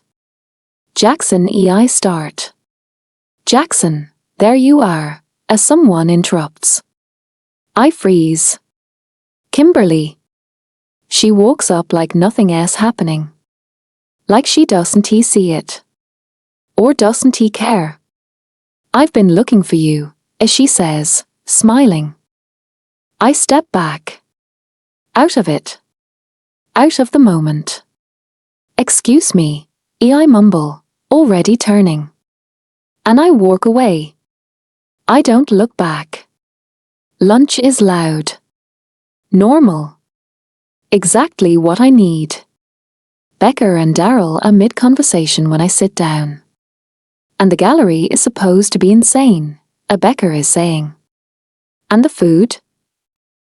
Daryl adds. Life-changing. They both look at me. So, Becker says. Have you thought about it? I take a breath. And then. I'm coming. Silence. A beat. And then. Oh my God, yes, a Becker practically shouts. Daryl grins. Knew it. They immediately launch into plans. Places. Food. Schedules. Chaos. I nod along, letting their excitement carry the moment. And for the first time since yesterday, I feel something else. Not panic. Not confusion. Just possibility. Maybe this is good for me. Maybe I need this. Right? Jackson. My brother doesn't he pick up on the first ring? Typical. I lean back against the headboard, phone pressed to my ear, staring up at the ceiling of the guest house. It's quiet out here tonight. Too quiet. Gives my brain way too much room to think. By the third ring, he answers. Well, his voice comes through, amused. Look who finally remembers he has a family. I smirk slightly. Happy early birthday. Wow. A call and a greeting? Who are you and what have you done with my brother? Shut up, I mutter, but there's no bite in it. He laughs. I can picture it laid back somewhere, probably already celebrating, probably surrounded by people. That's always been him. Easy. Social. The opposite of whatever I've been doing lately. So, he says, are you coming or what? Yeah. I'll be there this weekend. Good, he replies. That's been asking. Of course he has. I run a hand over my face. Yeah, I figured.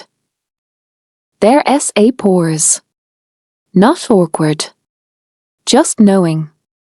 He's gonna want the full report, you know, and my brother adds. Your little find yourself in the middle of nowhere experiment. I huff a quiet breath. It's not the middle of nowhere. Sure, he says. Whatever helps you sleep at night. I shake my head slightly, then hesitate. There's something else, I say. Oh? His tone shifts immediately. Interested now. I stare at the ceiling again. There's this girl. There's a beat of silence. Then. Oh, this is already good, he says. Go on. I roll my eyes. Can you not? No, I'm listening. Continue. I exhale slowly. It's complicated. They always are. She's not like anyone I've dealt with before, I admit. She doesn't just fall into it. She thinks. Overthinks. Pulls back even when she feels something. And you? He asks. I don't pull back, I say simply. He lets out a low laugh. Yeah. That tracks. I ignore that. We kissed, I add after a second. And now she's acting like it shouldn't have happened. Did it? He asks. I don't hesitate. No. Then there's your answer. I sit up slightly. It's not that simple. It never is, he says. But let me guess you're leaving soon? Yeah. And she knows that. I go quiet. That's why she's pulling back, he continues. She's protecting herself before you get the chance to mess it up. I'm not gonna mess it up. You say that now, he replies. But are you staying? I don't answer. Exactly, he says. So if you actually care about her, you need to figure out what you're doing before you drag her into something temporary. I lean forward, elbows on my knees, phone still pressed to my ear. I do care about her, I admit. Then don't treat her like a moment, he says simply. Decide if she's worth changing your plans for or let her go before it gets worse. Silence settles between us. Damn, I mutter. Since when did you get wise? Since I started watching you make predictable mistakes, he says dryly. I scoff. I'm hanging up. Yeah. Just don't screw it up, all right? No promises. Figures. I end the call, tossing my phone onto the bed beside me. His words stick longer than I want them to. Before I can think too hard about it, my phone buzzes again. Daryl, heard you're flying to NY this weekend. Mind if we hitch a ride? I blink, then sit up. So that's happening. I offered Becker and Daryl a chance to come with me when I leave for New York instead of going with the school bus with the other art students. Jackson, yeah, that's fine. I'll inform the flying crew. 3 dots appear immediately. Daryl, knew you were a real one. We'll meet you at the airstrip Friday morning. Jackson, cool. I'll have everything ready. I drop the phone beside me again, staring ahead. They, as in Becker and Daryl. And Abby.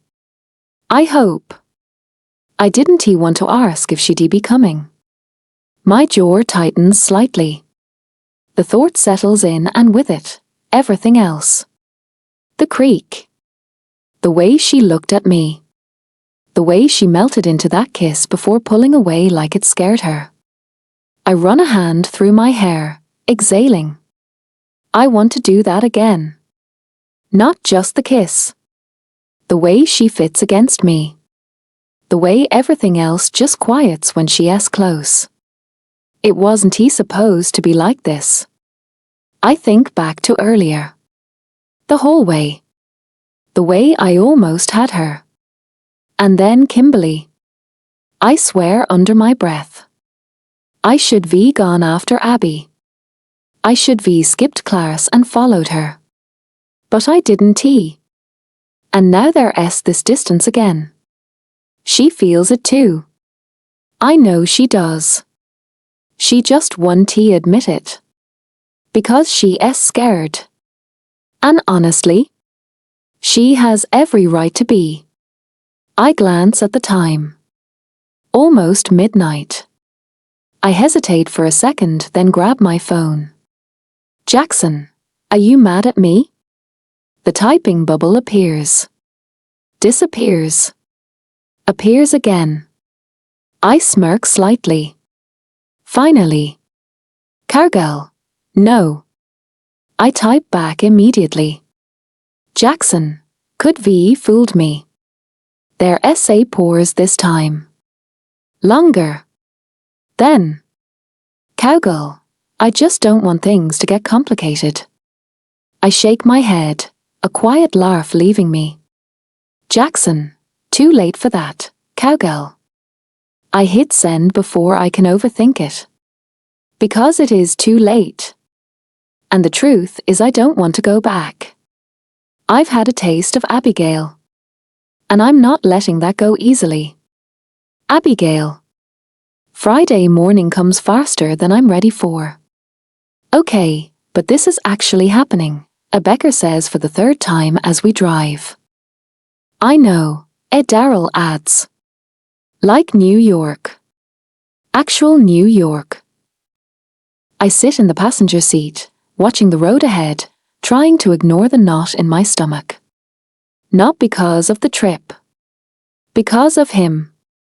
Telling my parents was an experience. My mom was excited immediately. My dad proud, in that quiet way he gets. Like this was something he'd always hoped I'd say yes to. Go see the world, he told me. So here I am. Going. I haven't really seen Jackson the past few days. Not properly. Not since the hallway. Just distance. Space. I told myself I needed it. I'm not sure it helped. If anything, it made things worse. Because now all I can think about is him. The kiss. The way it felt. And the fact that those feelings aren't going anywhere. Carrington hasn't made things easier either. He tried to apologize. Court me after class 2 days ago. I avoided it. Avoided him. I don't have the energy for that conversation right now. Did you tell Jackson I was coming?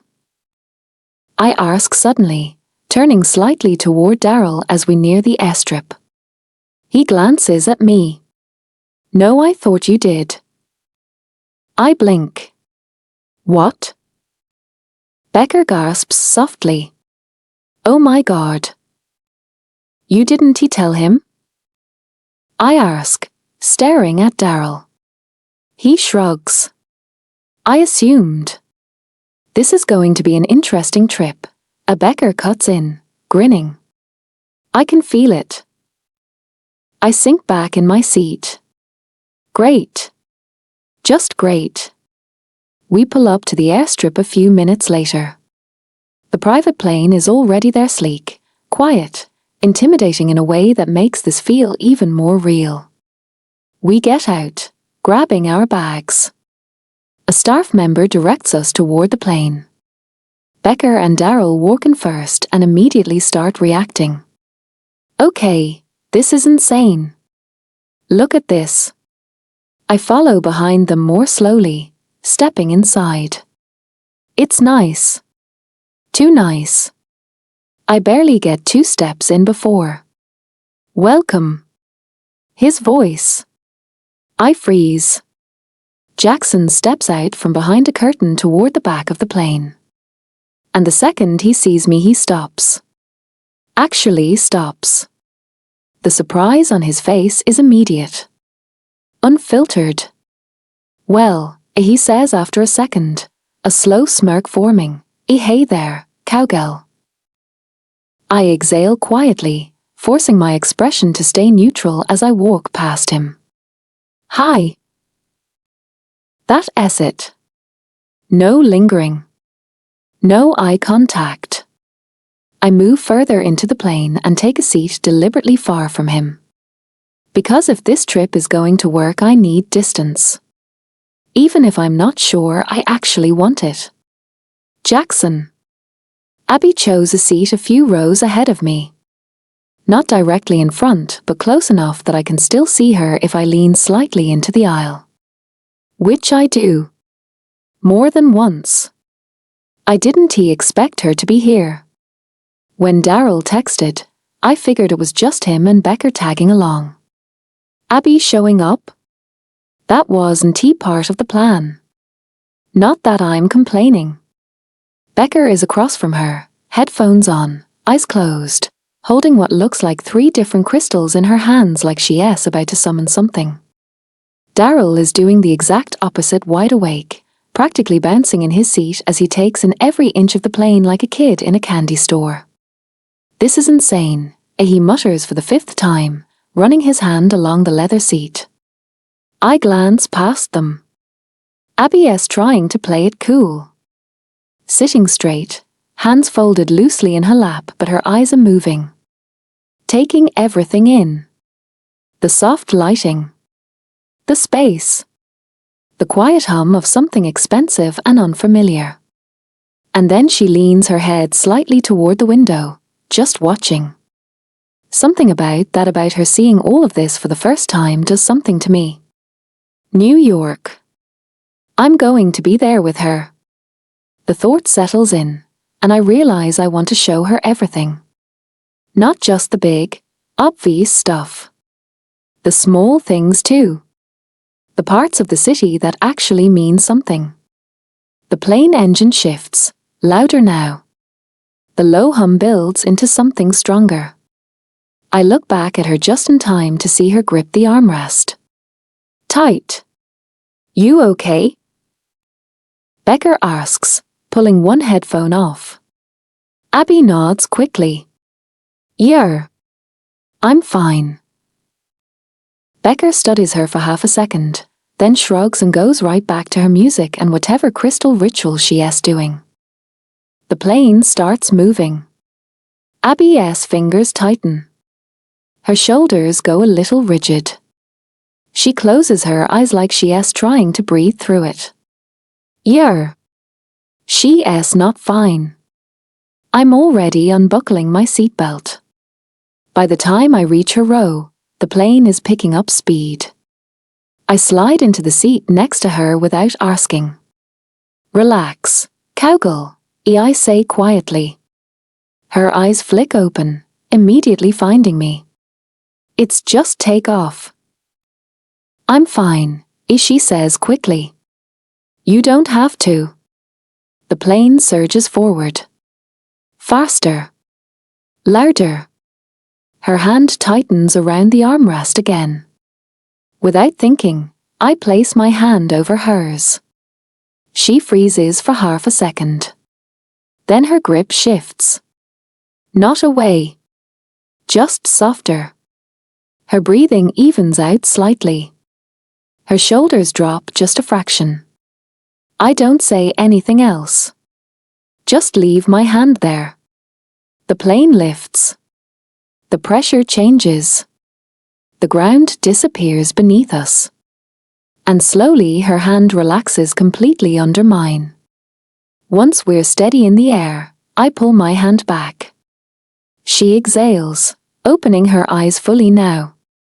Thanks, as she says, a small smile tugging at her lips.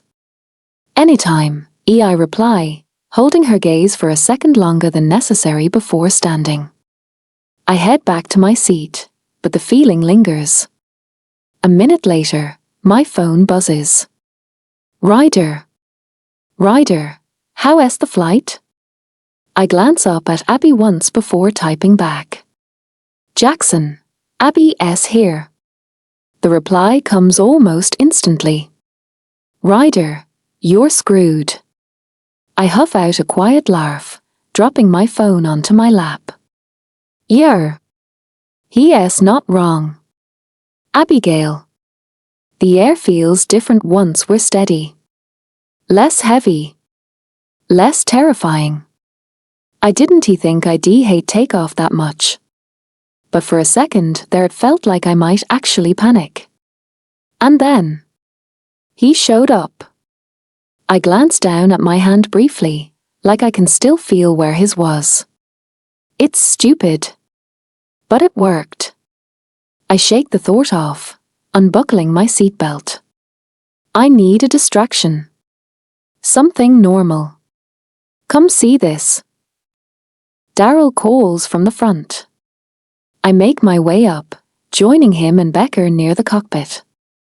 The pilot lets us peek inside, explaining a few things I barely understand but nod along to anyway.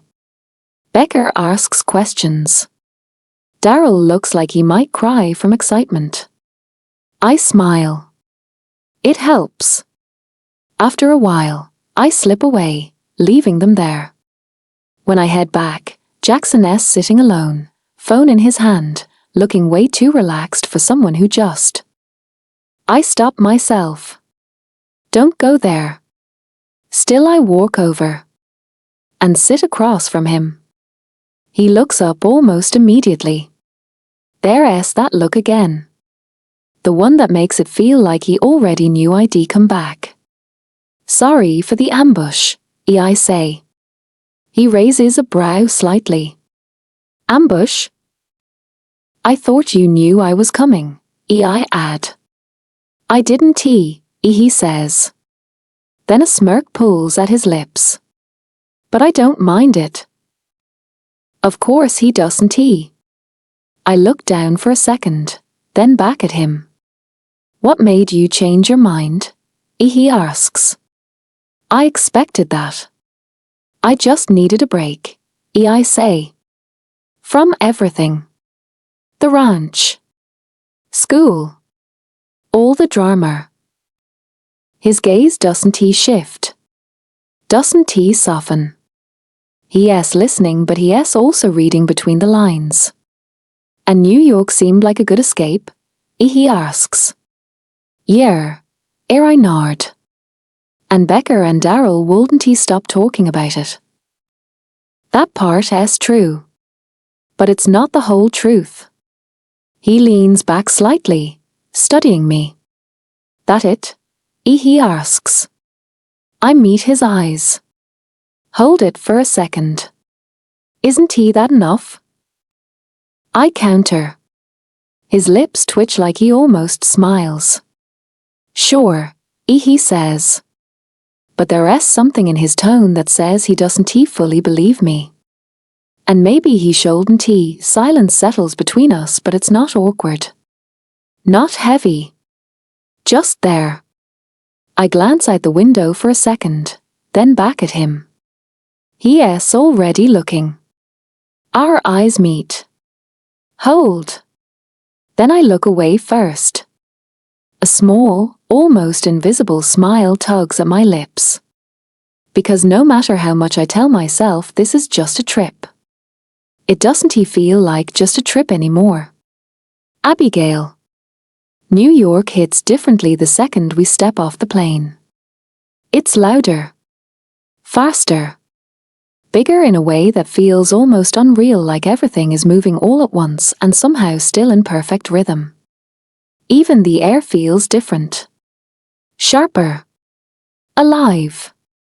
By the time we're walking through the private terminal, I'm already turning my head every few seconds, trying to take everything in at once. The people. The pace. The confidence in the way everyone moves, like they know exactly where they're going. This is insane. Becker breathes beside me. Daryl doesn't even respond. He's too busy staring like he's just stepped into his dream. Outside, a sleek black town car is already waiting. The driver nods once when he sees Jackson. Stepping forward to take our bags like this is all completely normal. I glance at Jackson. You didn't have to do all this. He shrugs, like it's nothing. Only the best for my friends. The word lingers for half a second longer than it should.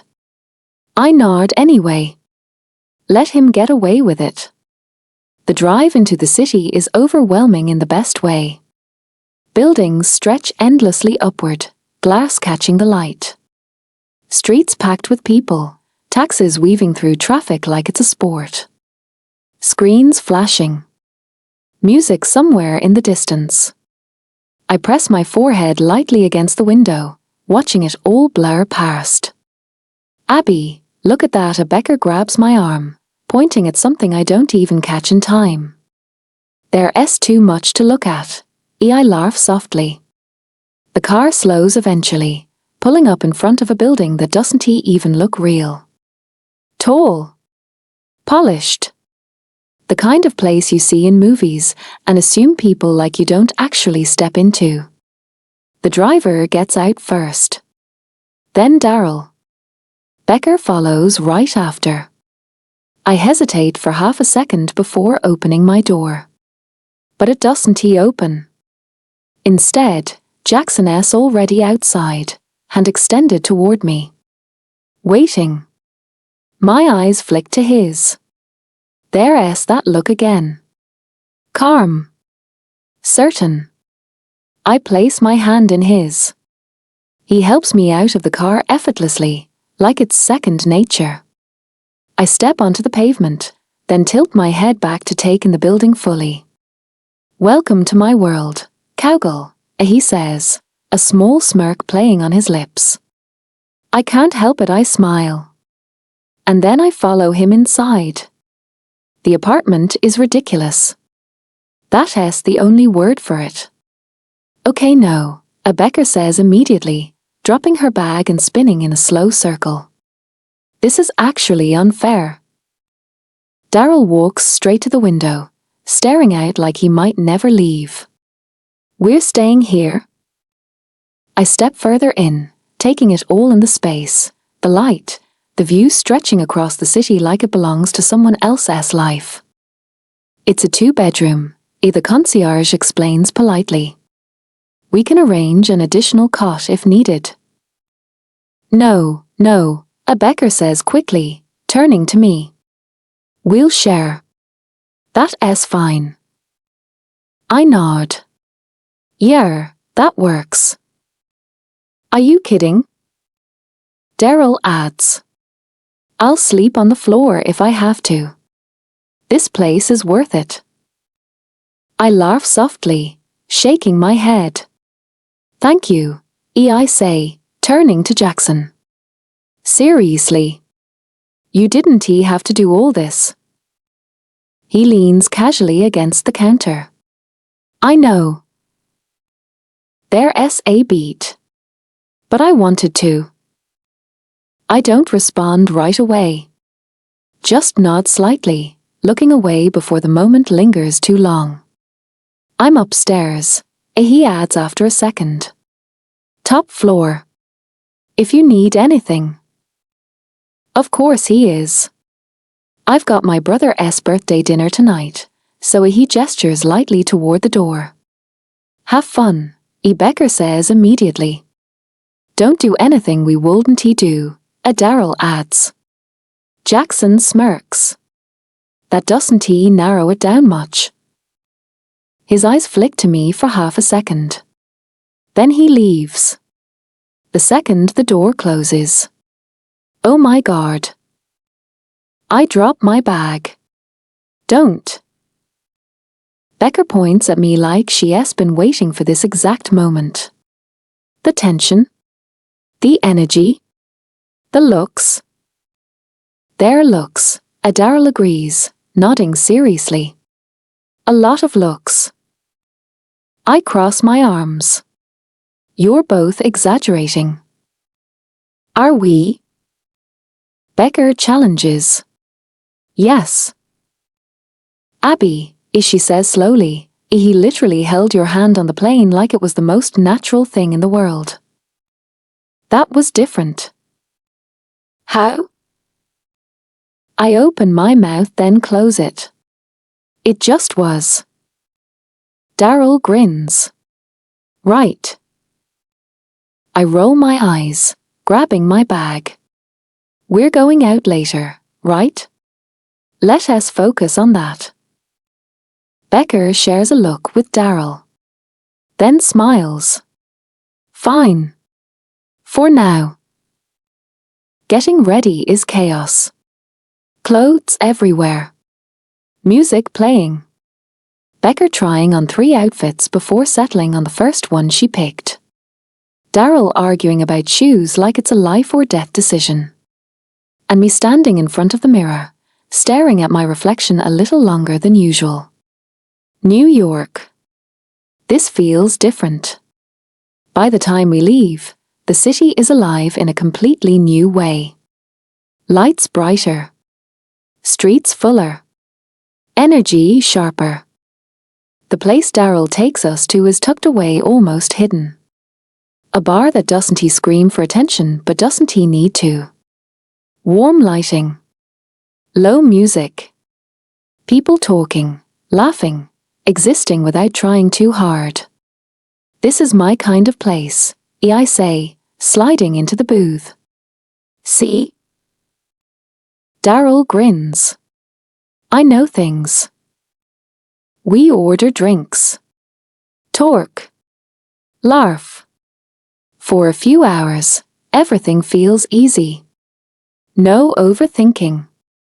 No tension. Just being here. Jackson. The dinner is exactly what I expected.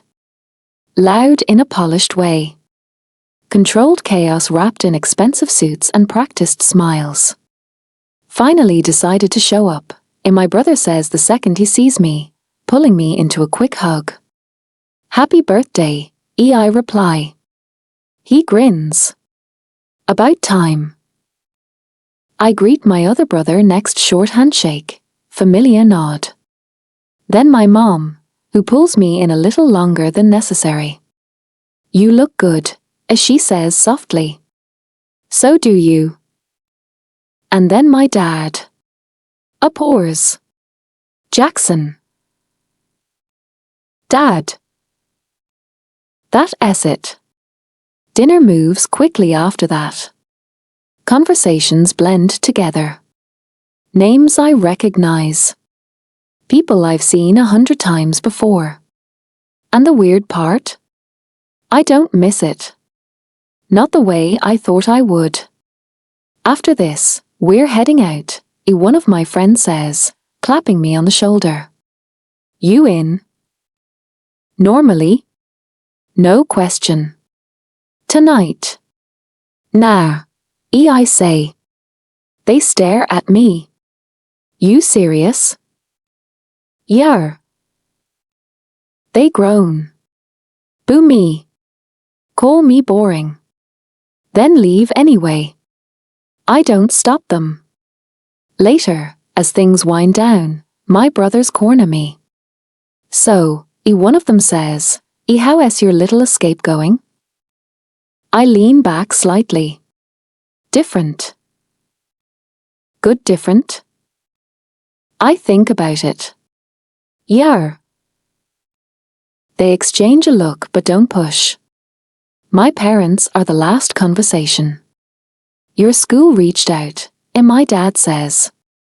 Of course they did. They're willing to let you return next semester. On one condition. I already know. A public apology. I scoff lightly. Of course. It's not unreasonable, Jackson. It is when they only care about image, I shoot back. The tension builds quickly. Familiar. Predictable. Maybe accountability would do you some good, he says. And maybe they should take some responsibility too, I counter.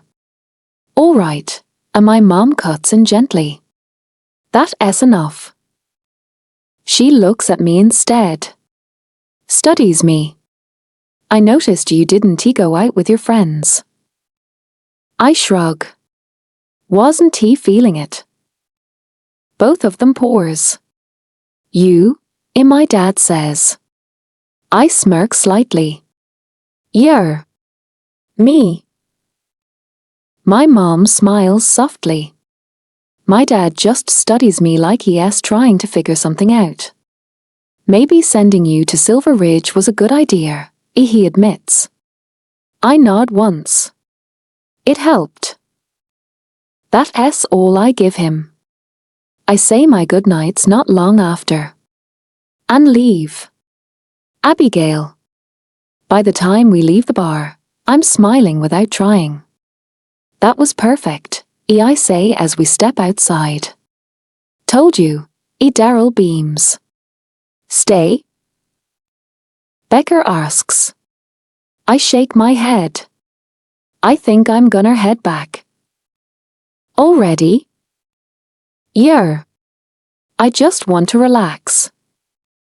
They don't push. I walk back alone, the city still buzzing around me, but softer now. Manageable. When I step into the building, the concierge looks up immediately. Good evening. How was your night? Amazing, I say honestly. This city is a lot. But in a good way. He smiles knowingly. You've only seen a fraction of it. I believe that. I move toward the elevators, then pause. The pool is open, if you're interested, he adds. Guests of Mr. Hayes have full access. I hesitate. That actually sounds perfect. Thank you, I say. Back in the apartment, I change quickly. A purple two-piece. Simple. Comfortable.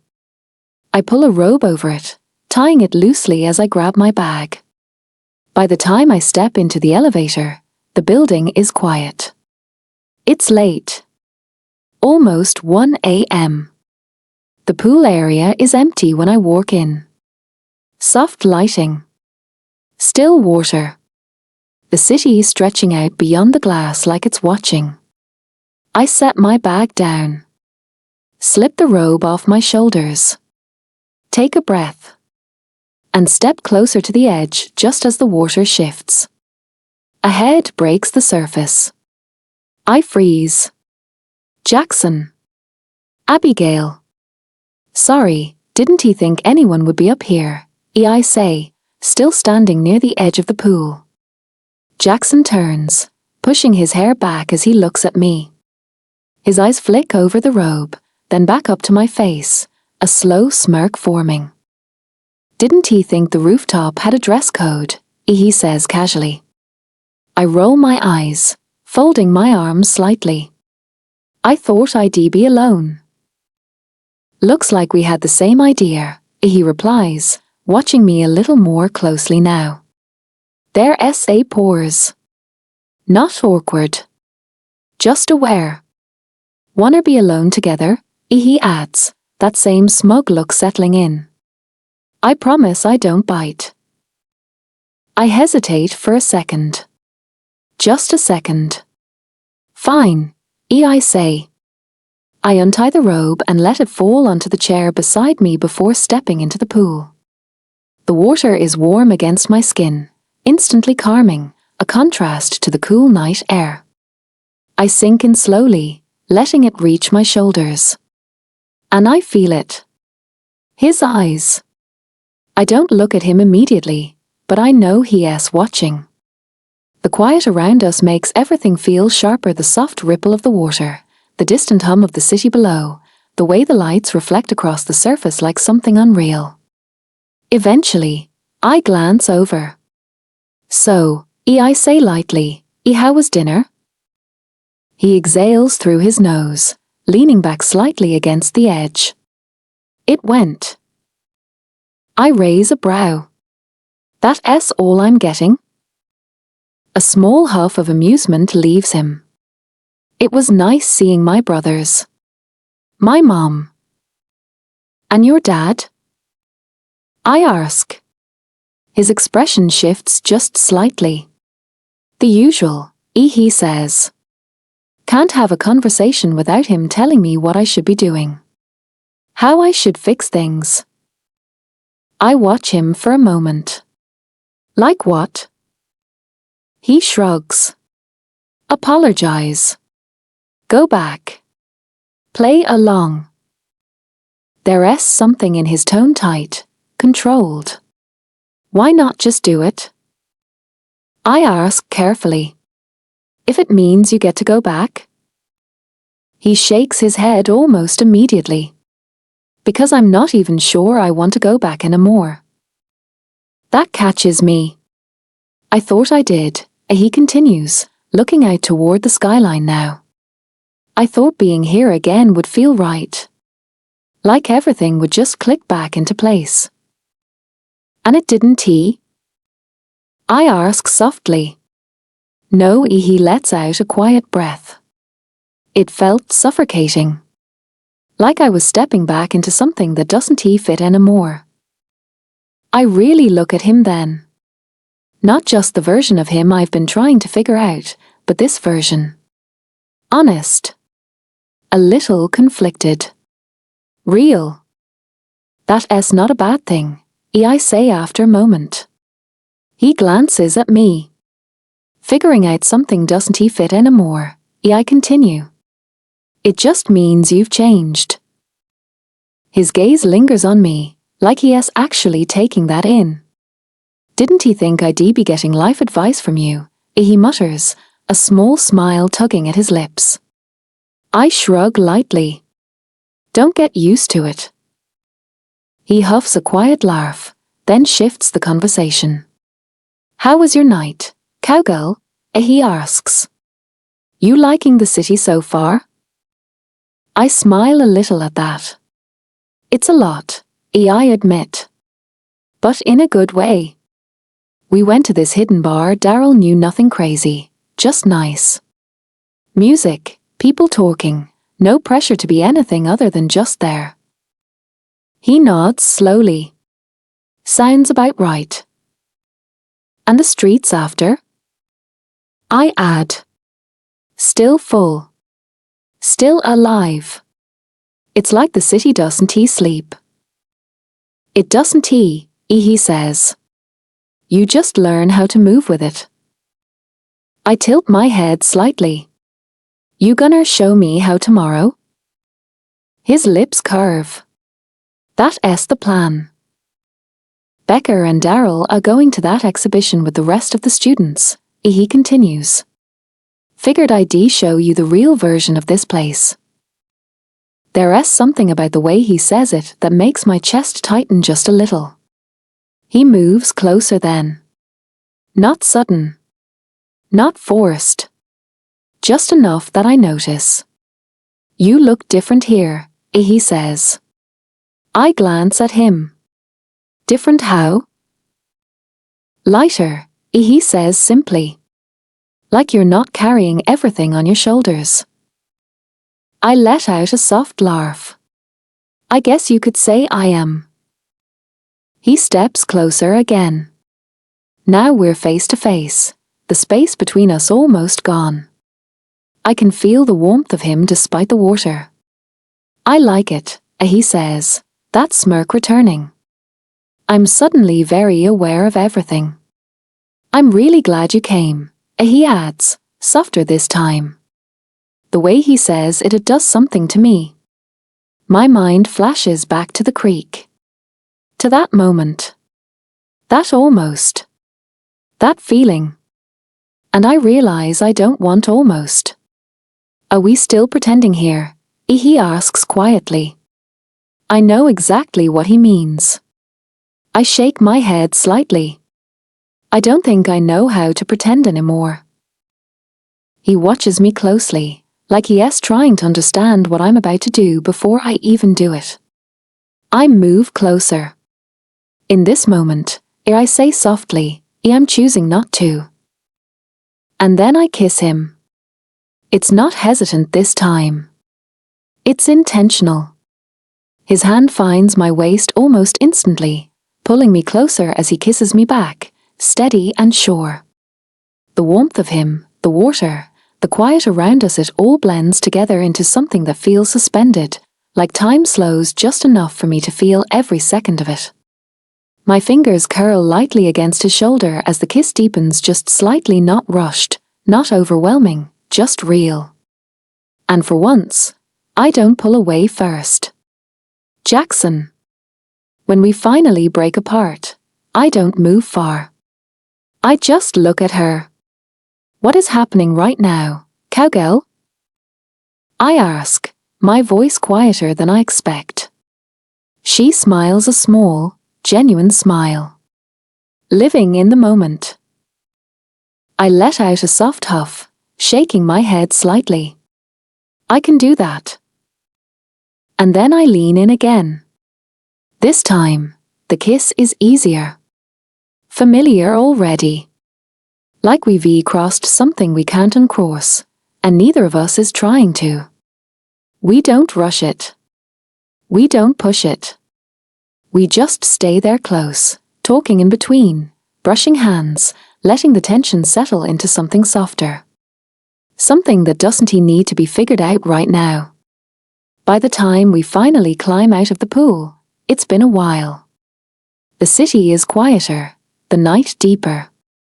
Come on, I say, grabbing a towel and handing it to her. I'll walk you back. She doesn't argue. We walk side by side down the hallway, not saying much, but not needing to.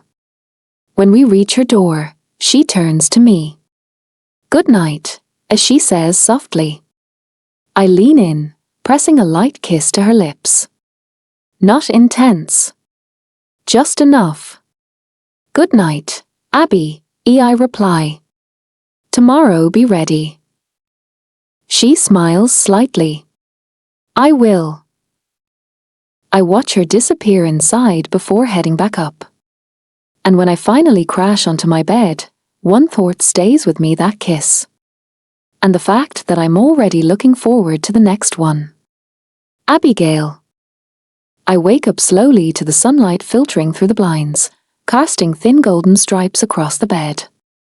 For a moment, I just lie there, letting the warmth settle around me. And then it hits the memory of last night. The kiss. The way his hands felt on me, steady, sure, patient.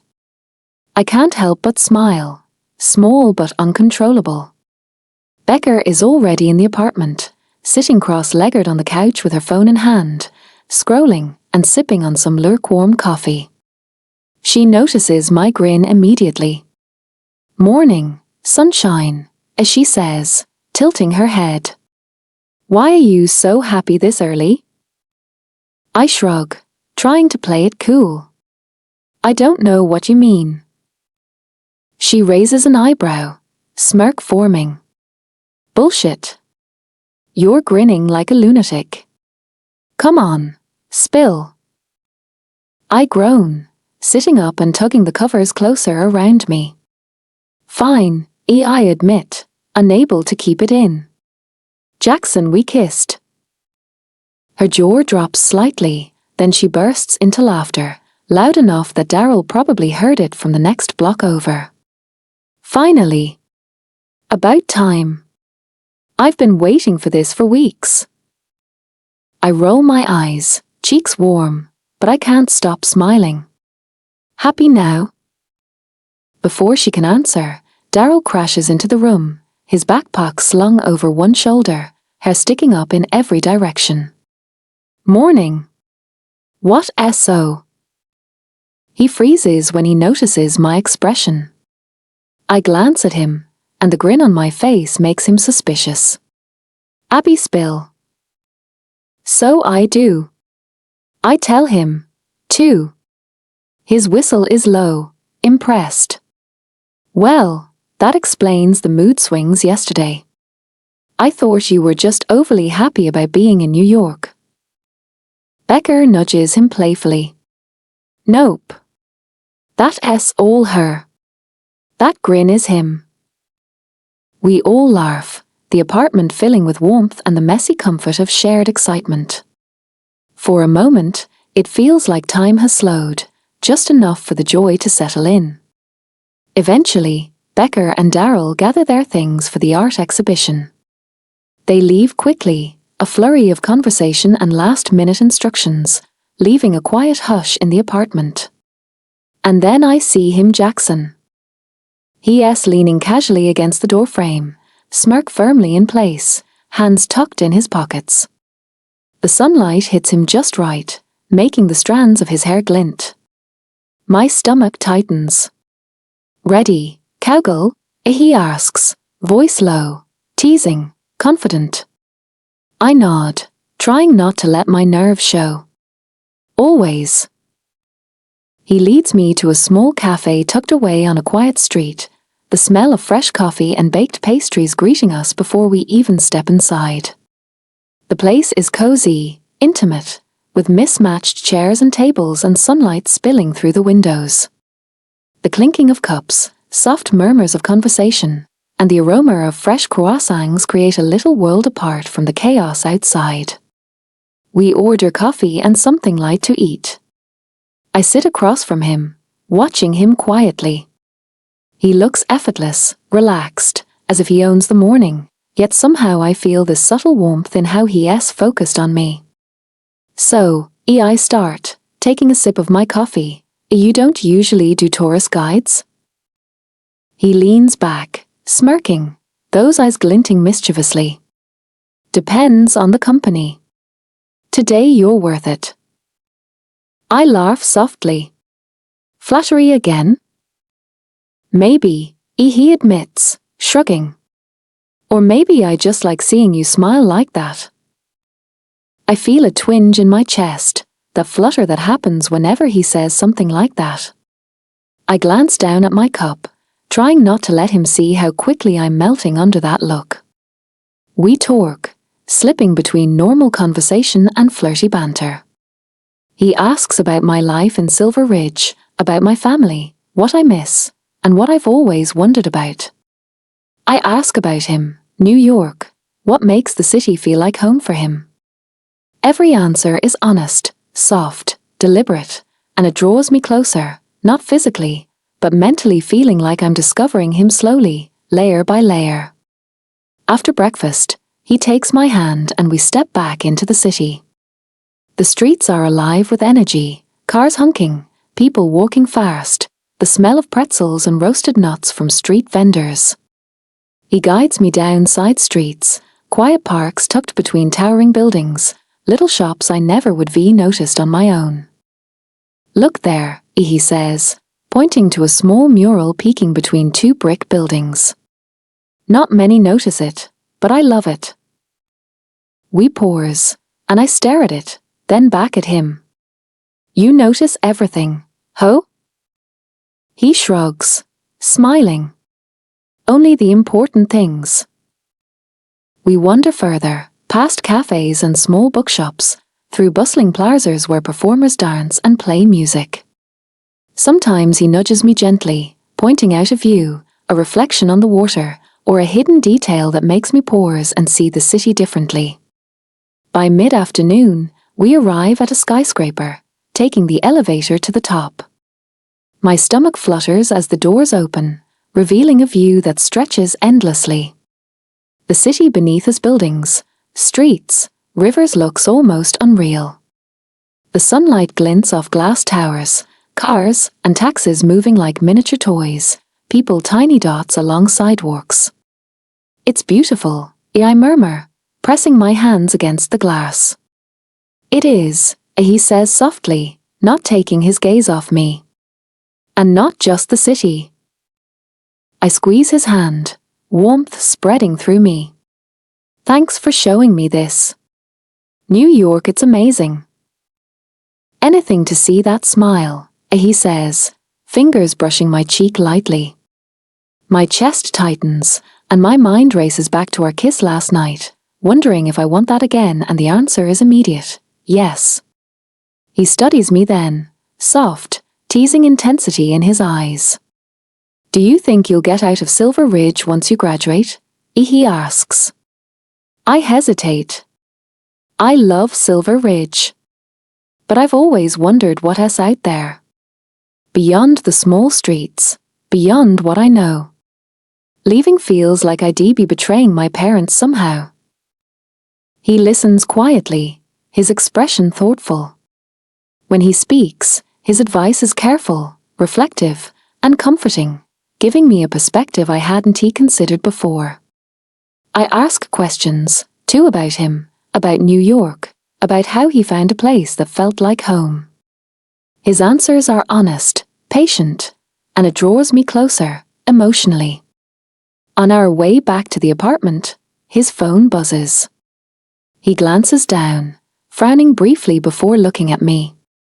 My brother wants us to stop by my parents' place, he says.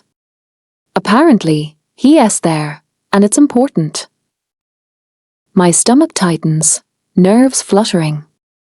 But I nod, trusting him. When we arrive, the warmth of the home is immediate. I meet his brother first, introduce myself, and he's easy, friendly, relaxed. Then comes his mom, soft-spoken, welcoming. I introduce myself again, and her smile is genuine. They're funny, kind, and make me feel welcome. Conversation flows easily, laughter spilling freely. I'm surprised at how comfortable I feel, how naturally I fit into this tiny corner of his world. Jackson checks in, asking if I'm okay staying in the living room with his mom. I nod sincerely, and he leaves to speak with his brother. Watching them interact, I realize how deeply connected he is to his family, and it makes me see him in a whole new light. We sit together, talking about small things, failed attempts at horseback riding, moments from childhood, stories from his school days. I laugh genuinely, relax into the space, and feel a quiet bond forming. As we leave, his mom gives me a knowing smile. I like her for you. Mum. Jackson groans, half embarrassed, half amused. Outside, we walk the streets again. The sun is setting, casting a soft orange glow over the city. Music drifts from a street performer in the distance. Without thinking, Jackson pulls me close, spinning me gently in rhythm. What are you doing? I laugh, surprised. Dancing, he replies simply. But it's just us, I say, cheeks warm. That's the beauty of New York, he says, spinning me back toward him. No one cares. We slow, eyes meeting. He leans in first this time, kissing me soft, slow, and deliberate. I melt into it, letting the moment exist for exactly what it is. No rush, no worries, just now. I don't know what happens back in Silver Ridge, but right now, I choose this him, us, this moment in the city that never sleeps. Jackson. The walk back to the apartment is quieter than the streets we've just wandered. Neither of us seems in a rush to say goodnight, and I can feel the tension of the day, the shared excitement, still humming between us. I lean against the brick wall of the building, letting Abby do the same. The city hums softly around us, distant sirens, the faint squeal of tires, people calling out to each other. The chaos feels muted here, wrapped around us like a bubble. So I start, brushing a hand over my face. Silver Ridge, here? Horses, small streets, that kind of life? Abby laughs softly, the sound curling into the night air. Yeah. It's slow, predictable, but comforting. Everyone knows everyone. You can't go anywhere without bumping into someone you grew up with, or their mom, or their dog, or someone's uncle. She smiles, but there's a trace of wistfulness in her tone. And my parents, they've always been there, making sure the world feels safe, I guess. I study her as she talks, noticing the way her eyes light up at memories, how different it all sounds from my own upbringing. New York, the city I grew up in, always felt like a cage. Too many expectations, too many people watching, too many rules no one explained. I get that, I admit quietly. Growing up here, it was suffocating. Everyone wants you to be perfect. To make the right choices, to follow the path they've planned. It's a lot. She frowns lightly, thinking. I think I get it, she says after a moment. Silver Ridge feels small, and everyone knows everything about you, but it never felt like a cage. More like a protective wall, maybe. Like it's there to catch you if you fall. Her words stick with me, lingering in my chest longer than they should. There's honesty there, a perspective I hadn't considered. Maybe it's not just about the place. Maybe it's about how you move through it and who's beside you. We reach her door. I hesitate, hand hovering near the knob, because part of me doesn't want to let this night end. Abby looks up at me, those wide eyes that make me forget how to think straight, and leans in before I can say a word. Her lips brush against mine quick, soft, and meaningful. My chest tightens. She pulls back, a smile tugging at her lips. Good night, as she whispers. I watch her step inside, the door clicking shut behind her. And I know I'm in trouble. Abigail. The door shuts, and I lean against it, exhaling a quiet laugh. My smile refuses to fade. I know that smile, Daryl's voice says from the living room. I spin around to see him grinning at me, Becker close behind. Oh my gosh, tell me everything. Daryl squeals, practically bouncing with excitement. I hesitate only for a second before spilling the entire story.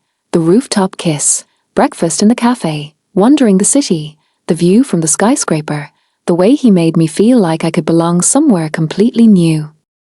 Becker and Daryl listen, eyes wide, occasional squeals of approval escaping their lips.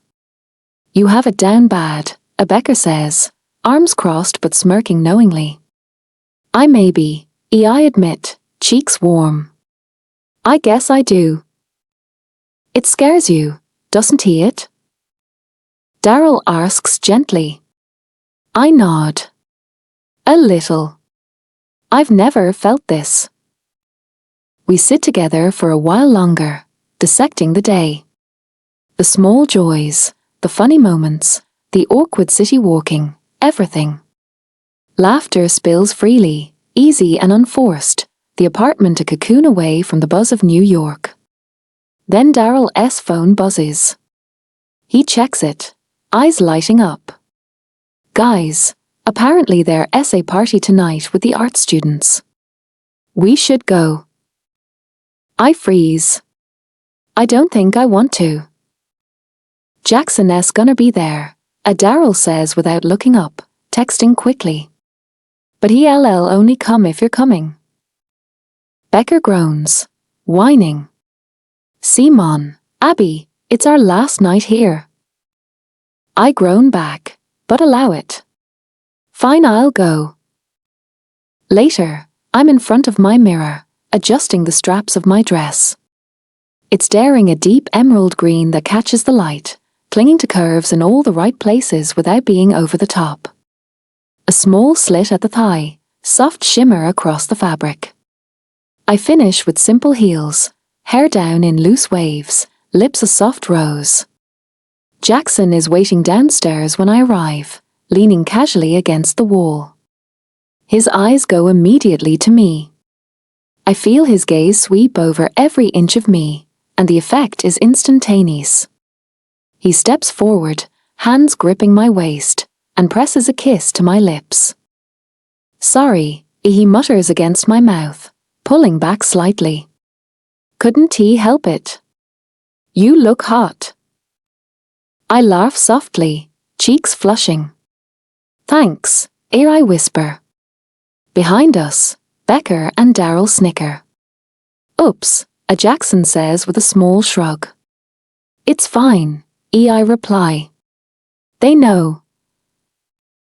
Daryl whispers loudly enough for the three of us to hear. You guys look so hot together. The universe did its thing again, Becker adds, smirking. I laugh lightly, shaking my head at them.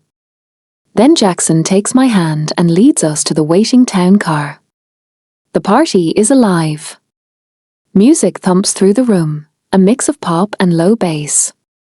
People laugh, clink glasses, move in small groups.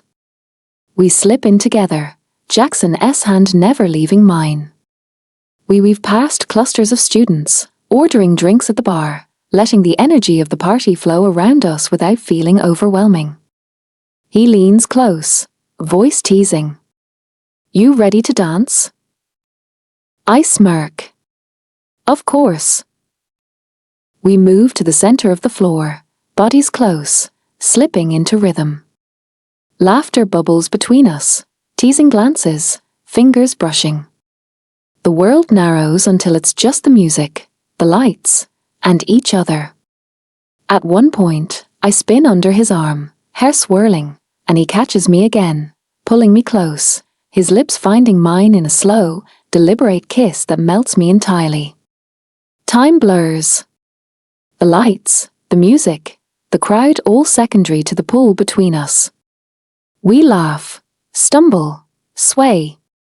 We're alive in a way that's separate from rules, expectations, everything outside this room. Later, as the party winds down, we walk side by side through the quieted streets, city lights reflecting in puddles left from an earlier drizzle. Neither of us lets go. I'm going to miss this when we get back, Jackson says softly. What? I ask, tightening my grip on his hand. This, he says, turning his palm up to intertwine our fingers. Being able to hold your hand. Kiss you in public. Tell people that you're mine. He pulls me closer, voice low, serious. Maybe things don't have to change when we go back, I whisper, alcohol loosening the nerves in my chest. I've had the best time here, I continue, gaze locked on his. All of it because I was with you. So maybe nothing has to change? He tilts his head, a teasing smirk on his lips.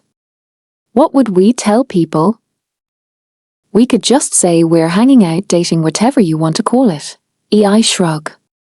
Right now, I really don't care what anyone thinks, I whisper, standing on my toes to wrap my arms around his neck.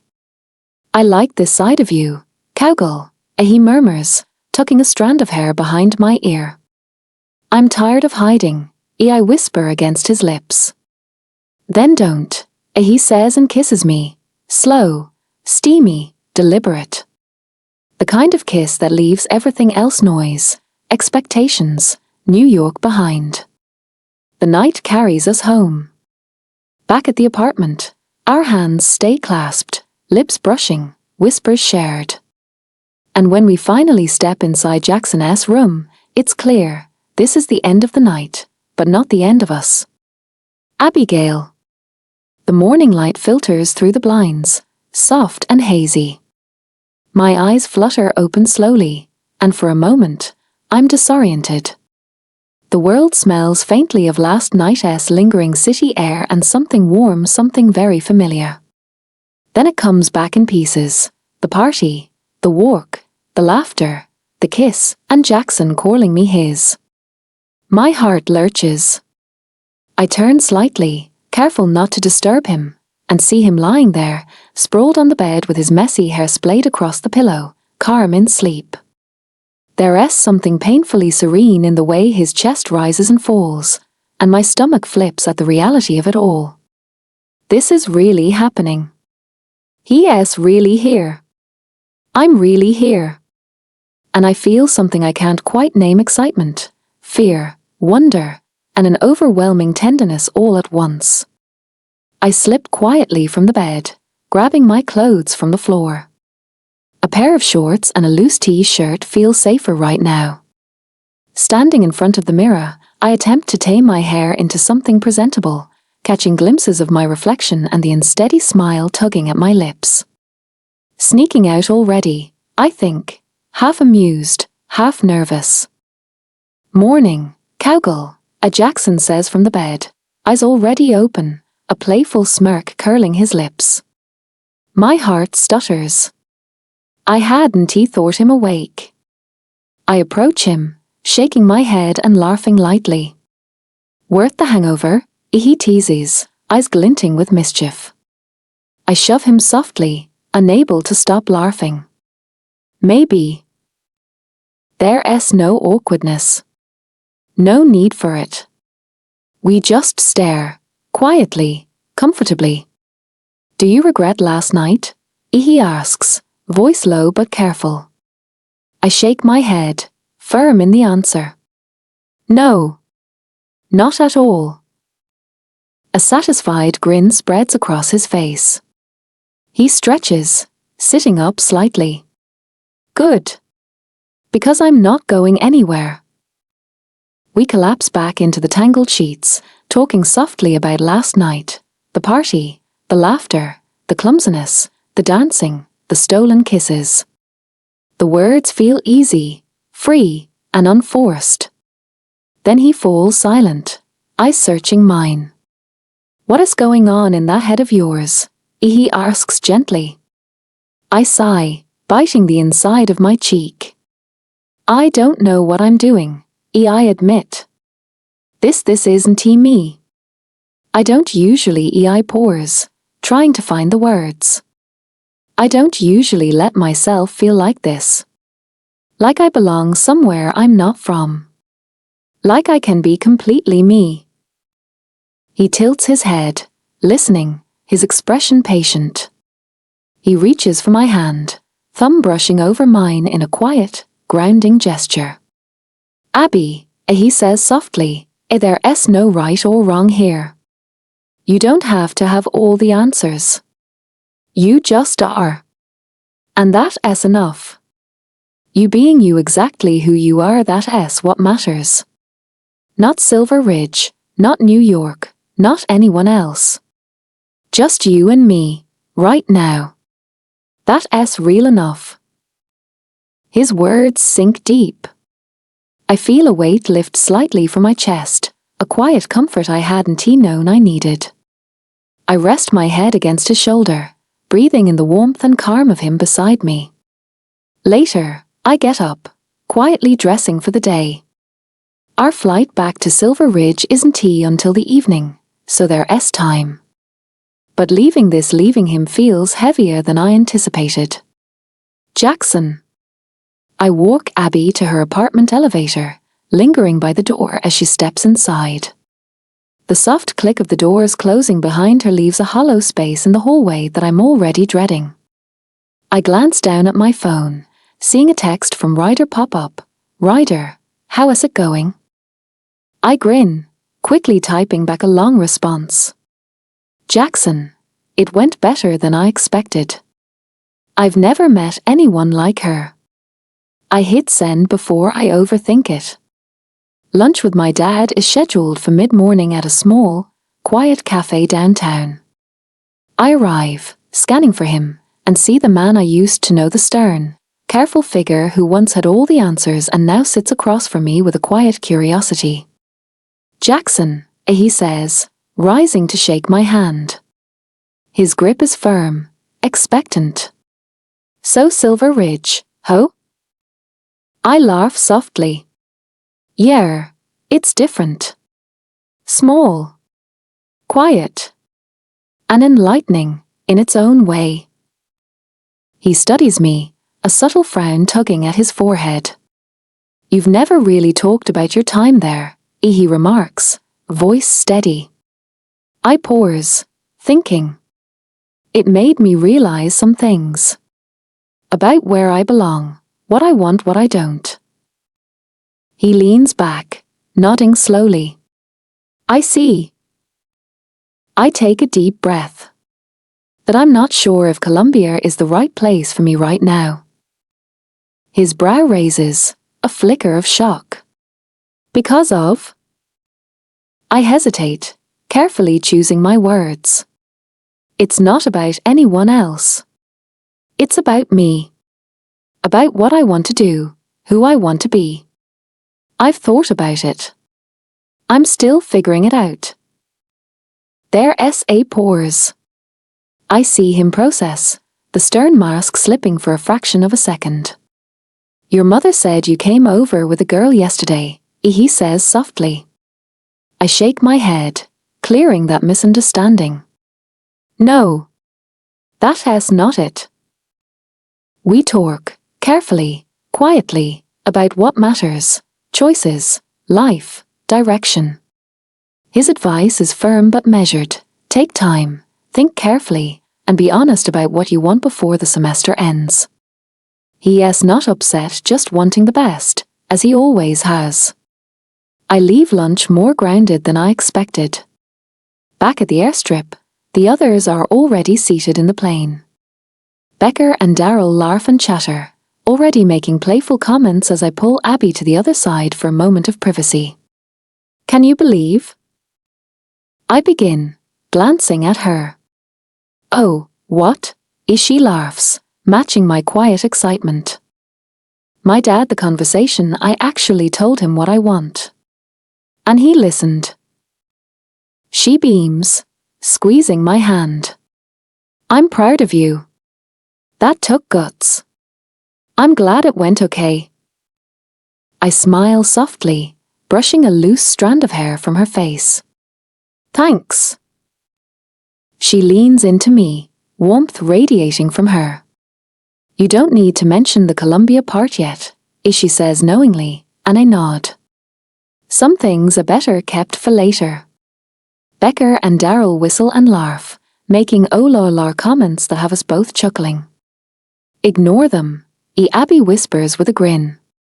Once we're seated, she slips onto my lap, comfortable and unself-conscious. My chest tightens. This girl, she's too perfect, I think. We talk quietly, hands intertwined, teasing, sharing reflections on the weekend, the city, and our moments together.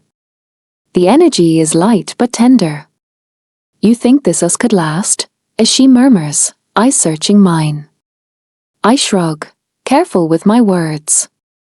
Right now, I don't care about what anyone else thinks. I like this you, us, here, together. That's enough. Her lips curve into a smile as she leans closer. I like this side of you too, Jackson, she whispers. I'm tired of hiding, I murmur against her. Then don't, she says, and our lips meet in a slow, deliberate kiss. The kind that makes the world narrow until it's only us, the hum of the plane, the soft vibrations of the engines, and the steady rhythm of our hearts. By the time we land, the city lights of Silver Ridge feel smaller, quieter, but somehow home. And as we walk off the plane, hands still clasped, lips brushing in whispered kisses, it's clear, whatever comes next, this us has changed everything. Abigail. The familiar scent of Silver Ridge drifts through the car windows, crisp and earthy with a hint of the pine that always clings to the outskirts of town. My fingers drum lightly on the steering wheel as we wind down the long driveway toward the ranch. Sunday dinner is usually calm, quiet, predictable, but this time, my chest flutters with anticipation.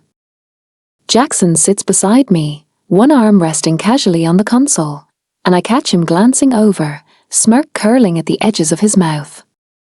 You know, I start, trying to sound casual, if I didn't know better, I'd think you were trying to flirt with me right now. Maybe I am, he replies smoothly, eyes sparkling with mischief. And maybe it's working. I roll my eyes but can't hide my grin. Oh, really? And here I was thinking I was the one in charge of the teasing. You are, he says, leaning closer, letting his hand brush against my thigh. But I get bonus points for being irresistible in the front seat.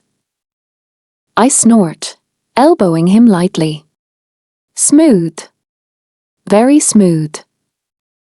From the back seat, Becker's laugh cuts through the air, loud and gleeful. Oh, finally. Took you long enough, you too. And here I thought we'd never see Abby's walls crumble. Daryl adds, mock gasping. Oh, you guys are impossible, I mutter, shaking my head while trying to hide the blush creeping up my neck. Jackson laughs softly, brushing his hand over mine, thumb circling in a light, familiar rhythm. Ignore them, he whispers. They're just jealous. I glance over at him, heart skipping. Jealous of what exactly? That I get to sit here, with you, watching you fight your blush, he says, voice low, teasing but tender. I bite my lip, trying not to laugh outright. The ranch finally comes into view. The long driveway, the white fence glinting in the late afternoon sun, the red barn standing like a sentinel of my childhood, it all hits me at once. My chest tightens, a mix of nostalgia and excitement bubbling in my stomach. They're still here, I murmur, noting Mom's car and other guests' cars. Sunday dinner must still be on or winding down. Jackson squeezes my hand gently. Ready? Ready, I breathe, stepping out of the car. Gravel crunches beneath my boots, grounding me in the moment. Mom spots me first and hurries over, arms open wide.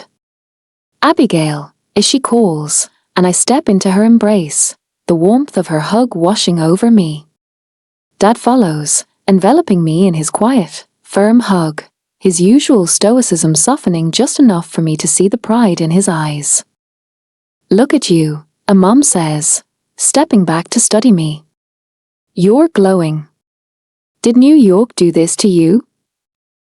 I grin, glancing at Jackson, who has stepped beside me, hands tucked casually in his pockets, looking surprisingly at ease. Something like that, I murmur, letting my gaze linger on him for just a second. Dad chuckles softly, shaking his head. It's good to see you happy. That's what matters most, kiddo. Jackson leans in slightly, offering a small bow of introduction. Maxwell. Hope. I brought her back, he says smoothly. My parents greet him warmly, and just like that, he's part of this little corner of my world. Becker and Daryl weave through the garden behind us, teasing and laughing, pointing at us like spectators at a private show. "Oh, look at them," a Daryl whispers loudly enough for everyone to hear, grinning. The country girl S got herself a city boy now. Becker chimes in with mock drama. "If finally. The universe delivered."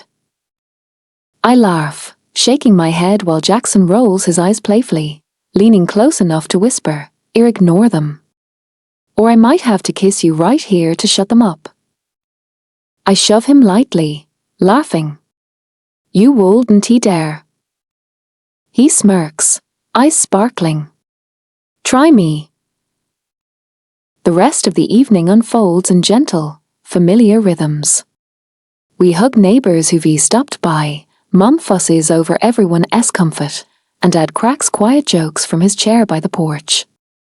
The conversation drifts from small-town gossip to stories of my childhood antics, and Jackson listens, laughing at just the right moments, joining seamlessly.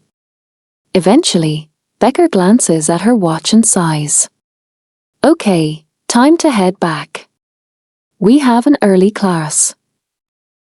I am saying goodbye to my parents as the rest head to the car. Mom studies me, eyes bright. "Abigail, I can see it. Something's changed, hasn't it?" Dad remains quiet, as usual, stoic, expression neutral. But Mom leans closer, whispering conspiratorially, "This is about him, isn't it? I can tell in the way you look at each other." I glance at Jackson talking to Becker and Darley through the window of the car. "Yes," I admit softly. "I'm happy." Mom beams, clapping her hands together. "Good. I can already see plans forming in my head: holidays, visits, the future." She laughs lightly, nudging me in jest but clearly thrilled. Dad finally speaks, quiet but steady. "It's always nice to see you happy, Abby. That's enough for me." I head out to the car. Becker and Daryl are already waiting, teasing each other quietly. Jackson leans against the window, teasing them back with playful smirks. I step up beside him, hand brushing his. "They know," I whisper. He glances at my parents. Mom's smile is impossibly wide, her eyes sparkling. Dad lifts 2 fingers to his forehead, giving Jackson a brief, restrained salute. Jackson turns to me, lips curling into a soft grin. "I'll see you tomorrow," he says, voice low, brushing my hand lightly. I slide into the driver's seat, catching the last glimpse of my parents, who wave, and Jackson leans down for a small, sweet kiss on my lips. It's gentle, grounding, and just enough to make the world feel perfectly aligned. As the car pulls away, the ranch fades behind us, but the warmth of the evening and the laughter stays with me.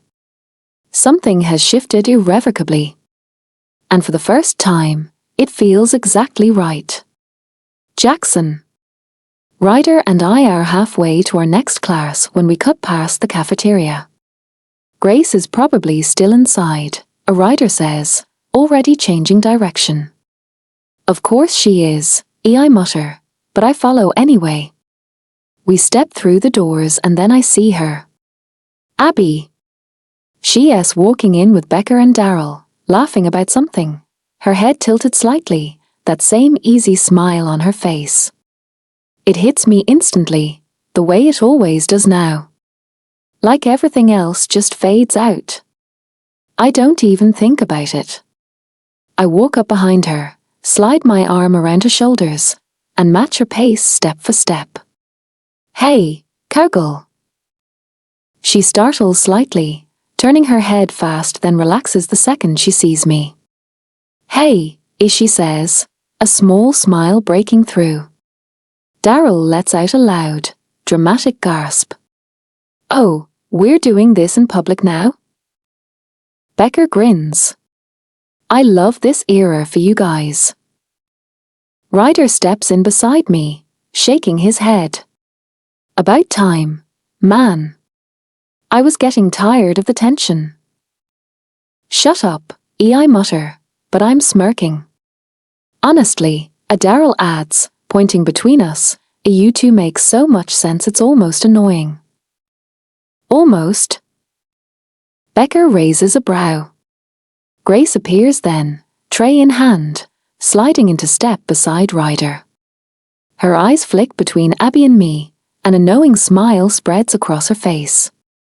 Okay, I'm just going to say it, she says. This is good. Like, really good.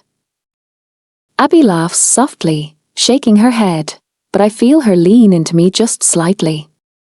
I glance down at her. Walk with me. She nods, and I gently pull her aside, away from the group. So, I say, lowering my voice, you're all mine after your last class. She blinks. What? I smirk. This evening. I've got you. She crosses her arms, narrowing her eyes slightly. Jackson. I already talked to your mum, I add casually. That catches her off guard. You what? I know you usually help out at the flower shop today, I shrug. Told her I'd have you back by 7. She stares at me for a second. What if I have assignments? You won't, I say simply. And if you do, you'll still be back by 7. She hesitates. Thinks. Then sighs. Okay. I grin. Good. I lean in, press a quick kiss to her cheek, and step back. I'll meet you after class. She smiles, soft but real. Okay. I head off with Ryder and Grace, but I can feel it the stairs. People watching. Whispers starting. I almost forgot what this place is like. Small town. Everyone knows everything. I glance back once. Abby notices it too. The looks, the quiet conversations. But she just shrugs it off, turning back to Becker and Daryl like it doesn't matter. A small smile pulls at my lips. That's my girl. Class is tolerable. Until Kimberly drops into the seat next to me. I don't even look at her at first. Well, she says, crossing her legs, voice sharp with something forced. That didn't take long. I sigh quietly. What didn't he? You and her, she says, like the word tastes bad. I finally glance at her. Say what you want to say, Kimberly. She leans in slightly. You really think this is going to last? I lean back in my chair, completely unbothered. Yeah. I do. She scoffs. Please. You always get bored. Not this time.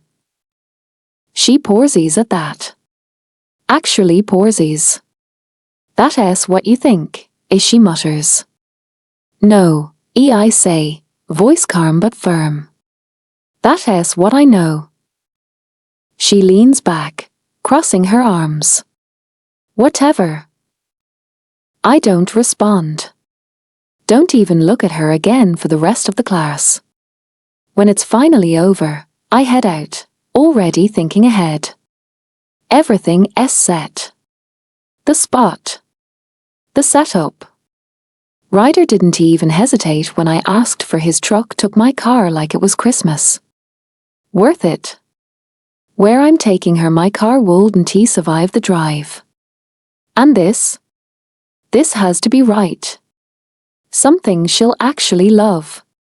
Abigail. The entire day feels like it's moving too slowly. I'm walking to my last class, phone in hand, rereading Jackson's last message for the 10th time. Wait and see. That's all he has been saying. You think it's something fancy? Becker asks. Or something chaotic, Daryl adds. Like skydiving. I glare at him. If it's skydiving, I'm turning around. They laugh. But my mind keeps wandering. To him. To everything this is becoming. As we turn the corner, I spot them, Kimberly and her group. They're not even subtle.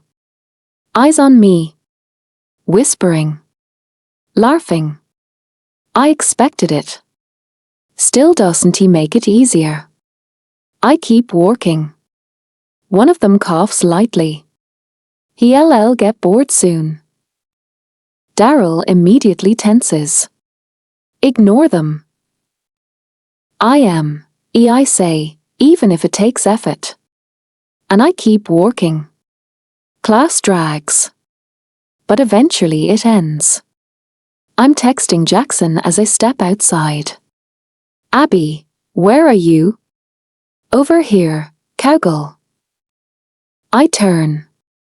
He's leaning against one of the pillars, arms crossed, looking entirely too good for a normal day. Hey, I say, walking up to him. You ready? He asks, taking my hand. I smile. Yeah. Let us go. We reach the parking lot, and I frown slightly. Why are we at Ryder's truck? Jackson opens the door for me. We made a trade. That's all you're saying? That's all you're getting. I roll my eyes but get in anyway. The drive starts normal enough. Music low. Windows slightly down. So, I say, glancing at him, are you going to give me anything? No. Nothing? Not a chance. I narrow my eyes. You're annoying. He grins. You like it. I don't respond. Because I do. After a while, I start noticing the direction. Are we going to the creek? No. We pass it. I turn to him again. Okay, then where are we going? He glances at me, smirk in place. Wait and see, cowgirl. I huff, leaning back. But I'm smiling. Eventually, the road gets rougher. Trees thicker. The air quieter. We reach what looks like a campsite, but he keeps driving. And then, we stop. I step out slowly. And my breath catches. The view is unreal. A waterfall cascades down over jagged rock, the sound of rushing water filling the air in the most calming way. Sunlight filters through the trees, catching the mist and turning it golden. The water below is clear, moving gently around smooth stones. Jackson, I whisper. He takes my hand. Come on. We walk further in, through the trees, until I see it. A setup. A blanket spread out, soft pillows scattered around. A small arrangement of food and snacks. Drinks. A laptop. And beside it painting canvases. I turn to him. Did you do all this? He nods, a little more quietly now. Yeah. It's beautiful, I say, stepping closer. I take it all in again. The effort. The thought. This is where. I watch him carefully. Is this our official first date? He smiles, looking at me. I'd like it to be. I love it, I say, leaning up to kiss his cheek. We settle in easily. Talking. Laughing. Trying to paint badly. You're terrible at this, I tell him. I'm abstract, he argues. That's not abstract, that's a mess. He laughs, pulling me closer. We eat, talk about everything and nothing, the sound of the waterfall filling the quiet spaces between words. Time slows. It feels real. Simple. Perfect. Later, we move closer to the water. It's not that cold, he says. You're lying. Only one way to find out. I laugh, shaking my head, but eventually, I give in. The water is cool, refreshing, the kind that wakes you up instantly. We stay near the edge, splashing lightly, laughing like kids. And then it quiets again. He looks at me. Really looks. Abby. There's something different in his voice. Serious. Be my girlfriend. My breath catches. Are you sure? He steps closer. More than anything. And just like that, everything settles. All the doubt. The questions. Gone. I smile, stepping into him, wrapping my arms around his neck. Yeah, I whisper, kissing him softly. I'd love to be your girlfriend. And this time it feels like the beginning of something real. Abigail. It's been a few weeks. A few weeks since that night by the waterfall. Since the moment everything shifted from almost to real. Since Jackson asked me to be his, and I said yes without hesitation.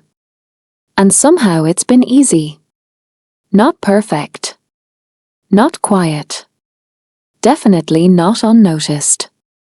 Silver Ridge doesn't do quiet when it comes to things like this. At first, it felt like the entire town had an opinion. At the grocery store, at the diner, even walking past people on the street, I could feel it. The looks. The whispers. Some curious. Some judgmental. Some surprisingly supportive. Didn't he see that coming? He has trouble. They actually look good together. It was exhausting at first. Trying to pretend I didn't hear it. Trying to act like it didn't matter. But then it started to fade. People got bored. Moved on. Found something else to talk about. And we stayed the same. If anything, stronger. Jackson still shows up like he always has, like there's nowhere else he'd rather be. Walking me to class. Picking me up after. Sitting with me in the quiet moments like they matter just as much as everything else. And me? I stopped overthinking it. Stopped questioning every glance, every touch, every moment. I just let it happen. And it's been good. Really good. Today, we're all heading to Ryder's place. It's a big deal. The announcement for the NFL draft selections is today, and Ryder's been waiting for this moment for as long as I've known him. He has been talking about the Chicago Vipers like it's already written in the stars. Jackson and I pull up at the same time as another car. Kimberly steps out first. Perfect as always. Polished. Calculated. Carrington follows right behind her. Right. They're together now. I glance at Jackson briefly, but he doesn't react. Neither do I. If anything, it makes sense. They didn't get together because they like each other. They got together because of us. And honestly, they can have each other. We step out of the car at the same time. Hey, I say, keeping it neutral. Abigail, Kimberly replies, tight smile in place. Jackson, Carrington nods. Carrington, Jackson replies, just as flat. And that's enough. We head inside. The house is already full. Noise. Laughter. Nervous energy buzzing in the air. Finally, Ryder calls the second he sees us. He looks like he hasn't slept in days. You good? Jackson asks, clapping him on the shoulder. Ryder exhales sharply. Ask me in an hour. Grace appears beside him, sliding her hand into his like it belongs there. Because it does. You're going to be fine, she tells him softly. He looks at her and just like that, he believes it. I smile at that. They're disgustingly perfect, Becker whispers beside me. Actually painful to watch, Daryl adds. I laugh under my breath. We settle in around the living room, everyone finding a spot, eyes flicking constantly to the TV. Jackson pulls me down beside him, his arm draping easily over my shoulders. I lean into him without thinking. His fingers trace slow, absent patterns against my arm. Grounding. Comforting. Familiar.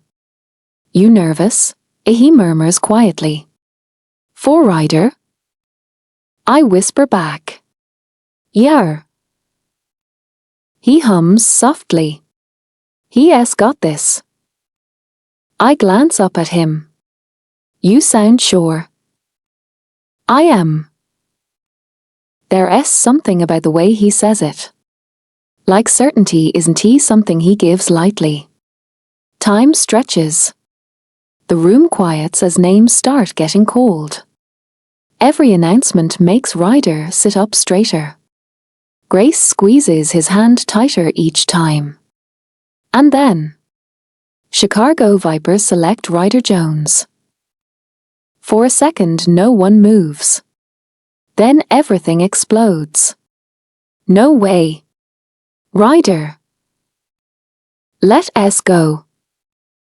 He's on his feet before the sentence even finishes, pulling Grace into him like he can't believe it's real. She's laughing and crying at the same time. I told you, she says breathlessly. I told you. He kisses her. And we all lose it. Cheers. Clapping. People shouting over each other. Jackson stands, pulling me up with him as he wraps Ryder in a tight hug. Told you, he says again. Ryder laughs, shaking his head. Man Chicago. Grace beams. We're going to Chicago. There's something so certain in the way she says we. Like there was never another option. And honestly, there wasn't. The celebration doesn't stop. Music starts playing. People move in and out of the house. Drinks appear. Food gets passed around. At some point, we all end up outside. The sun dips lower, and someone lights a fire in the backyard. We gather around it, the energy softer now. Warmer. More real. Jackson pulls me onto his lap without even asking, settling back in the chair with ease. My arms rest loosely around his shoulders. His hand rests on my thigh. Comfortable. Natural. Like we've done this 100 times. It's actually so cute, Daryl says, nodding toward Ryder and Grace. They're moving to Chicago together. Grace smiles, leaning into Ryder. That has always been the plan. He kisses her temple softly. Cue collective oaths. Disgusting, Becker mutters, but she's smiling. And then, would you ever move to New York for him? Kimberly's voice cuts clean through the moment. Everything stills. Grace exhales sharply. Really, Kim? I feel Jackson's hand still slightly on my thigh. I don't answer immediately. Because the truth is I don't know. We haven't talked about it. Not really. Every time I try he changes the subject. And now? Everyone else looking. Waiting. The question hanging there. Daryl suddenly leans forward. Okay, but can we talk about how Ryder is about to become insufferable? Laughter breaks the tension instantly. Already is, a Jackson mutters. The moment shifts. Moves on. But the question doesn't he? You okay? Jackson murmurs quietly. His hand squeezes my thigh gently. I nod, forcing a small smile, leaning closer into him. Yeah, I say softly. But something feels unsettled. Jackson. The drive is quiet. Not uncomfortable. Just quiet. I glance over at her as I pull up outside her apartment. You okay? I ask. She nods too quickly. Yeah. Bullshit.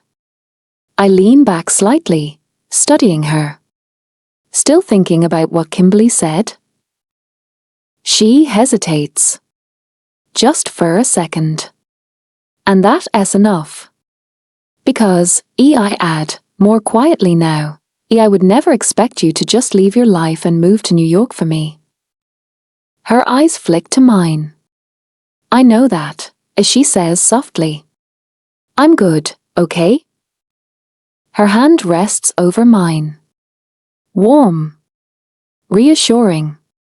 But not convincing. She leans in, pressing a soft kiss to my lips. See you tomorrow, she murmurs, her hand brushing my cheek. I catch it gently, leaning in for one more quick kiss. See you tomorrow, cowgirl. She smiles and then she's gone. Walking into the building. And I sit there for a second longer than I should. By the time I get back to the ranch, the quiet feels louder. My phone buzzes. Big bro, how you doing? I stare at it for a second. Then hit call instead. He picks up almost immediately. Well, look who's calling, he says. I huff lightly. Yar. How are things over there?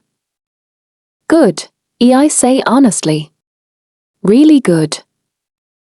And you and Abigail? I pause. Great, I answer. But I don't know if they will be for much longer. He's quiet for a second. What happened? I run a hand through my hair. A girl from school made a comment about Abby moving to New York. And now she's thinking about it. He exhales. Far. There's a beat. What do you want? He asks. That's the problem, I admit.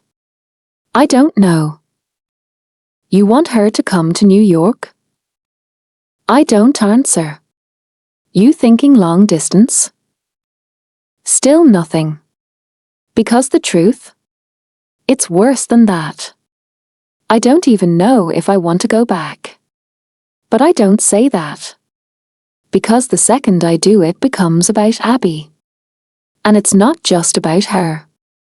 She's part of it. A big part. But not the only part. I told Dad I'd give him an answer by the end of the semester, I say instead. That's in a month. Then figure it out, he says simply. Before it figures itself out for you. I huff quietly. Yar. We hang up not long after. And I just sit there for a while. Thinking. About New York. About Silver Ridge. About her. And for the first time, I don't know which one feels more like home. Abigail. The shop smells like fresh flowers and soft earth, the kind of scent that usually calms me the second I walk in. Today, it doesn't quite do the trick. I've been quieter than usual. Slower with everything. Even arranging bouquets feels like it's taking more effort than it should. Mum notices. Of course she does. What's wrong? She asks casually, not even looking up as she trims a stem. Nothing, I reply, a little too quickly. She hums softly, setting the scissors down before finally glancing at me. You've been here an hour and barely said 5 words. Try again. I sigh, adjusting the flowers in front of me. I'm fine. She raises a brow. Right. Their essay pours before she wipes her hands lightly on her apron. Come on. Let's go next door. You look like you need actual food and not just floral therapy. I hesitate. Then give in. Okay. The cafe next door is quiet, warm, familiar. We've already ordered, and I'm stirring my drink even though I'm not really paying attention to it. The question slips out before I can stop it. How did you know? Mum blinks. Know what?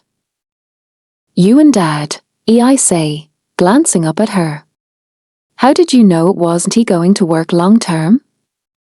She almost chokes on her drink. What? She coughs, setting the glass down quickly. You and Dad, I repeat, a little more carefully this time. How did you know it was time to end things? She studies me for a moment. Really studies me. Then she leans back slightly, her expression softening. It wasn't one big moment, as she says gently. It was a lot of small ones. I stay quiet, listening. We still loved each other, as she continues. That never really went away. But we weren't in love anymore. Not in the way that makes things work long term. I frown slightly. What does that even mean?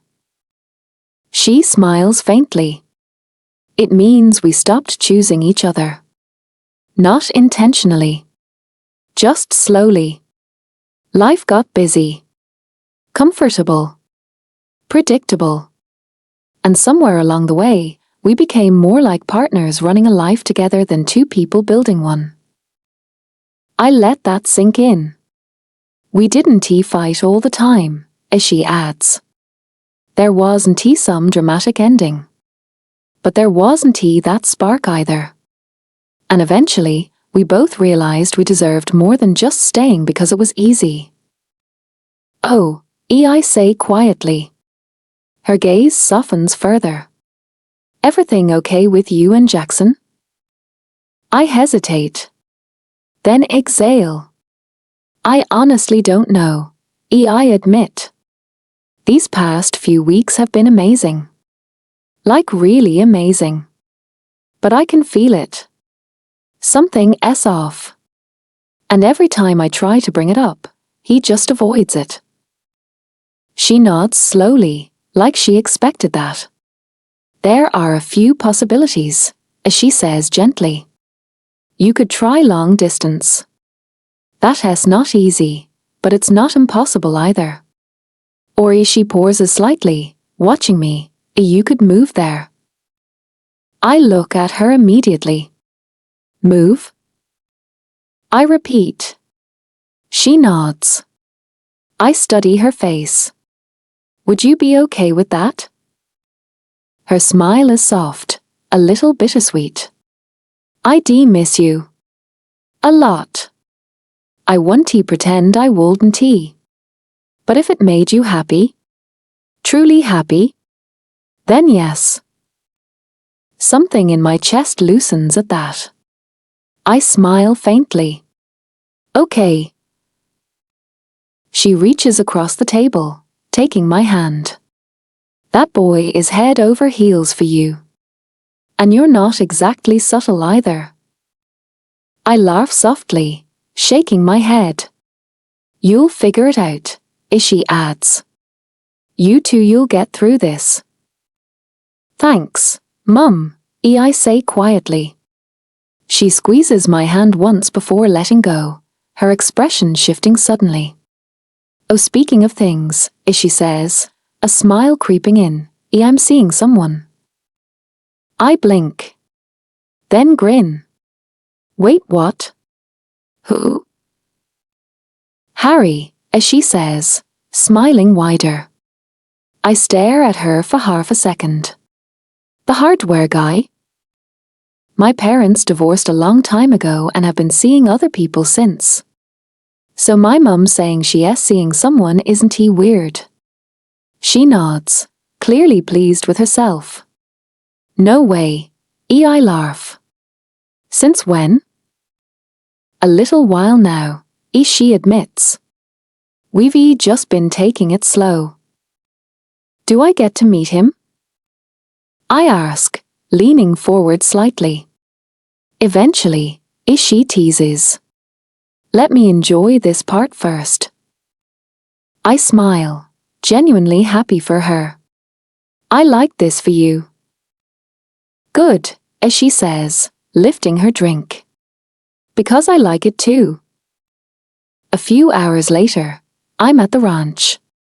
Dad is outside when I arrive, leaning against the fence like he always does. Hey, kiddo, he says, straightening slightly. Hey, I smile, stepping into a quick hug. You riding? He asks. Yeah, I nod. Just for a bit. He gestures toward the stables. Go ahead. Jackson. Practice runs longer than expected. Rider S still riding the high from the other day, and somehow that makes him push even harder. Ryder asked me if I wanted to play with him and a few other guys in a charity game that the school does, and I said okay. My dad taught my brothers and me how to play when we were young. By the time I get back to the guest house, I'm tired, a little sore, but restless in a way I can't quite shake. I clean up quickly, then head out to see if Maxwell needs anything. He's out front when I find him. Hey, I say. Jackson, he nods. Good practice? Yeah, I reply. You? He gestures toward the ranch. Abigail was here earlier. Took one of the horses out. I pause slightly. Oh. He studies me for a second. Everything okay? I exhale slowly. I don't know. There's just a lot going on right now. And I think it's starting to affect her too. I just don't know what to do about it. He nods, like he understands more than he is saying. Be honest with her, he says simply. Whatever it is. She can handle it. I glance down, considering that. You might still catch her if you leave now, he adds. I nod.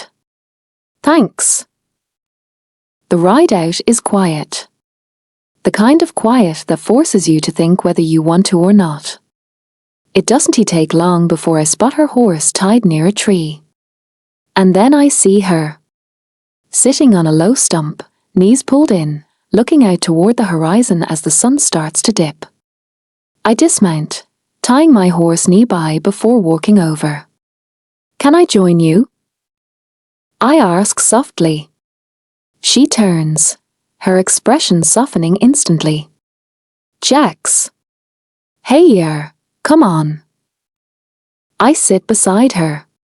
She pulls her knees closer to her chest again, eyes returning to the view. The sky is streaked with orange and gold, fading slowly into deeper shades. Beautiful view, I say, glancing at her. Yeah, she replies quietly. It is. I notice the slight shiver before she says anything, so I shrug off my jacket and hand it to her. She takes it without protest. Thanks. We sit in silence for a moment. How was your day? She asks. Messy, I admit lightly. Rider still acting like he's already in the league. She smiles faintly. He kind of is. Yeah, I nod. Guess so. And you? I ask. You've been busy? Helping Mum, she says. We went to the cafe after. I nod, letting the quiet settle again. But it doesn't feel like the kind you leave alone. Are we okay? I ask finally. She turns to me fully this time. Yeah, she says slowly. We are. But I have a feeling something's wrong. And if we keep avoiding it, it's going to turn into something bigger. And then we won't be okay. I nod. I know. I take a breath, running a hand through my hair. When I first got sent here, I thought it was going to be the worst experience of my life. I couldn't wait to get back to New York. She watches me quietly. But then I got here, I continue. And it was different. Quiet. Slower. Not everything felt like it was trying to pull something out of me. I glance at her. And then I met you. She doesn't look away. I didn't plan for any of this, I admit. She lets out a soft breath. Same. I was supposed to focus on school this year. Figure things out slowly. I didn't expect you either. A small smile tugs at my lips. Yeah, well I'm glad you almost took me out with those cows. She laughs lightly. You're never letting that go, are you? Not a chance.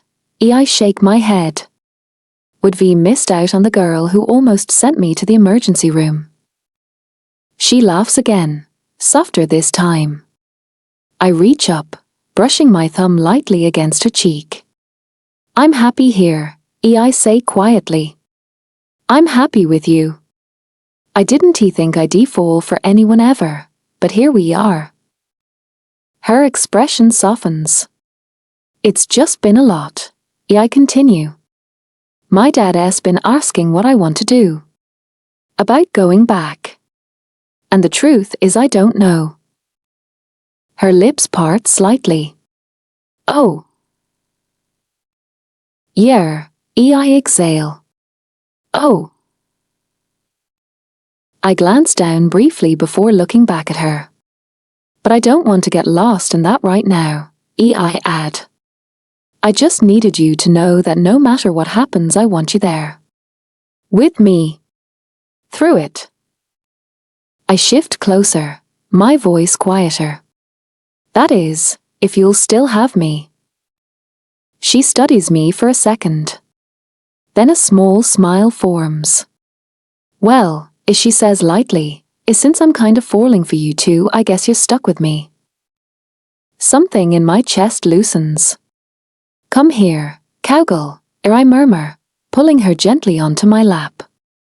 She settles there easily, her hands resting against my shoulders. I kiss her. Slow at first. Then deeper. Not rushed, not overwhelming, just steady, certain, like we're both choosing it in the moment. Her fingers curl lightly into my shirt as she leans into me, and for a second, everything else fades, the questions, the pressure, the uncertainty. When we pull back, our foreheads rest together. You make this really hard to walk away from, I admit quietly. Good, she murmurs. I don't want you to. I smile slightly, brushing a strand of hair from her face. Then don't let me, I say. And for now that feels like enough. Jackson. The locker room is loud in that chaotic, pre-game kind of way, lockers slamming, guys hyping each other up, music playing low from someone's speaker. The air smells like sweat, deodorant, and adrenaline. I sit on the bench, lacing up my cleats, rolling my shoulders once to loosen up. Across from me, Ryder is pacing like he's trying to burn off energy he can't contain. "You good?" I ask, glancing up at him. He exhales through his nose. "I will be once we're out there." Man's already acting like he's in the league, as someone mutters from the corner. Ryder points at him. "Damn right I am." A few guys laugh. The tension breaks just slightly. Carrington is across the room, quiet, focused, but there's something off about the way he keeps glancing over. I ignore it. "Not today." Ryder claps his hands once, loud enough to cut through the noise. "Alright, listen up." The room settles, gradually. Conversations die down. Eyes turn toward him. "This isn't just some game," he says, voice steady but charged. "Yeah, it's charity. Yeah, it's for a good cause. But he gestures around, this is still us. This is still our name on that field." He pauses, scanning the room. We've all got people out there. People who showed up for us. So we show up for them. We play like it matters. Because it does. A few nods. A few murmured agreements. "And if you're out there playing for yourself," he adds, sharper now, "fix that real quick." His gaze flicks briefly to Carrington. Then back to everyone. "Let us go to work." A collective energy shifts in the room. Focused. Ready. We head out. The second I step onto the field, the noise hits. Cheers, chatter, the hum of a full crowd. I scan the bleachers and find her almost instantly. Abby. She's sitting with her parents, Becker, Daryl, her whole support system. My support system. She spots me, and her face lights up in that way that still catches me off guard every time. Without thinking, I lift a hand, blow her a kiss, then wink. She blushes immediately, ducking her head as Becker nudges her. A grin pulls at my lips. God, I think I might actually be falling in love with this girl. The whistle blows, pulling me back. I glance to my right and catch Carrington staring at me. Not neutral. Not focused. Just off. "You good, man?" I ask. He shrugs. "Just play the game." I roll my eyes. That's the plan. We line up. The ball is snapped. The first play moves fast. Ryder drops back, scans, throws. Clean pass. We push forward a few yards. Crowd reacts. Next play, I break left, cut past a defender, hands ready. Nothing. Carrington keeps the ball. Gets tackled. I frown, jogging back. Okay. Next play. I'm open again. Still nothing. By the fourth time, it's not a coincidence. "Pass the damn ball," I mutter under my breath as we reset. He doesn't respond. And it shows. Our offense stalls. We're losing yards we shouldn't be losing. The energy starts slipping. Timeout. Coach's voice cuts through. We regroup on the sideline. "What the hell is going on?" he snaps, eyes locking on Carrington. "You're not playing solo out there." Carrington shrugs, wiping his face. "I've got it." "No, you don't," I cut in, stepping forward. "Because if you did, we wouldn't be down right now." His eyes snap to mine. "Maybe if you were actually where you're supposed to be." "I am where I'm supposed to be," I interrupt, voice firm. You're just not parsing. The tension spikes. Coach steps between us. Enough. Fix it. Now. We break. Back on the field, everything feels tighter. Faster. Rougher. Carrington still isn't he parsing. Hope you're enjoying this while it lasts, he mutters as we line up again. I glance at him. What is that supposed to mean? You and Abby, he says casually. You really think that S going anywhere? I clench my jaw. Don't take the bait. Didn't he think so? He adds. The ball snaps. I run the route anyway. Focus forward. Ignore him. Play after play, it builds. The tension. The frustration. Then he shoves me hard while going for the ball. I lose balance, hitting the ground shoulder first. Pain shoots up instantly. Whistle blows. Halftime. What the hell, dude? I snap, pushing myself up, my shoulder screaming. I step toward him, ready to say more, but Ryder is there immediately, grabbing my arm. Not here, he says low. I glance around. People are watching. Crowd buzzing. Locker room. Now, a Ryder calls to the team. We head in. The second we're inside, I roll my shoulder and wince sharply. Something's wrong, a Ryder says, stepping closer. I'm gonna kill him, I mutter through my teeth. What happened? Asshole dislocated my shoulder, I say, gripping it carefully. Ryder's expression hardens. Come on. Nurse. He helps guide me down the hall. The nurse takes one look and nods. Sit. A few seconds later, a sharp, precise movement. Pain. Then relief. I exhale. Damn. You'll be fine, Ishi says.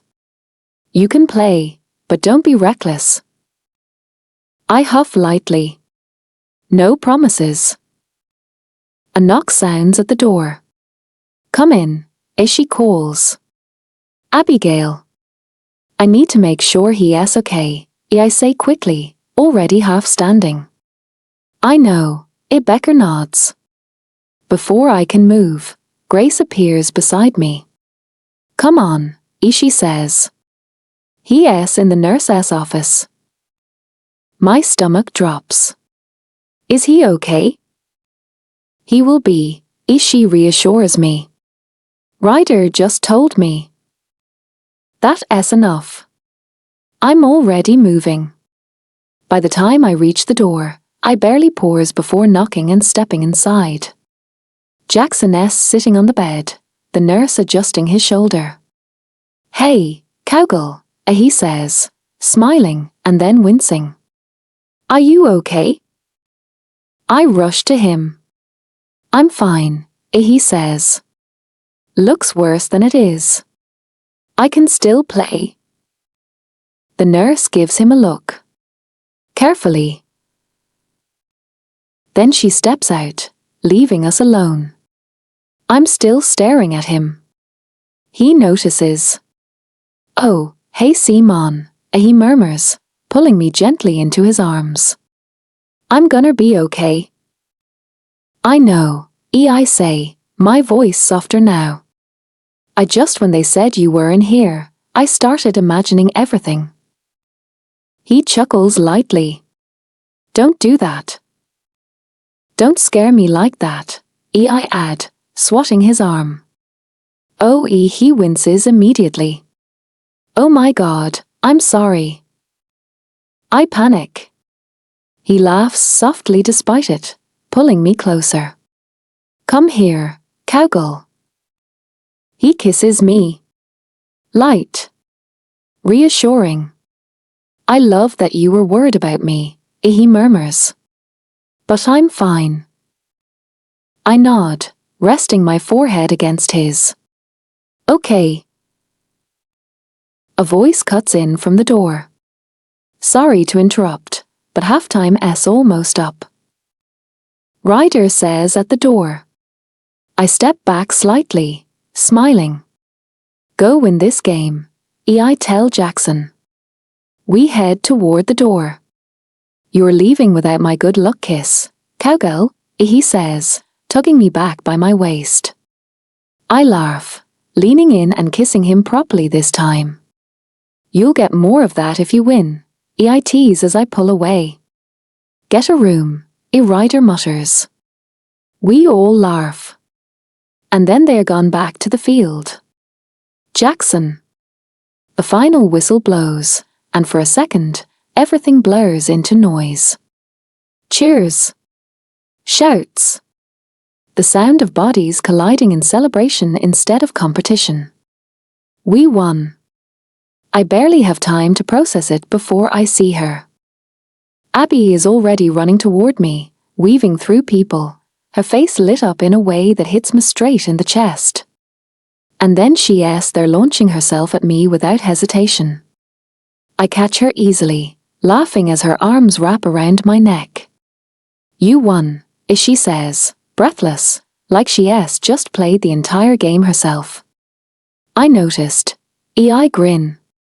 She kisses me quick, excited, full of adrenaline, and then pulls back just enough to look at me. Congratulations, she says, softer now. I set her down slowly, my hands settling at her waist. Thanks, baby. She smiles at that, and for a second, everything else fades out again. Then the rest of them pile in. Let us go. Daryl shouts, clapping me hard on the back. Okay, superstar, Becker adds, grinning. That second half? We see you. You almost gave me a heart attack, Grace says, stepping in and hugging me briefly. Don't do that again. No promises, I smirk. Ryder shows up last, still riding the high, pulling me into a quick, tight hug. Good game, he says. Yeah, I nod.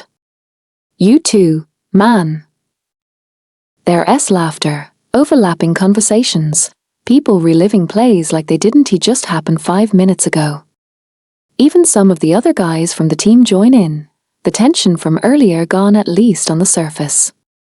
We start heading off the field, my arm slipping naturally around Abby's shoulders. Proud of you, as she murmurs. I glance down at her. You better be. She nudges me lightly. Jackson. I stop. Turn. Carrington. He looks different. Not defensive. Not cocky. Just off. Like he doesn't quite know how to stand right now. Hey, he says, awkward. Hey, I reply, neutral. He shifts his weight. Glances briefly at Abby, then back at me. About earlier, he starts. The push I didn't mean for you to get hurt. I study him for a second. That's not how I roll, he adds quickly.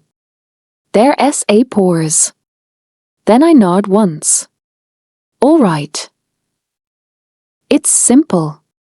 Not friendly. Not hostile. Just done.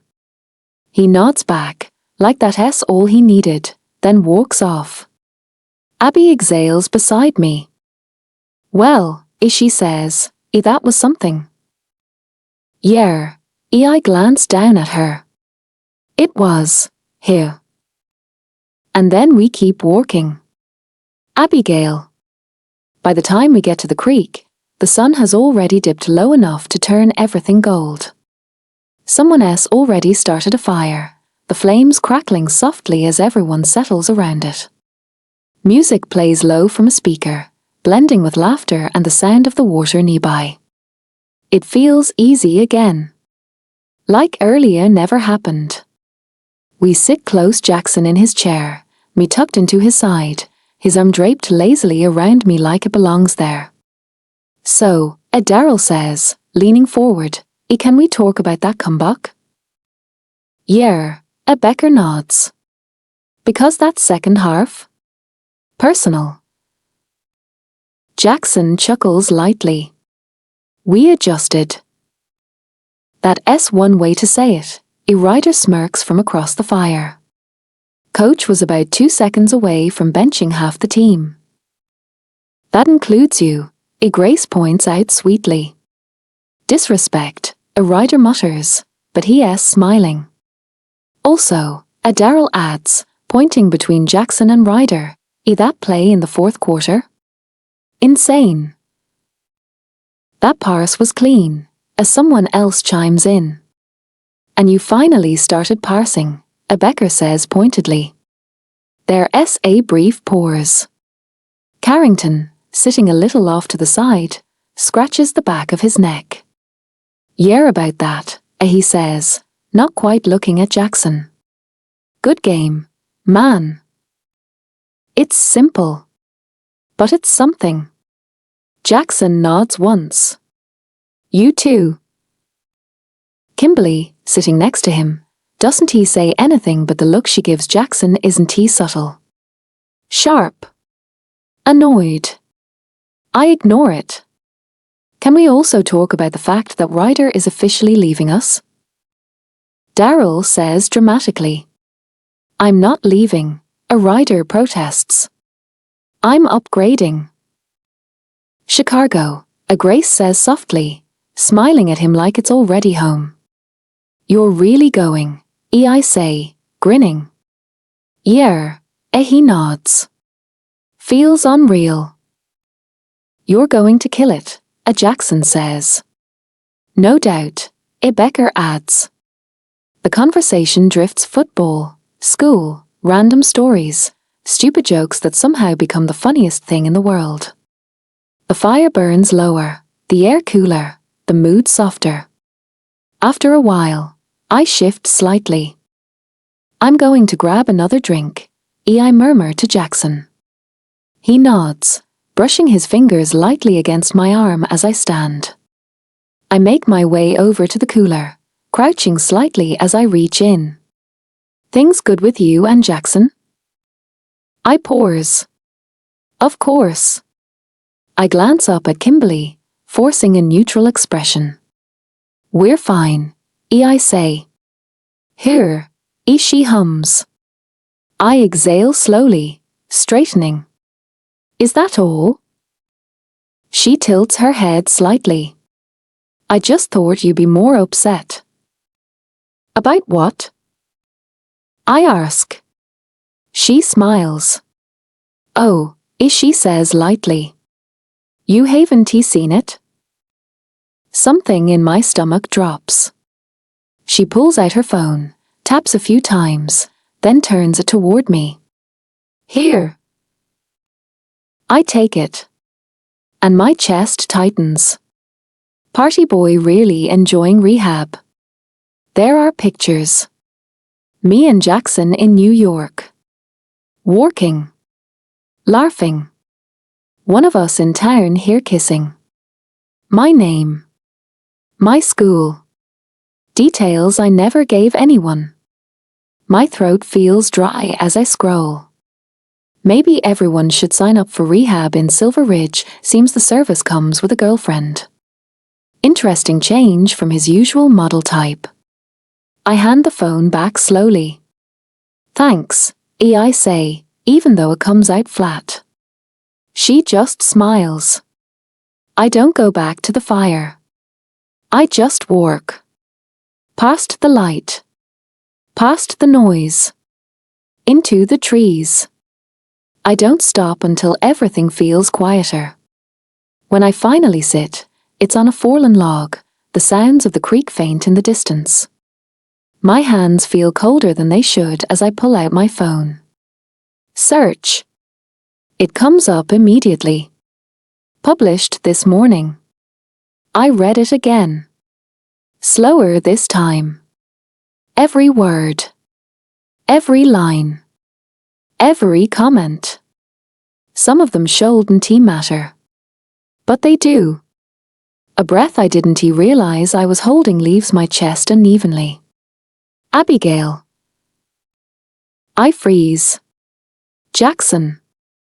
I lock my phone quickly, wiping at my cheek before I even realize why. I stand, turning toward him. Hey, I say, too quickly. What's up? His eyes narrow slightly. What's wrong? Nothing. I shake my head. I just needed some air. He steps closer. You're lying. I look away. Was it Kimberly? He asks. I saw you talking to her. What did she say? I hesitate.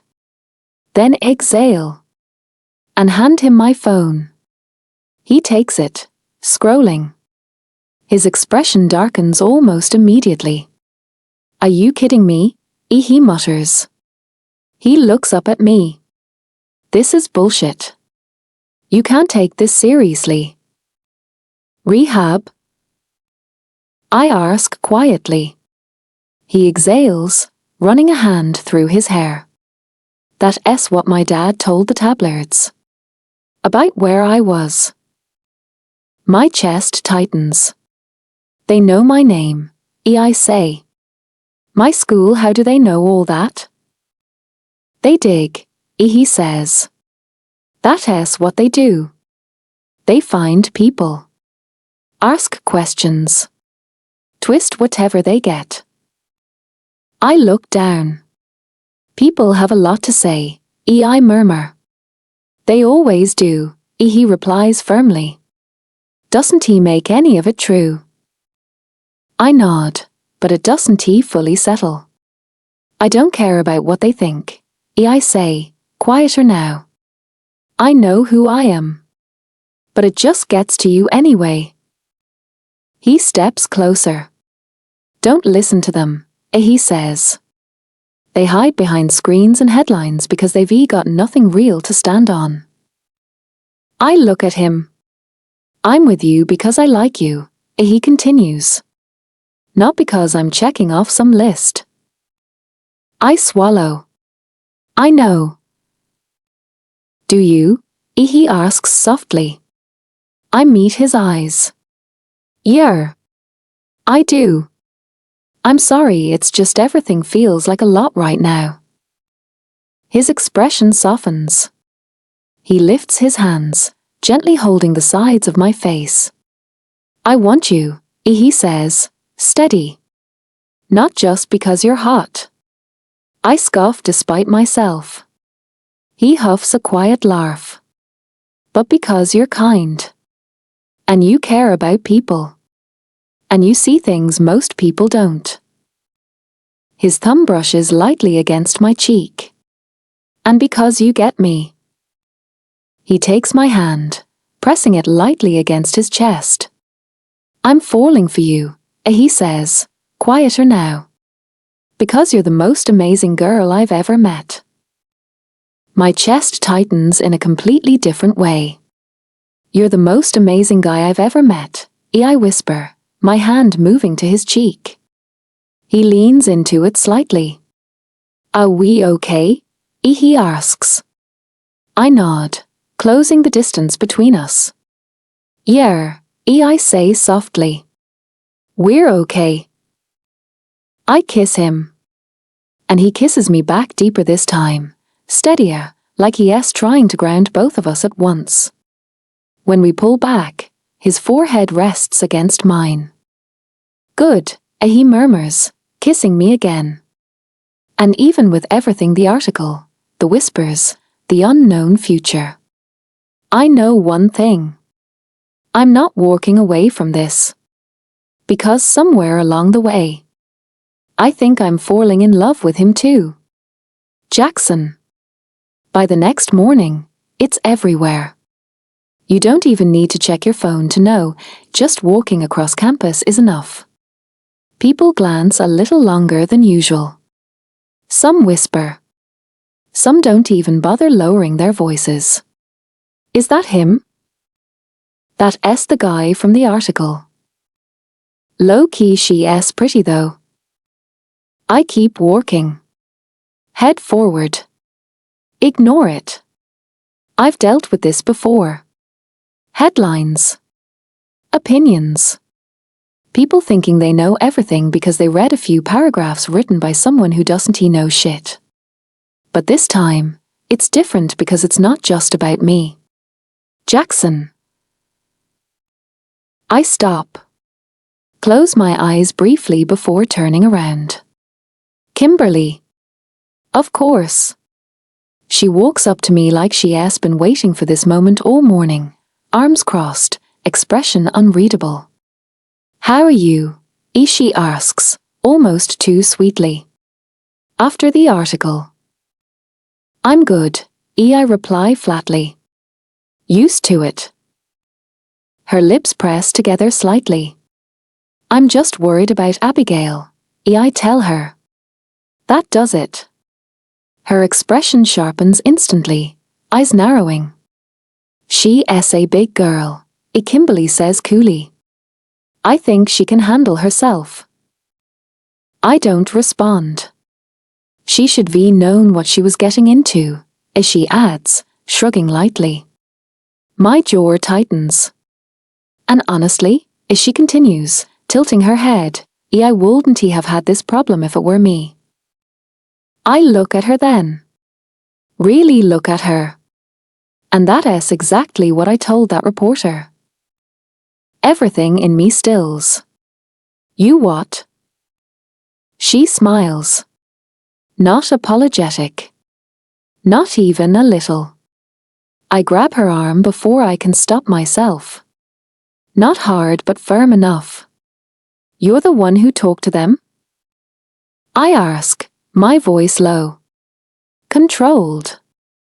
They came by Flora's asking about you, she says casually, like she's talking about the weather. I just happened to be there. She smiles again. Like she's proud of it. I let out a breath through my nose. You just don't get it, do you? She pulls her arm free, rolling her eyes. We are never going to happen, I say, stepping closer. Ever. I'm in love with Abigail. The words feel heavy. Real. So you stay the hell away from both of us. Got it? Her expression hardens. For a second, something almost hurt flickers there, but it's gone just as quickly. She scoffs. Turns. Walks away. I stand there for a moment, fists clenched, before forcing myself to move. Class. I spot Abby the second I walk in. She's already seated, staring down at her notebook, but she's not writing anything. And the looks? They're worse here. A couple of guys behind her whisper something, snickering quietly. My jaw tightens again. I walk over, leaning down to press a quick kiss to the side of her head before sitting beside her. Hey! You okay? She nods, too quickly. Yeah. I'm good. She doesn't look at me. Just not used to being the center of attention, she adds lightly. I give her a small smile. I know it's hard. But trust me, you learn to tune it out. She smiles back. But it doesn't reach her eyes. Before I can say anything else, the professor walks in, and the room quiets. Conversation over. By the time class ends, I'm already turning toward her. Hey wait, I say, catching her before she can leave. I have another class, as she says quickly. This'll be fast. She hesitates. Then nods. I take a breath. I found out who talked to the reporters. Her eyes widen immediately. What? It was Kimberly. I explain everything. The conversation. What she said. Abby goes quiet. Then, softly. You must be really broken her heart. I blink. Step back slightly. She winces. I didn't mean it like that. Then what did you mean? She exhales, running a hand through her hair. It just feels like everyone is trying to ruin this, as she says. And I don't even know why. My chest tightens. I'm working on getting the article taken down, I tell her. I'm doing everything I can. She nods. Okay. Thanks. And then she leaves. No kiss. No lingering. Nothing. I stand there, watching her walk away, something heavy settling in my chest. She hasn't said it. But I can feel it. This everything it's getting to her. And for the first time, it feels like I might be losing her. Abigail. I'm fine. Becker and Daryl both stare at me like I just told them the sky is green. You've said that 3 times, a Becker points out, arms crossed. And none of them were convincing, a Daryl adds, leaning back in his chair. We're at the student center, food sitting in front of me that I haven't touched. I'm just tired. I try again. Abby. Becker's voice softens. Talk to us. I hesitate. Then exhale. It's just everything, I admit. The article. The looks. The comments. Daryl nods slowly. Yeah. People suck. I thought I could handle it. I continue. And I know it shouldn't matter. But it does.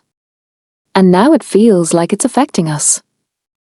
Have you talked to him? Becker asks. I shake my head. Not really. Well, there's your first problem, Daryl says. I glance at him. You can't expect him to know what's going on in your head if you don't tell him, he adds. He cares about you, Becker says gently. That much is obvious. I know, I whisper. Then trust that, she says. I nod slowly. But it doesn't make the feeling go away. A few hours later, I'm at the shop. And somehow, it's the same conversation all over again. You need to talk to him, Mum says gently. I will, I reply. No, as she shakes her head. Not eventually. Not when it feels easier. Now. I look at her. If you keep holding things in, she continues, you'll start creating problems that don't even exist. That hits. You care about him? She asks. Yes.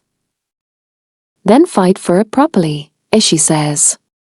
By the time I get back to my apartment, my phone is full of missed calls and texts from Jackson. I haven't answered any of them. I sit on my bed, staring at the screen. Thinking. Overthinking. Until finally, I grab my keys. The ranch is quiet when I get there. I knock on his door. A second later, it opens. Jackson looks surprised at first. Then relieved. Hey, cowgirl, he says softly, stepping aside to let me in. Hey. There's a small pause. Hi, he adds again, quieter this time. I give him a small smile. Hi. Everything okay? He asks. I nod. Can we sit?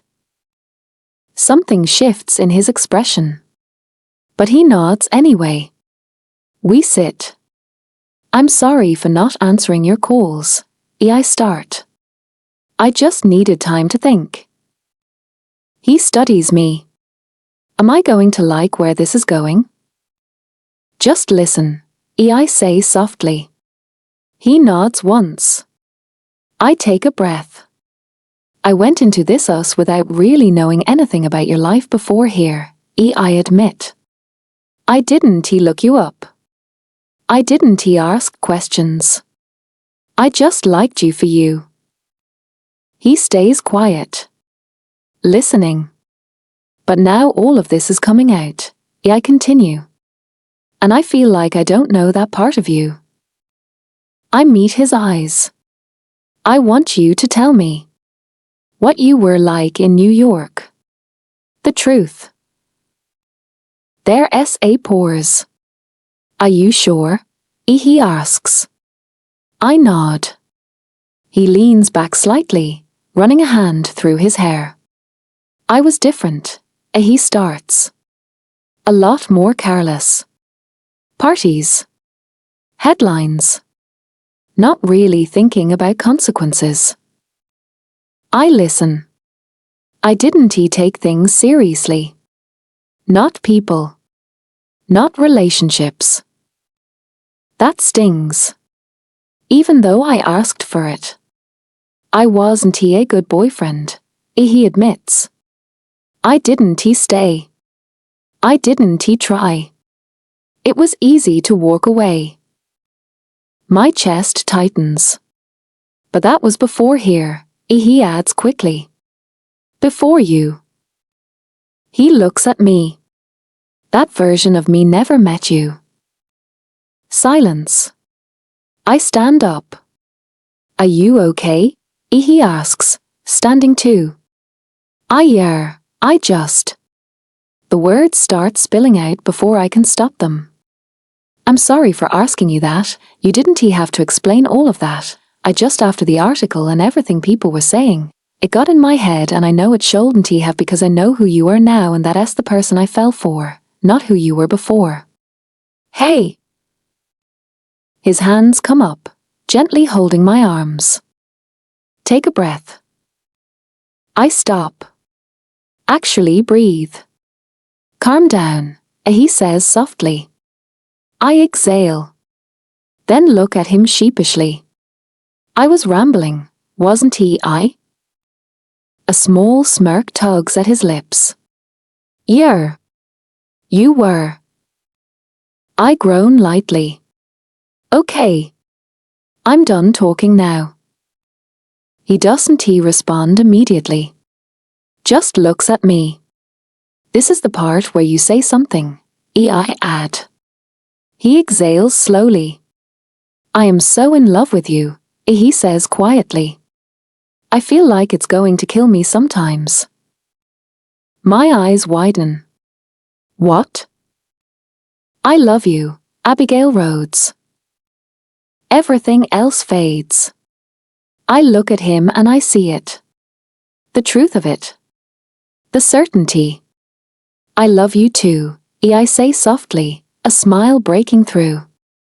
Something in his expression shifts completely. Yeah, he murmurs. Yeah. He lets out a breath, almost like relief. Then there's no way I'm letting you go, he says. Before I can respond, he pulls me closer, lifting me slightly as his lips crash into mine. The kiss is different this time. Deeper. Certain. Like everything we didn't say finally found its way out. He carries me toward the bedroom, and for once, I don't overthink it. I just hold on to him. And let everything else fade away. Jackson. I wake up before her. Not fully, just enough to register the quiet. The soft light filtering through the curtains, the slow rhythm of her breathing beside me. For a second, I don't move. I just lie there, staring at the ceiling, then I turn my head. Abby curled slightly into me, one hand resting loosely against my chest like it belongs there. Hair a little messy, face relaxed in a way I don't think I've seen before. No tension. No overthinking. Just peaceful. And it hits me again. Everything we said last night. Every word. I love you. I can still hear it in my head. The way it felt saying it out loud. The way she looked at me right after. The way she said it back like it wasn't even a question. My chest tightens, but not in a bad way. I meant it. Every part of it. And I know I'm not letting this girl go. Not now. Not later. Not ever. My arm tightens around her waist, pulling her a little closer. She shifts, mumbling something I don't quite catch, her face pressing lightly into my chest as she wakes. A small smile tugs at my lips. Good morning, cowgirl, I murmur against her ear. She blinks slowly, then tilts her head up to look at me. Her expression softens instantly. Morning, she says, voice still sleepy, smiling like it's the easiest thing in the world. Sleep okay? I ask. She hums lightly. Better than okay. Yeah. Yeah, she nods, brushing a strand of hair away from her face. Think I might start staying here permanently. I huff a quiet laugh. Oh, so now you admit it. She narrows her eyes slightly. Admit what? That you're obsessed with me. She scoffs, but she's smiling. Relax. I just like your bed. Wow, I shake my head. That's cold. Very, she says, settling closer anyway. I glance down at her. You're a terrible liar. Good thing I'm not trying very hard, as she murmurs. There's a pause. Comfortable. Easy. Then she shifts slightly, her fingers tracing absent patterns against my chest. What's your plan? She asks quietly. I frown a little. For today? No, as she shakes her head. For when you have to leave. The question sits heavier than anything we've said so far this morning. I exhale slowly, staring at the ceiling for a second before looking back at her. I'm still figuring it out, I admit. There's a lot tied to going back. She watches me quietly. But, I add, my hand brushing lightly along her arm, I've got a lot more reason to stay now. Her expression softens, a small smile forming as she shifts closer, resting her head against my chest again. Good, she murmurs. We stay like that for a while. No rush. No pressure. Just being. Until she eventually sighs softly. I should get up, she says reluctantly. I tighten my hold slightly. Or you don't. She laughs quietly. I have to. Exams are coming up. I groan. You're too responsible. She pulls back just enough to give me a look. Someone has to be. Yeah, I wave it off. Doesn't he mean I have to like it? She smiles, shaking her head as she slips out of bed. A second later, she is pulling on one of my shirts way too big on her, and a pair of leggings she must be left here. I watch her for a second. Yeah. I'm definitely not letting her go. I get up, walking over quietly before wrapping my arms around her from behind. You could stay, I murmur, pressing a light kiss to the side of her neck. She exhales softly, leaning back into me for half a second before shaking her head. I have to go. Unfortunate, I mumble against her skin. She laughs, slipping out of my arms and turning to face me. Her hands come up, resting lightly around my neck. Did you mean it?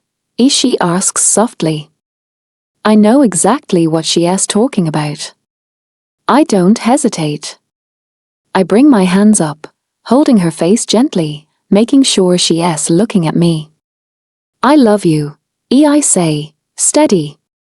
Her smile grows slowly, like she is letting it settle all over again. I love you too, she whispers. I lean in, kissing her slow, certain, like I need her to feel it. When we pull back, she presses one last quick kiss to my lips before stepping away. I'll see you later, she says. Yeah, I nod. You will. I walk her to the door, watching as she steps outside. She glances back once, smiling, then heads off. I stay there for a second longer than I need to. Then I close the door. I barely make it 2 steps back into the room before there is another knock. A small smile pulls at my lips. Forgot something already? I mutter, heading back to the door. I open it. And the smile drops instantly. Hello, son. Abigail. By the time I get back to my apartment, I'm already running through everything I need to do for the day. Notes.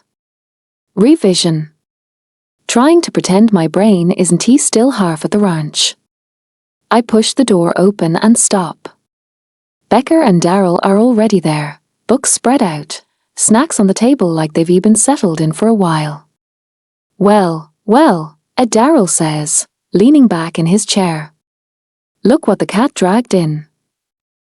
I grin sheepishly. Hi, guys. Becker raises a brow. I didn't know you were staying over at Jackson's. I wasn't planning to, I admit, dropping my bag. But a lot happened last night. Daryl immediately sits up, closing his book. Oh, I know that tone. Tell me everything. I laugh lightly, sitting down. Okay.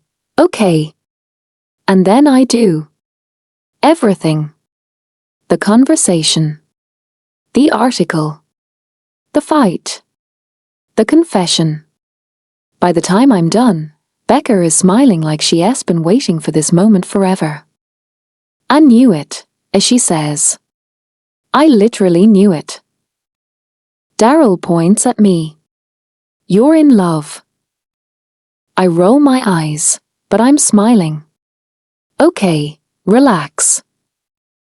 No, this is a big deal, Becker insists. Like this is not casual anymore. I know, I say softly. And? Daryl leans forward.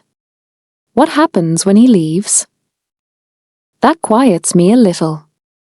I don't know, I admit. We haven't figured it out yet. But you will, Becker says gently. I nod slowly. Yeah. We will. There is a moment of understanding between us. Then Daryl claps his hands once. Great. Love life sorted. Now can we focus before we all fail? I laugh, shaking my head. Give me 10 minutes. I need to shower. 5, Becker says. 10, I repeat. I head to my room, grabbing what I need before stepping into the bathroom. By the time I come back out, they're already deep into their notes. I sit down, trying to actually focus this time. My phone buzzes beside me. I glance down. Jackson, you make it back okay? A small smile tugs at my lips. I type back quickly. Abby, yeah, with a heart emoji. And for the first time since everything started, it feels like maybe we're going to be okay. Jackson. I just stand there for a second, still holding the door open, my brain trying to catch up. My dad raises a brow slightly. Well? Are you going to let me in? Oh, yar. Sorry. I step aside quickly. He walks in like he belongs here. Like he hasn't just shown up unannounced halfway across the country. Hey, I say, moving toward him. He turns, and for a second there is something almost unsure in his expression, but then it's gone. I pull him into a quick hug. He hugs me back, firm, familiar. When we pull away, I shake my head slightly. What are you doing here? He exhales lightly, already moving toward the couch. Can a father not want to check in on his son? I let out a small, disbelieving laugh. I mean, yeah. But in our case, that is usually done through a phone call. He sits, looking up at me. It would be. If you actually answered them. Right. I glance down, rubbing the back of my neck. Yeah. Sorry. I've just been busy. His eyes linger on me for a second, like he is deciding whether to push that. Then, was that your girlfriend I saw leaving? He asks casually. I frown for half a second before it clicks. Abby. Yeah, ere I nod. That is her. He just hums, leaning back slightly. There is a beat of silence. So, I say, dropping into the chair across from him. How is New York? Busy, he replies. Same as always. Yeah, sounds about right. And you? He asks. Settling in? I nod. Yeah. It's different here. That is one word for it, he says lightly. Another pause. It's not uncomfortable, exactly. Just careful. Like we're both circling something we haven't said yet. I lean forward slightly. Okay. What are you really doing here? He studies me for a second. Then sighs. What are you doing, Jax? There it is. You postponed your interview, he continues. You haven't confirmed when you're coming back. Columbia is still waiting on your response. Each word lands heavier than the last. What is going on? He asks. I open my mouth ready with something easy. Something safe. Something that'll end this conversation quickly. But I stop. Because I already know I can't lie to him. Not about this. Not anymore. I lean back slightly, exhaling. I'm thinking about staying. He doesn't react immediately. Here, I add. In Silver Ridge. His brows draw together slightly. How long? I hesitate. I don't know. Maybe until the end of the school year. That gets a reaction. Not loud. Not dramatic. Just a quiet shift in his expression. He says slowly. I see. And then. And this has nothing to do with your girlfriend who happens to live here? My jaw tightens. Because if it does, he adds calmly, then you're not thinking clearly. It's not just that, I say quickly. It's more than that. He raises a brow, waiting. I run a hand through my hair, trying to put it into words. It's at this place I start. Everything about it. It's quieter. Slower. People actually show up for each other here. It's not just about what you can get from someone or what they can do for you. He stays quiet. I didn't realize how much I needed that. I admit. How much I needed to just breathe for a second. I glance at him. And yeah, Abby's part of it. I add honestly. But she's not the only reason. He nods slowly, but I can tell he's not fully convinced. I think you need more time, he says, standing. To see things clearly. I let out a frustrated breath, dropping my head back slightly. Of course you don't get it, I mutter. He pauses. What? I sit up, looking at him. You left this place the second you made it to New York. His expression shifts. That's not. You don't even talk about it, I cut in. Ever. All the stories I've heard about you growing up here? They sound good. Like you were actually happy. He stays quiet now. But I've never heard any of it from you, I add. I still have business here, he says after a moment. I laugh lightly, shaking my head. Yeah. That branch? He frowns slightly. I went there, I continue. A couple weeks ago. To say hi to Mr. Lawson. His eyes flicker at the name. He's an old family friend who's managing the branch here in Silver Ridge. Half the files weren't even properly logged, I go on. People showing up late. No clear structure. It's like no one else really running it. I lean forward slightly. They're trying, but it's a mess. He just stares at me for a second. I can't tell what he's thinking. I'll look into it, he says finally. I exhale. That's not the point, Dad. The point is you left this place behind. There's a pause. And for the first time he doesn't argue. He just looks at me. Like something about that actually landed. I'm going to say hi to Maxwell, he says after a moment. We'll continue this later. Of course we will. Yeah, I mutter, leaning back. Sure. He walks out. And I already know he's not going to bring it up again unless I force him to. A couple hours later, I see him and Maxwell heading out together. Hey, and Maxwell calls. We're going to grab a drink. You coming? I shake my head. Now. I've got some studying to do. My dad gives me a look, like he knows that's not the real reason. But he doesn't say anything. They leave. I pull out my phone. Jackson, can I come over?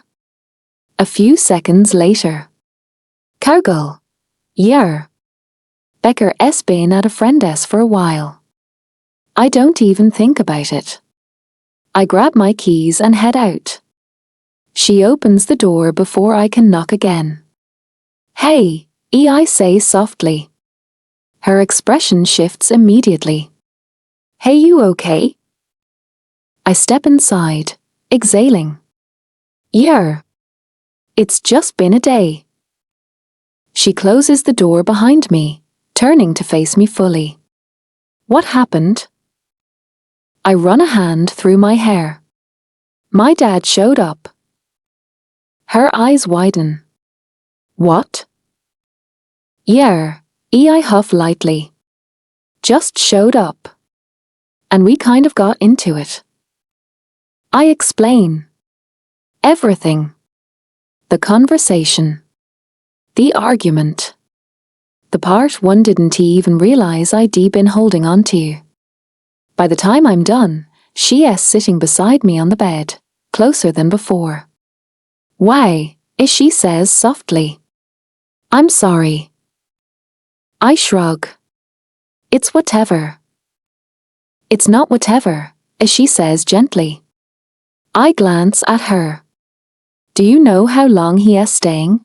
She asks. I shake my head. No. But yes, at the Ridge Hotel. She nods slowly, thinking. You know, she starts carefully. Maybe this isn't a bad thing. I raise a brow. Feels like one. Hear me out, she says, turning slightly toward me. You've been holding all of that in for a while, right? About him. About this place. I don't answer, but she's not wrong. And now he's here, as she continues. Not on the phone. Not through emails. Here. I sigh. Yeah. You might not get another chance like that, as she says softly. To actually say everything you need to say. I look at her. I know it's hard, she adds. But avoiding it won't make it go away. I let that sit for a second. He doesn't listen, I mutter. Then make him, she says simply. I huff out a quiet laugh. Easier said than done. Maybe, she shrugs. But you're not the same person you were before you came here either. That hits more than I expected to. You said it yourself, she adds gently. This place changed you. I look at her for a long second. Yeah, I admit quietly. And maybe, she says, it's time he sees that too. Silence settles between us. Not heavy. Just thoughtful. I reach for her hand, lacing my fingers through hers. Thanks, I say. She smiles softly. Always. The rest of the night is quiet. We don't talk about it again, not really. Instead, we put on a movie neither of us is fully paying attention to. She leans into me, my arm wrapped around her, her head resting against my shoulder like it's a spot now. Every now and then, she says something random about the movie. I respond. Half listening. Mostly just here. And for a few hours everything feels steady again. Abigail. Jackson drops me off just outside the main building, the engine still running as students pass by in clusters around us. It feels normal, almost too normal considering everything that has been happening. Good luck today, I say, turning slightly in my seat to face him. He huffs a quiet laugh. I think I really need that. Hey, I nudge his arm lightly. You'll be fine. Yeah, he glances at me. Yeah, I nod. You've got this. Just don't fight with him immediately. No promises, he mutters. I smile. Try. He studies me for a second, softer now. You're coming tonight, right? To the ranch? I ask. He nods. Dinner. I want you to meet him. I hesitate slightly. Are you sure? His hand comes up, gently tucking a loose strand of hair behind my ear. My breath catches just a little. I want him to meet the woman I'm in love with, he says quietly. Heat rushes to my cheeks instantly. Okay, I say, smiling despite myself. I'll be there. Good. I lean in, pressing a quick kiss to his lips before pulling back. Go deal with your dad, I tease lightly. Go survive school, he shoots back. I laugh, stepping out of the car. See you later. Later, Cargill. The day doesn't feel like it wants to end. Classes drag, every lecture blending into the next. My notes are messier than usual, my mind drifting back to tonight and this morning and everything in between. Exam pressure isn't helping either. Abby, Becker whispers from beside me. You've written the same word 3 times. I blink down at my notebook. Oh. Right, I mutter, scratching it out. Distracted much? Daryl adds from behind us. I'm fine, I say automatically. Liar, he replies. I don't even argue. Between classes, the whispers are still there. Not as loud as yesterday, but not gone either. Is that her? Yeah, from the article. I keep working. I'm getting better at pretending I don't hear it. But then. Abigail. I stop. Kimberly. I turn slowly. What do you want? She smiles, but it doesn't reach her eyes. Just checking in. I'm good. Are you? She tilts her head. Because it doesn't really look like it. I said I'm fine. She hums softly. You know this is only the beginning, right? My jaw tightens. People like him, she continues. This is their life. Attention. Drama. Headlines. I don't respond.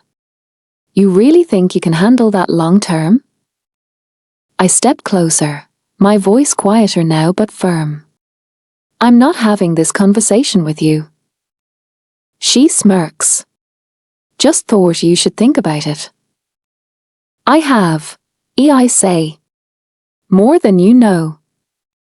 For a second, something flickers across her face. Then it's gone. I walk away before she can say anything else. By the time I get back to my apartment, my nerves are starting to settle into something heavier. Tonight. Meeting his dad. I stare at my closet longer than I should. Too casual? Too dressed up? Too much? Relax, I mutter to myself. I finally settle on something simple. Something me. Still my stomach won't stop twisting. The drive to the ranch feels shorter than usual. Jackson is already outside when I pull up, leaning against the railing like he has been waiting. Hey there, cowgirl, he says, stepping forward and pressing a kiss to my cheek. Hey, I smile. Is your dad here yet? He shakes his head. Not yet. He is on his way. Okay, good, I exhale. He eyes me. Nervous? No, I lie. He smirks. You're a terrible liar. Shut up, I mutter, but I'm smiling. We walk inside together, and I immediately spot Dad in the living room.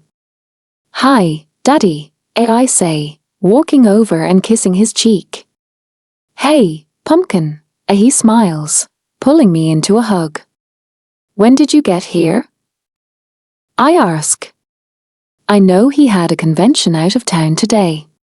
Not too long ago, he says. Wouldn't he miss this? Of course you wouldn't I tease. He chuckles. Your mum-s in the kitchen, by the way. Of course she is. It makes sense that she would be here too. I mean, they were all friends in high school. I glance back at Jackson briefly before heading toward the kitchen. Hey, Mumar, I say, walking in. She turns, smiling instantly. There's my girl. Need help? I ask. Oh no, sweetheart, I'm okay. I hop up onto the counter anyway, swinging my legs slightly. There's a pause. It's okay that I'm kind of nervous, right? I ask. She softens immediately, walking over. Oh, honey. Of course it is. I exhale.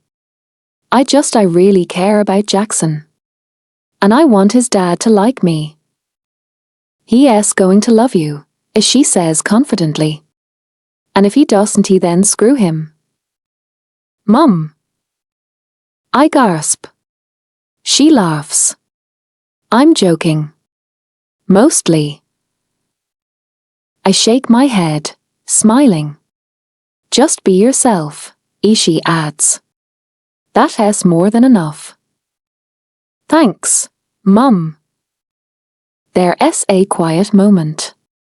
Then, you're really smitten with him, aren't you? She asks. I blush. Yeah, I guess I am. Do you love him? I nod, smiling softly. Her face lights up. Oh, that's amazing, sweetheart. We told each other a couple nights ago, I admit. She practically beams. I love this for you. I'm happy, I say quietly. I can see that. She turns back to the stove, stirring something. Then, have you thought about how this works long term? I pause. Not fully, I admit. But we've talked about it. A little. And? I shrug slightly. We'll figure it out. She turns to look at me more seriously now. Have you thought about leaving? My brows furrow. Leaving? For him, she clarifies. Or just in general. I think about it for a second. At first, I didn't even know what I wanted, I admit. I've always been scared of leaving here. Everyone I love is here. She listens quietly. But when I went to New York, I continue slowly. I loved it. The energy. The possibilities. It felt big. I smile faintly. But I couldn't stop thinking about home. About you. Dad. Everyone here. So what does that mean? She asks gently. It means I exhale. I think I want both. She tilts her head. After school, I say, I want to travel. See things. Experience more of the world. And after that? I come back, I say without hesitation. This is home. She walks over and hugs me tightly. I'm proud of you, she murmurs. Thanks, Mum. Right then. Hey, a Jackson's voice comes from the doorway. He's here. My stomach drops. I slide off the counter, instinctively reaching for Jackson's hand. Ready? He asks quietly. No, I whisper. He smiles. You'll be fine. We walk into the living room and there he is. Jackson's dad. He's intimidating. Taller than I expected. Sharp features. Clean, put together in a way that feels effortless. There's something about him that demands attention the second you look at him. But I see it too. The resemblance. The eyes. The posture. The presence. Dad, Jackson says. This is Abigail. I step forward slightly. Hi, I say, offering a small smile. It's nice to meet you. He studies me for a second, just long enough to make me aware of it before shaking my hand. Abigail, he nods. I've heard about you. I can't tell if that's good or bad. Dinner starts not long after. Everyone settles around the table as Mum brings out the food, the atmosphere warm, almost normal. At first. How's school going? Jackson's dad asks me. Good, I nod. busy with exams coming up. I'm sure, he says. What are you studying again? I answer, keeping my voice steady. The parents drift into old stories, high school memories, laughter, shared moments that make the room feel smaller. Dad mentions how Jackson has been helping around the ranch. He has been a big help, he says. Finding his footing.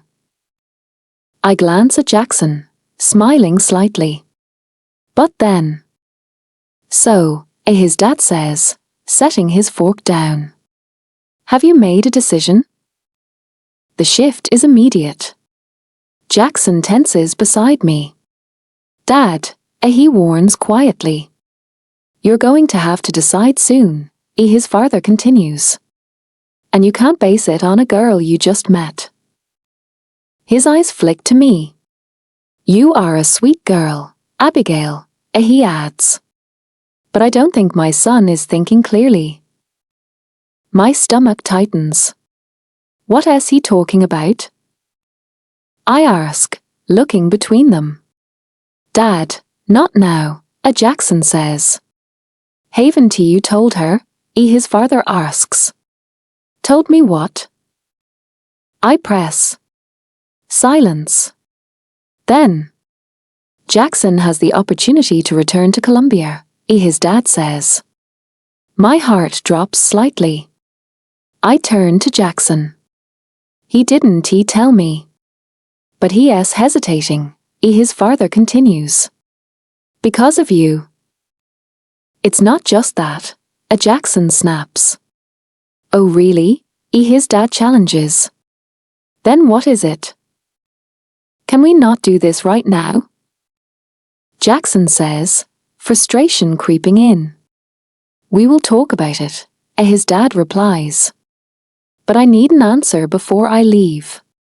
2 days. The air feels heavy. Thank you for dinner, he says, standing, nodding to Mum. He shakes Dad's hand. Then looks at me.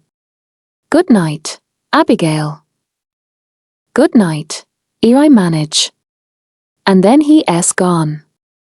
Jackson follows him out immediately. I just sit there for a second. Stunned. Sweetheart, Mum says gently. I'm okay, I lie, standing. I head outside just in time to see his dad's car pulling away. Jackson stands there, tense. What was that? I ask, trying to keep my voice steady. He exhales sharply. Why didn't you tell me about Colombia? I add. He runs a hand through his hair. I was going to. When? I press. After you decided? It's not like that. Then what is it like? I cut in. I didn't want to make it a bigger deal than it already is, he says. It is a big deal, Jackson, I say. This is your future. I know that. Then why does it feel like you're basing it on me? I'm not, he snaps. Your dad literally just said you were. He doesn't know what he is talking about, Jackson fires back.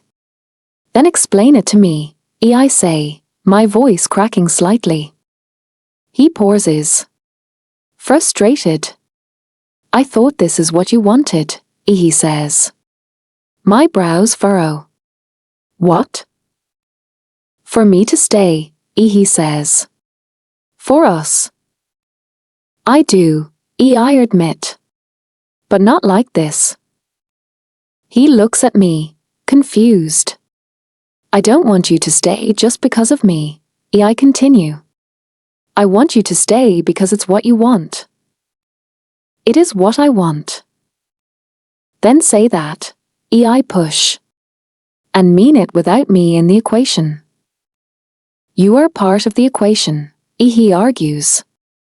I know that, I say. But I can't be the only reason you give up something like Colombia. Silence. I don't want to be that and have you regret it later, I add quietly. You're not.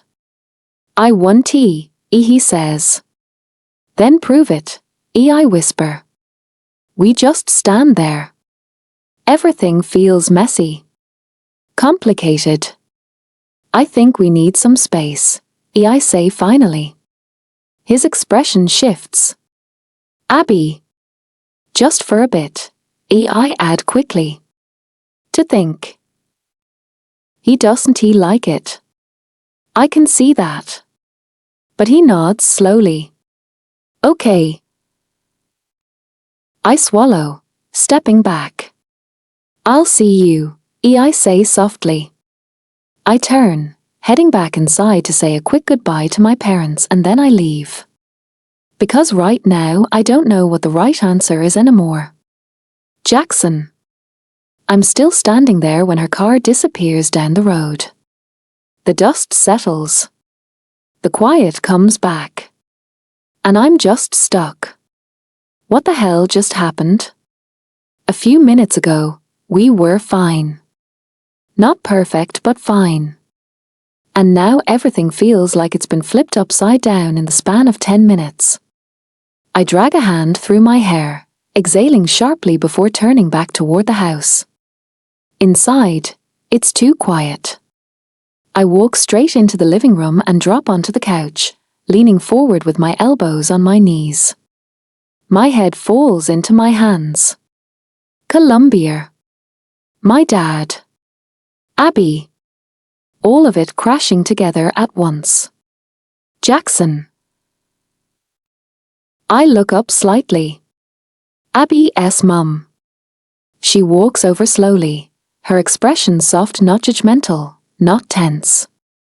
Just kind. You two will work it out, as she says gently. I don't even know how to respond to that. She leans down, pressing a light kiss to my cheek. Good night, sweetheart. Good night, I murmur. She gives me one last reassuring smile before heading out. And then it's just me and her dad. I glance over as he lowers himself onto the couch beside me. He doesn't say anything at first. Just sits there, hands clasped, looking ahead. The silence stretches. I'm sorry, I say finally. About tonight. He waves it off like it's nothing. Don't be. I frown slightly. Your dad has always been like that, he continues. Has a bit of a listening problem. A small, tired huff leaves me. Give it time, he adds. And make sure he hears you. Not just what he wants to hear. I nod slowly. Yeah, I'll try. There's another pause. Then, as for my daughter, I tense without meaning to. He turns slightly, looking at me now. I want you to do what's right for you, he says. Whatever that is.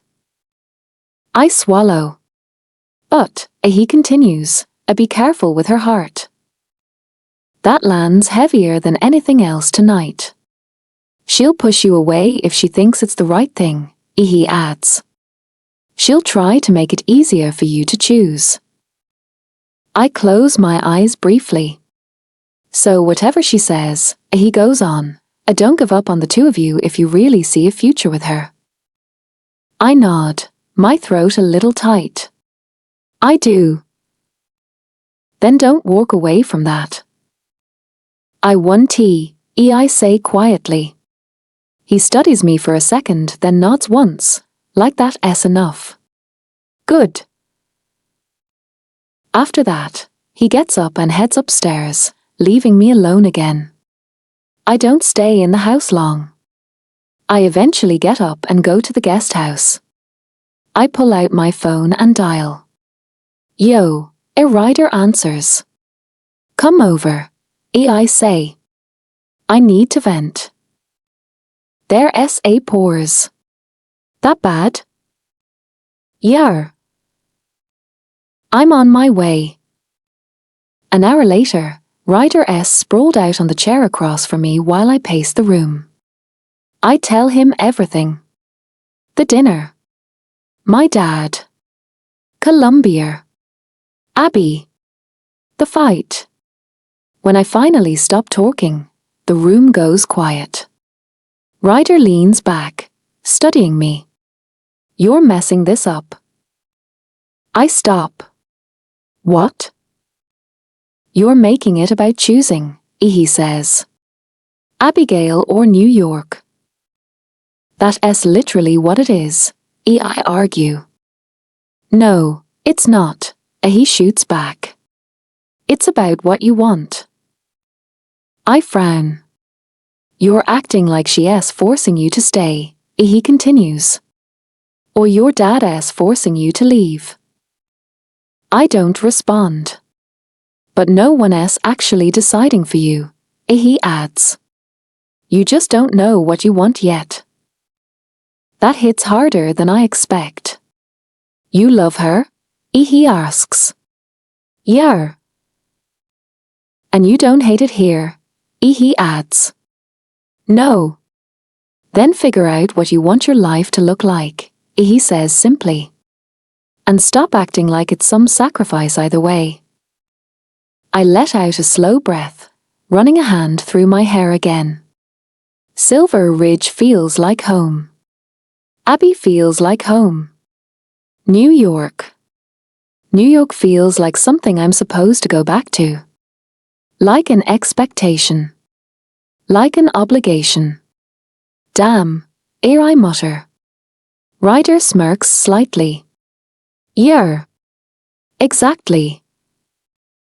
We sit in silence for a while after that. Just letting it sink in. Eventually, he gets up.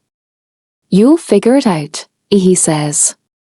I have to, I reply. After he leaves, I lie back on the bed, staring at the ceiling. My dad wants an answer in 2 days. And for the first time I think I might actually have one. Abigail. I don't cry until I'm halfway home. And once it starts, I can't stop. Everything just crashes. The dinner. His dad. The way he looked at me when he said it like I was the problem. Like I was the reason. My chest tightens. Didn't he ask for that? Didn't he ask to be the reason he gives something up? Or the reason he stays? Or the reason everything gets complicated? By the time I reach my apartment, I'm wiping at my face quickly, trying to pull myself together.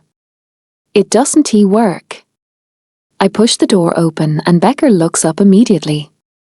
She doesn't even say anything at first. She just stands. Abby. That's all it takes. I break. I walk straight into her arms, and the tears just come harder. Hey, what happened? She asks, holding me tightly. I don't know. I choke out. Everything just went wrong. What happened? Daryl's voice cuts in as he walks in from the kitchen. He takes one look at me and frowns. Oh, damn. We end up sitting on the floor, backs against the couch, my legs pulled in as I try to calm down. Okay, Becker says gently. Start from the beginning. So I do. I tell them everything. Meeting his dad. The dinner. The Columbia thing. The fight. When I finish, there's a moment of silence. First of all, Daryl says, his dad is a lot. That's putting it nicely, Becker mutters.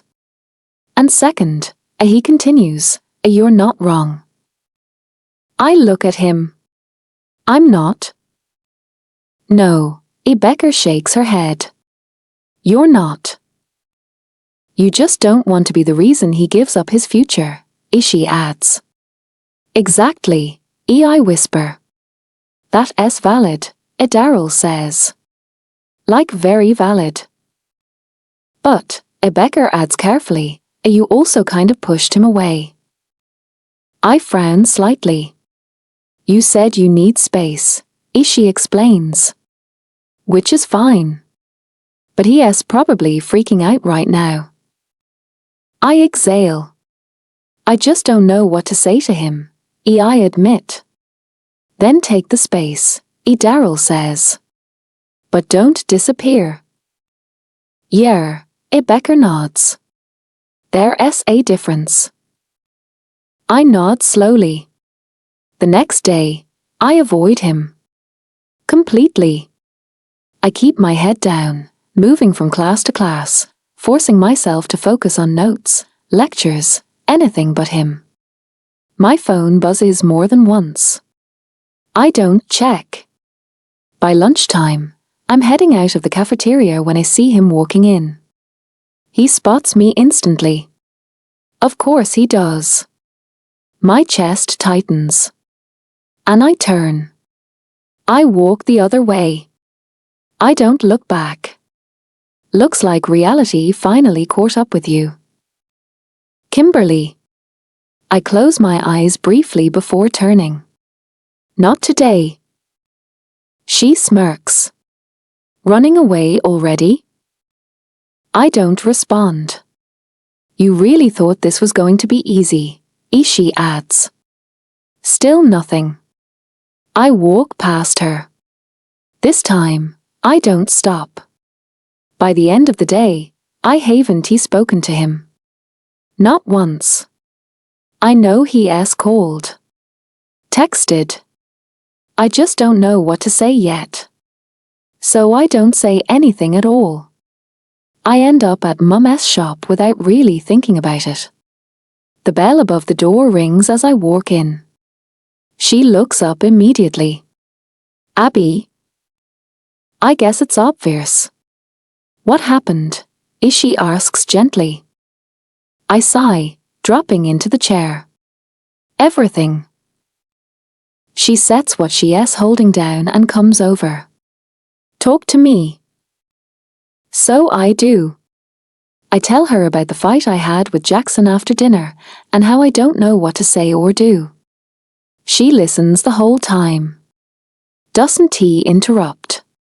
When I'm done, she exhales slowly. That's a lot, Ishii admits. Yeah. But you weren't wrong, Ishii adds. I look at her. You don't want to be the reason he gives something up, Ishii says. That's a good thing. Relief flickers slightly in my chest. But, Ishii continues, you also can't decide for him. I frown. He needs to figure that out himself, Ishii says. And you need to trust that he will. What if he doesn't? I ask quietly. She smiles softly. Then you'll deal with it when it happens. I huff lightly. That is not comforting. It's not supposed to be, as she says gently. It's honest. I look down at my hands. I just don't want to lose him, I admit. You want to lose him over one conversation, Ishii says. I hope she is right. Give it time, Ishii adds. But don't shut him out completely. I nod slowly. I want tea. At least I don't think I will. But right now, I still don't know how to face him. Jackson. She avoids me. All day. It's not subtle either. It's deliberate. Every time I see her across campus, she turns the other way. Leaves rooms early. Keeps her head down like I'm not even there. And it's irritating. No worse than that. It gets under my skin in a way I don't like. Because I don't even get the chance to fix it. To explain. To say anything. By the time I get to the hotel, my patience is already shot. The Ridge Hotel looks exactly like it always does, clean, polished, too quiet. I walk into the restaurant and spot him immediately. Of course he's already there. Sitting straight back to the table like he owns the place, suit perfectly pressed, a cup of coffee in front of him that he hasn't touched. I walk over, pulling out the chair across from him. Hey! He glances up briefly. You're late. I check my watch. I'm not. Traffic, I mutter, even though we both know that's not true. Their SA pores. Thick. Uncomfortable. How are you? He asks finally. I let out a quiet breath. Fine. You don't look fine. Yeah, well, I lean back slightly. Last night was something. His jaw tightens almost imperceptibly. You shouldn't have said all that, I add. Not there. Not in front of everyone. Not to her. He exhales slowly, like he's already annoyed. I said what needed to be said. No, I shake my head. You said what you wanted to say. Big difference. His eyes sharpen. You're letting emotions cloud your judgment. And you're trying to control mine, I fire back. Silence. I lean forward, resting my arms on the table.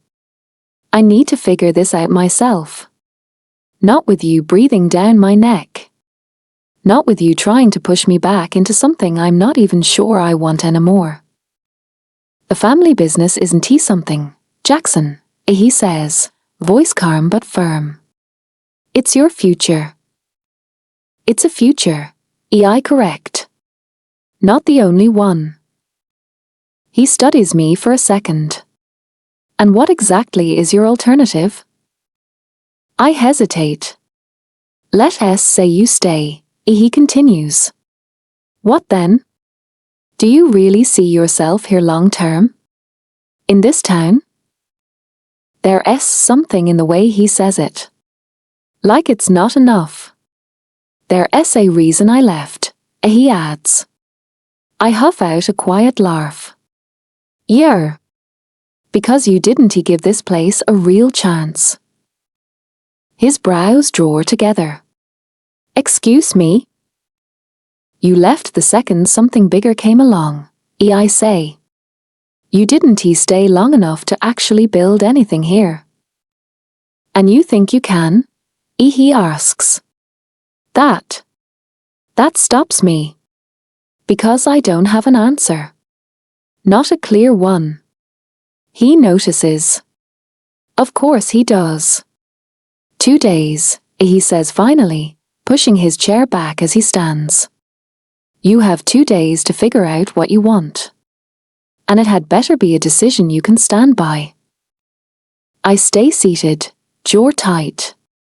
Because if it's not, he continues, buttoning his suit jacket, I'll be back at the end of the semester and I'll drag you back to New York myself. He doesn't wait for a response. He just walks away. I sit there for a second, staring at the empty space across from me. Then I let out a sharp breath and gesture to a waiter. Yeah, I say, running a hand through my hair. I need something strong. Abigail. It's been a few days. A few long, quiet, confusing days. We haven't talked. Not once. But I've seen him. Around campus. In passing. Across rooms. Always just out of reach. I've asked Daryl. Even Ryder. How is he? Fine, they both say. But I know that a fine. It's the same one I've been using. I miss him. More than I expected to. There are moments like walking between classes, or sitting alone in the cafeteria where I almost turn, almost go to him, almost say something. But then I stop. Because I don't even know where to begin. Today it's worse. I had a finance paper this morning. It went okay, I think.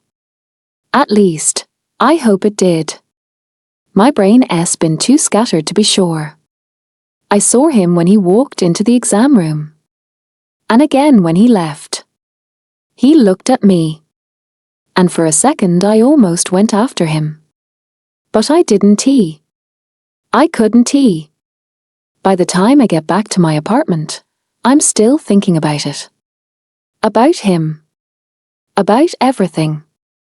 This has gone on long enough. I sit on my bed, staring at my phone. Then I pick it up. Abby, can we meet? The reply comes almost instantly. Jackson. Yeah. Our spot? My chest tightens slightly. Our spot. I swallow. Abby. Okay. I'll meet you there. I don't change. Don't overthink it. This isn't tea about that. It's just a conversation. That's all. The drive feels longer than usual. When I get there, he's already there standing near the edge, looking out over the view. The same place. The same view. Everything feels the same. And completely different.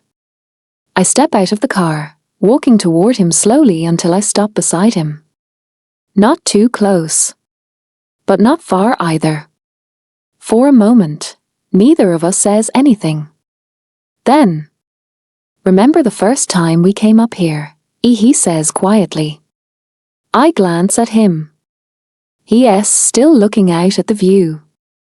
You wouldn't stop talking, he adds. You were nervous. I huff a small laugh. I was not.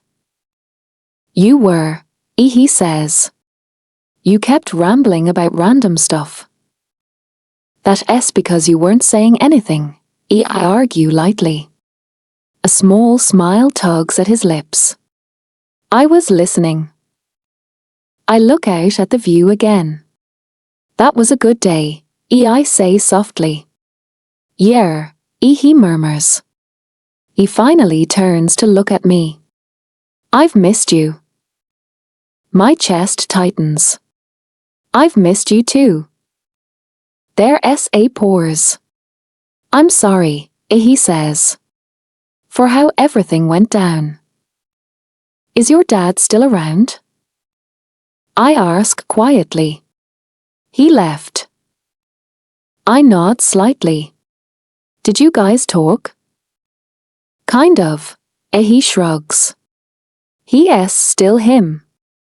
And I've got to figure some things out before I tell him what I'm doing. Oh. That word sits heavier than I mean it to. About what I said, I start. He watches me. I don't want you to think I don't want you here, I continue. Because I do. I really do. I swallow. I just don't want to be the only reason you stay. He frowns slightly. What if we don't work out? I add. What if something happens and you end up resenting me because you gave something up for me? That's not going to happen. You don't know that, I cut in softly. And I don't want to take that chance. Silence. He reaches for my hands, holding them gently. I don't see that happening, he says. When I think about us, I see more than that. I see a future. Marriage. Kids. Something real. My heart swells. And breaks at the same time. I smile, but it doesn't hold. Because I already know what I'm about to say. I asked you to meet because I take a breath. I think we should take a break. His hands drop slightly. What do you mean, break? I mean I think you need to figure out what you want without me in the picture, I say, my voice shaking slightly. Because right now, I feel like I'm influencing your decision too much. A tear slips down my cheek. And that is not fair to you. Are you serious right now? He asks, stepping back. I think it's for the best, Jackson. He just stares at me. Doesn't he say anything? That hurts more than anything else. I step closer, reaching up and gently turning his face toward me before pressing a soft kiss to his lips. I'm doing this because I love you, I whisper. And I want what's best for you. Still nothing. Why isn't he saying anything? I search his face. Nothing. And then I realize. He is not going to. My chest tightens painfully. I press a quick kiss to his cheek. Goodbye, Jackson. And before I can change my mind, I turn and run. I get into my car, my hands shaking as I start the engine. I glance up once. He is still standing there, watching me. I blink hard, tears spilling over as I pull away. And I don't stop driving. Jackson. I don't move. Not at first. I just stand there, staring at the empty road long after her car disappears. Like if I wait long enough, she'll come back. She doesn't. Take a break. The words replay in my head. Over and over. Louder each time. Take a break. My chest tightens, my hands curling slightly at my sides. Every instinct in me is screaming to go after her. To get in the car, catch up, say something, anything. But I don't. Because as much as I hate it, I understand what she meant. This wasn't her walking away. This was her stepping back. For me. I let out a slow breath, dragging my hands through my hair before turning toward my truck. The drive back to the ranch is quiet. Too quiet. And somewhere along the way, it hits me. This isn't about choosing Abby. It's about choosing myself. The thought settles heavier than anything else has. By the time I pull up at the ranch, the sun is already dipping low. I step out, slamming the door a little harder than I mean to. Everything okay? I glance up. Maxwell is standing near the fence, arms resting casually against the wood, but his eyes are sharp. Observant. I hesitate for a second before walking over. We're taking a break, I say. Saying it out loud feels worse. Maxwell nods slowly. No surprise. No questions. Just understanding. All right, he says simply. That is it. And for some reason, I'm grateful. Because I don't think I have it in me to explain it right now. I nod once, then head toward the guest house. The next morning feels heavier. Like something is missing. I wake up staring at the ceiling, the quiet pressing in around me. For a second, I reach for my phone without thinking. Then I stop. Right. I drop my hand back down, exhaling slowly. My chest still feels off. Like something is sitting there that I can't quite shake. But underneath all of that there is something else. Clarity. Or at least the start of it. I sit up, running a hand over my face. I don't have time to sit on this. Not with everything on the line. I grab my phone and text Ryder. Jackson, I need your help today. After our papers. The reply comes a minute later. Ryder, say less. I stare at the screen for a second before setting my phone down. I'm not losing her, I mutter under my breath. Because I'm not. I know what we have. I know what she is to me. She is it. But I can't make this about her. Not anymore.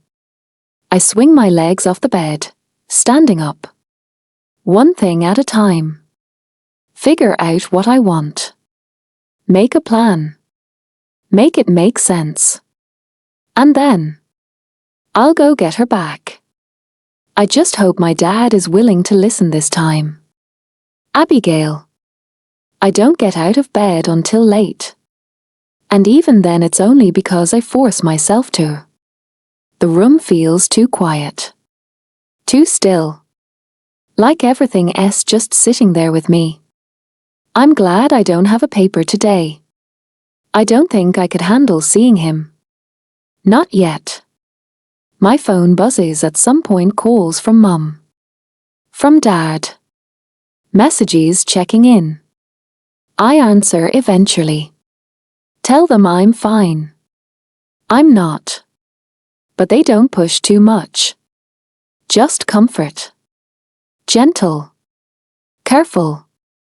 Becker had offered to stay. I can skip my study group, as she said. But I told her no. I'll be fine. I don't even know why I said that. Daryl's busy with his papers. So it's just me and my thoughts. Which is probably the worst combination. I lie back on my bed, staring at the ceiling. Did I make the right decision? The question comes up more times than I can count. Because it didn't feel right. It felt necessary. There's a difference. My hand drifts to my phone more than once. I open our chat. Type something. Delete it. Type again. Delete. Over and over. Until I finally just lock my screen and toss the phone aside. No. The whole point of this was to give him space.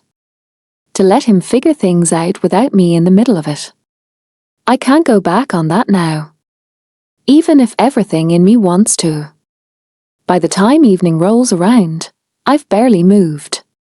Except to study. Or at least try to. There's a sound on the door. I look up to find Becker standing there, 2 tubs of ice cream in hand. You look terrible, as she says bluntly. I huff out a weak laugh. Thanks. She walks in anyway. A while later, Daryl joins us, dropping his bag by the door. We end up sitting on the couch, some random show playing in the background that none of us are really watching. Becker hands me a spoon. You're not allowed to spiral alone, as she says. I glance between them. And for the first time all day I feel a little less alone. Thanks, I murmur. Obviously, Daryl shrugs. The next day is harder. Because now I have to face people. Campus feels different. Or maybe it's just me. The looks are back. The whispers too. Did they break up? I haven't seen them together. I told you it wouldn't last. I keep working. Head down. Ignore it. Ignore all of it. Because none of them know anything. And I'm not about to let them get in my head again. I go straight into study mode. Classes. Notes. Revision. Anything to keep my mind busy. After that, I head to Mum's shop for a bit. Help out. Keep moving. Then the community center. More distractions. More noise. Anything but thinking. I don't go near the ranch. I can't. Not yet. And I'm grateful our exam schedules don't overlap much. Less chances of running into him. Less chances of breaking. By the time the day ends, I'm exhausted. Mentally.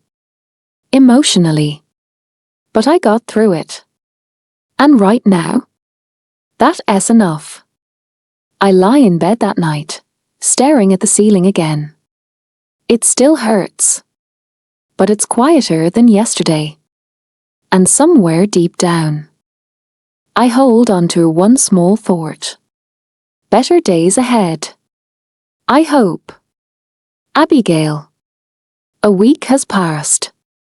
It feels longer. Exam season is almost over, and somehow, I've made it through without completely falling apart. Barely, but still. I haven't really seen Jackson. Not properly. But that's mostly because I've made sure not to. Different routes. Different times. Avoiding places I know he'll be. It sounds dramatic when I think about it, but it's easier this way. Or at least less overwhelming. I've been to the ranch a couple of times. Carefully timed visits. I text Dad first every time. Abby, is he around? And Dad always answers. Dad, no, you're good. Or, Dad, he just left. It's become our unspoken system. The last time I asked, Dad had sounded distracted. Busy? I asked. Working on something, he said. You'll see. That was all I got. I didn't push. Now, sitting in the cafeteria with Becca and Daryl, I realize something. I'm okay. Not fully. Not completely. But I'm not breaking down every 5 minutes anymore. I still miss him. God, I miss him. But I'm surviving. And that counts for something. You've been staring at that page for like 5 minutes, Becker says, nudging me. I blink, looking down at the travel catalogue spread across the table. Oh, sorry. Where are we going? Daryl leans over, peeking at the page. Because I'm seeing beaches, and I'm immediately interested. I laugh softly. I'm not going anywhere yet. I'm just looking. Becker hums, flipping the page. This is how it starts. First it's just looking, next thing you know you're booking a flight to Italy. Or Greece, Daryl adds. I feel like you're a Greece girl. I smile a little. I don't even know what I am yet. You're a get out of Silver Ridge for big girl, Becker says. That too, I admit. Daryl taps the page. Okay, wait. This one's Spain. This screams Abby. Why? I laugh. Because it's like culture, but also fun. Like you. That made no sense. It made perfect sense, he argues. Becca rolls her eyes. Ignore him. But seriously, this is good. You should do this. I talked to Dad about it, I say. He is on board. Of course he is, Becca grins. Your parents are cool. I nod, tracing my finger along one of the pictures. I just want to see what is out there, I admit quietly. And you should, Daryl says simply. Their SA pores. Also, Becca adds, narrowing her eyes slightly, this is a great distraction. I glance at her. Becca. I'm just saying, she shrugs. It's helping. She is not wrong. I close the catalogue slowly, exhaling. Okay, here I say, standing. I need to get to the library. Daryl groans. Of course you do. Exams, I remind him. I grab my bag and turn, and then I see him. Jackson. He is standing a few feet away, talking to Ryder. He looks okay. Better than I expected. Relaxed. Focused. Happy. My chest tightens slightly. Is that because I stepped away? The thought sits heavier than I expect. I shift my weight, ready to turn the other way. And then he looks up. Our eyes meet. Shit. For a second, neither of us moves. Then, he smiles. Small. Careful. And lifts his hand in a wave. Something in my chest softens. I smile back. Just a little. And wave. Then I turn and walk away. Okay, Daryl says behind me as he catches up. That essay step in the right direction, right? Becoming friends again? I nod. Yeah. It comes out a little less convincing than I meant it to. Well, he continues, I think you handled that very well. Thank you, I say dryly. Becker links her arm through mine suddenly. Speaking of handling things well, do you want to come with me to Brandon S. art exhibit tonight? I blink. Brandon? My current situation, as she says proudly. Daryl snorts. That S one way to describe it. I don't know, I hesitate. Come on, Becker nudges. You need to get out.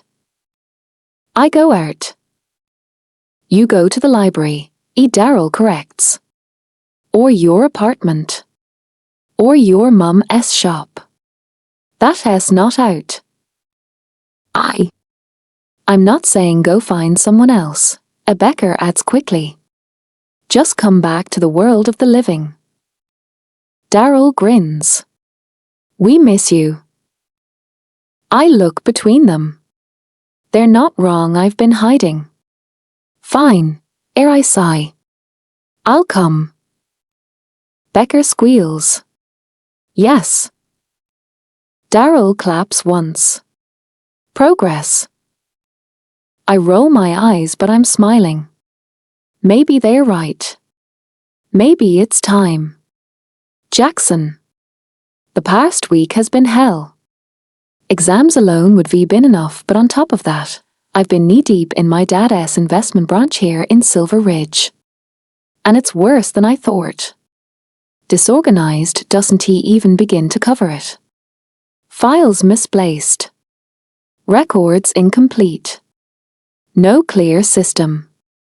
People doing things their own way instead of any structured process. It's a mess. But it's fixable. I've been working closely with Mr. Lawson, the manager. He has known my family forever, which helps. He has been honest about everything. And Ryder has been helping too, talking to locals, getting a sense of what people actually need from the firm. It's easier when you've got someone everyone already trusts. Right now, we're in the cafeteria, going over notes when I see her. Abby. It still hits me. Every time. I don't know how it's possible, but she looks even more her. Like she is finding her footing again. I don't even think about it. I lift my hand and wave. For a second, I don't know if she will. Then, she does. Small smile. Quick wave. And then she walks away. I exhale slowly. Good, a rider mutters beside me. No running. No awkward eye contact. We love progress. I huff out a quiet laugh. Yeah. It is progress. Even if it's small. I want to go after her. Tell her everything. Tell her what I've figured out. But I can't. Not yet. Not until I know this works. Not until I know I can stand by it. All right, a writer says, tapping the notebook. Focus. You've got, 2 days before you leave. I nod. Yeah. New York. I told him not to tell anyone. Not her. Not yet. Later that afternoon, I head to the investment branch. Mr. Lawson is already there, glasses perched low on his nose as he flips through a stack of papers. "You're early," he says without looking up. "Didn't he feel like being late today?" I reply, dropping my bag on the desk. He chuckles softly. "Fair enough." I pull up a chair across from him. "Did you go through the files I flagged?"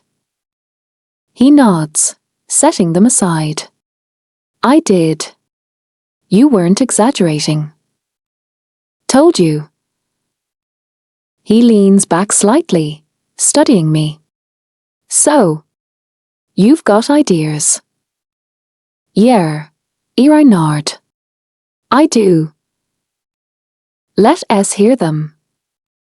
I lean forward, resting my arms on the desk. "First thing, we need structure," I start. "Clear systems. Proper file management.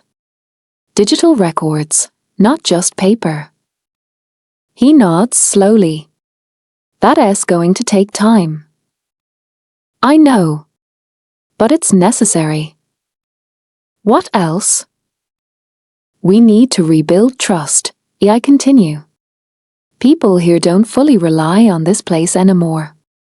They think it's unreliable." "That's not entirely wrong," he admits. "So we change that," I say. "Community outreach. Actually talking to people. Understanding what they need, not just offering standard packages." He watches me carefully now. "You've been talking to people," he notes. "Yeah," I nod. "With Ryder. And there's potential here. A lot of it. But no one else tapping into it properly." Mr. Lawson exhales slowly. "And you think you can fix that?" "I think we can," I correct. He raises a brow. "But it needs consistency," I add. "Commitment. Not just someone checking in once in a while from New York." That lands. He goes quiet for a second. "And you're willing to be that someone?" he asks. I hold his gaze. "Yeah." Silence stretches between us. "This isn't a short-term thing, Jackson," he says. "You'd have to stay. Be involved. Build it up from the ground." "I know." "And your father?" "I'll deal with him," I say. He studies me for a long moment. Then, a small nod. "Well," he says, adjusting his glasses, "it's about time someone did something about this place." A small, determined smile pulls at my lips. "Yeah. It is. Abigail. The art exhibit is actually really nice. I didn't expect to enjoy it this much. The space is filled with soft lighting, paintings lining the walls, some abstract, some so detailed it's almost intimidating. There's quiet music playing in the background, people walking around with drinks in hand, talking in low voices. It feels different. In a good way. "Okay, I take it back," Daryl says beside me. "This is kind of cool." I huff a small laugh. "Kind of?" "All right. Fine. It's very cool," he admits. "Don't let it get to your head." I glance at him. "You literally didn't even want to come." "I came for moral support," he says. "And free drinks, if we're being honest." That sounds about right. We both look around as Becker disappears into the crowd the second we walked in. "She's already gone," I note. "Of course she is," Daryl says. "Girl didn't even pretend." I shake my head, smiling slightly. This one's interesting, I say, nodding toward a painting in front of us. He squints at it. That looks like someone threw paint at a wall and called it art. It's abstract, aren't you the artist? I defend. It's chaos, he corrects. I laugh softly. Still, he adds, glancing at me, you look better.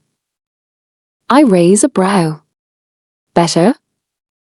Less locked up, he says. I don't respond right away. Maybe he's right. Don't get used to it, I mutter lightly. He smirks. Too late. All right, he claps once. I'm getting drinks. Don't go anywhere. Yes, sir.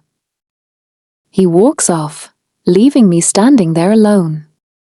I take a step closer to one of the paintings, pretending to study it when. Not your thing either.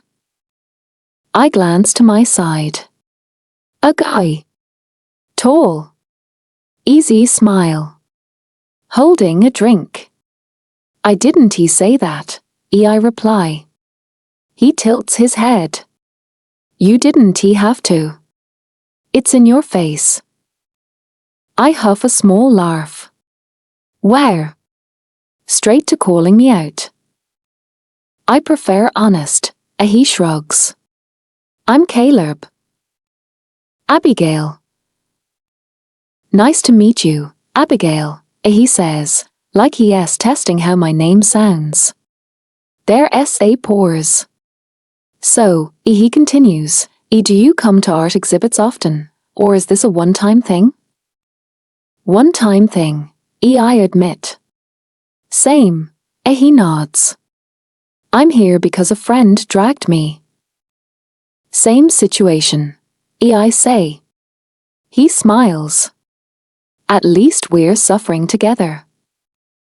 I wouldn't call this suffering. All right, he concedes. Mild confusion, then. I laugh softly. He takes a step a little closer, not too much, but enough. So, he says, can I get you another drink? I hesitate for half a second. He's nice. Normal. Easy. And I feel nothing. I'm good, thanks, I say gently. Sure? He asks. Yeah, I nod. I'm just here with friends. He studies me for a second, then smiles. Got it, he says. Well, it was nice meeting you, Abigail. You too. He gives a small nod before walking away. Right as Daryl comes back, handing me a drink. I saw that, he says immediately. Of course you did. He was cute, he adds. Millimeter. And, he raises a brow. And nothing, I shrug. He studies me for a second. Hey, he says, softer now, it's okay, you know. I glance at him. What is? Not wanting to move on yet. My chest tightens slightly. I'm not trying to move on, I say quietly. I know, he nods. I'm just saying you don't have to force it. I give him a small smile, taking a sip of my drink. Thanks. The rest of the night surprises me. At first, I stay a little guarded. Hanging back. Observing more than participating. But slowly. That changes. Becker finds us again, dragging us to meet Brandon, who was exactly what I expected: charming, a little dramatic, completely into his own work. We move around the exhibit, talking, laughing, making comments about the art, some serious, some completely ridiculous. At some point, there's music playing louder in one corner, and Becker pulls me along, insisting we stay longer. and for the first time in what feels like forever. I let myself enjoy it. Really enjoy it. By the time we leave, I'm smiling. Tired but lighter. Not fixed, but better. The next morning, I head to the ranch. It feels familiar. Safe. Dad's already outside when I get there, working near the fence. "Hey, pumpkin," he says when he sees me. "Hey," I smile, walking over. "Need help?" Always. We work side by side for a while, the quiet comfortable. Then, casually, "So what has Jackson been up to?" I ask. Dad pauses slightly. My stomach tightens. "What?" I ask, narrowing my eyes. "Why are you looking at me like that?" He exhales. "I thought you knew." "Knew what?" "What?" I press. "He left this morning," Dad says. My breath catches. "What?" "He went back to New York," he explains. "Didn't he take everything? Said he wasn't sure when he'd be back." I just stare at him. "He left." He's gone? I nod slowly, even though my chest feels tight. "Okay," I say quietly. Would he really leave without saying anything? I know we're on a break. But I thought we were at least finding our way back to something. The drive back to my apartment is a blur. My mind won't stop. Did he make his decision? Is that it? My hand hovers over my phone more than once. I could text him. Just ask. But I don't. Because what if he doesn't answer? Or worse, what if he does? I'm the one who ended things. I don't get to question him now. By the time I get home, I feel exhausted. I take a quick shower, crawl into bed and fall asleep with too many thoughts running through my head. Jackson. New York hits differently this time. The noise. The movement. The constant rush. It doesn't feel like home. Not anymore. "Damn," my brother says as I get into the car. "You look like hell." I huff. "Good to see you too." He grins, pulling out into traffic. "So, Silver Ridge broke you, or what?" "Something like that." He glances at me. "You gonna explain, or am I guessing the whole ride?" I lean back in my seat. "It's a lot." "Girl," he guesses. I look at him. He smirks. "Knew it." I shake my head slightly. "Yeah. Girl. And I messed it up." He nods like he expected that. "Happens. It's more complicated than that." It always is. We pull up to a restaurant a while later, grabbing a table. "So Torque," he says. And I do. I tell him everything. Silver Ridge. Abby. Dad. The branch. The decision. By the time I'm done, he leans back, exhaling. "Okay," he says. "First, don't screw this up with her." I'm not planning to. Good. Because if you see a future with her, you fight for that. But he points at me. You don't build your life around her. You build it for yourself. She just fits into it. That sounds familiar. Second, he continues, a dad's gonna push. That's what he does. You just have to stand your ground.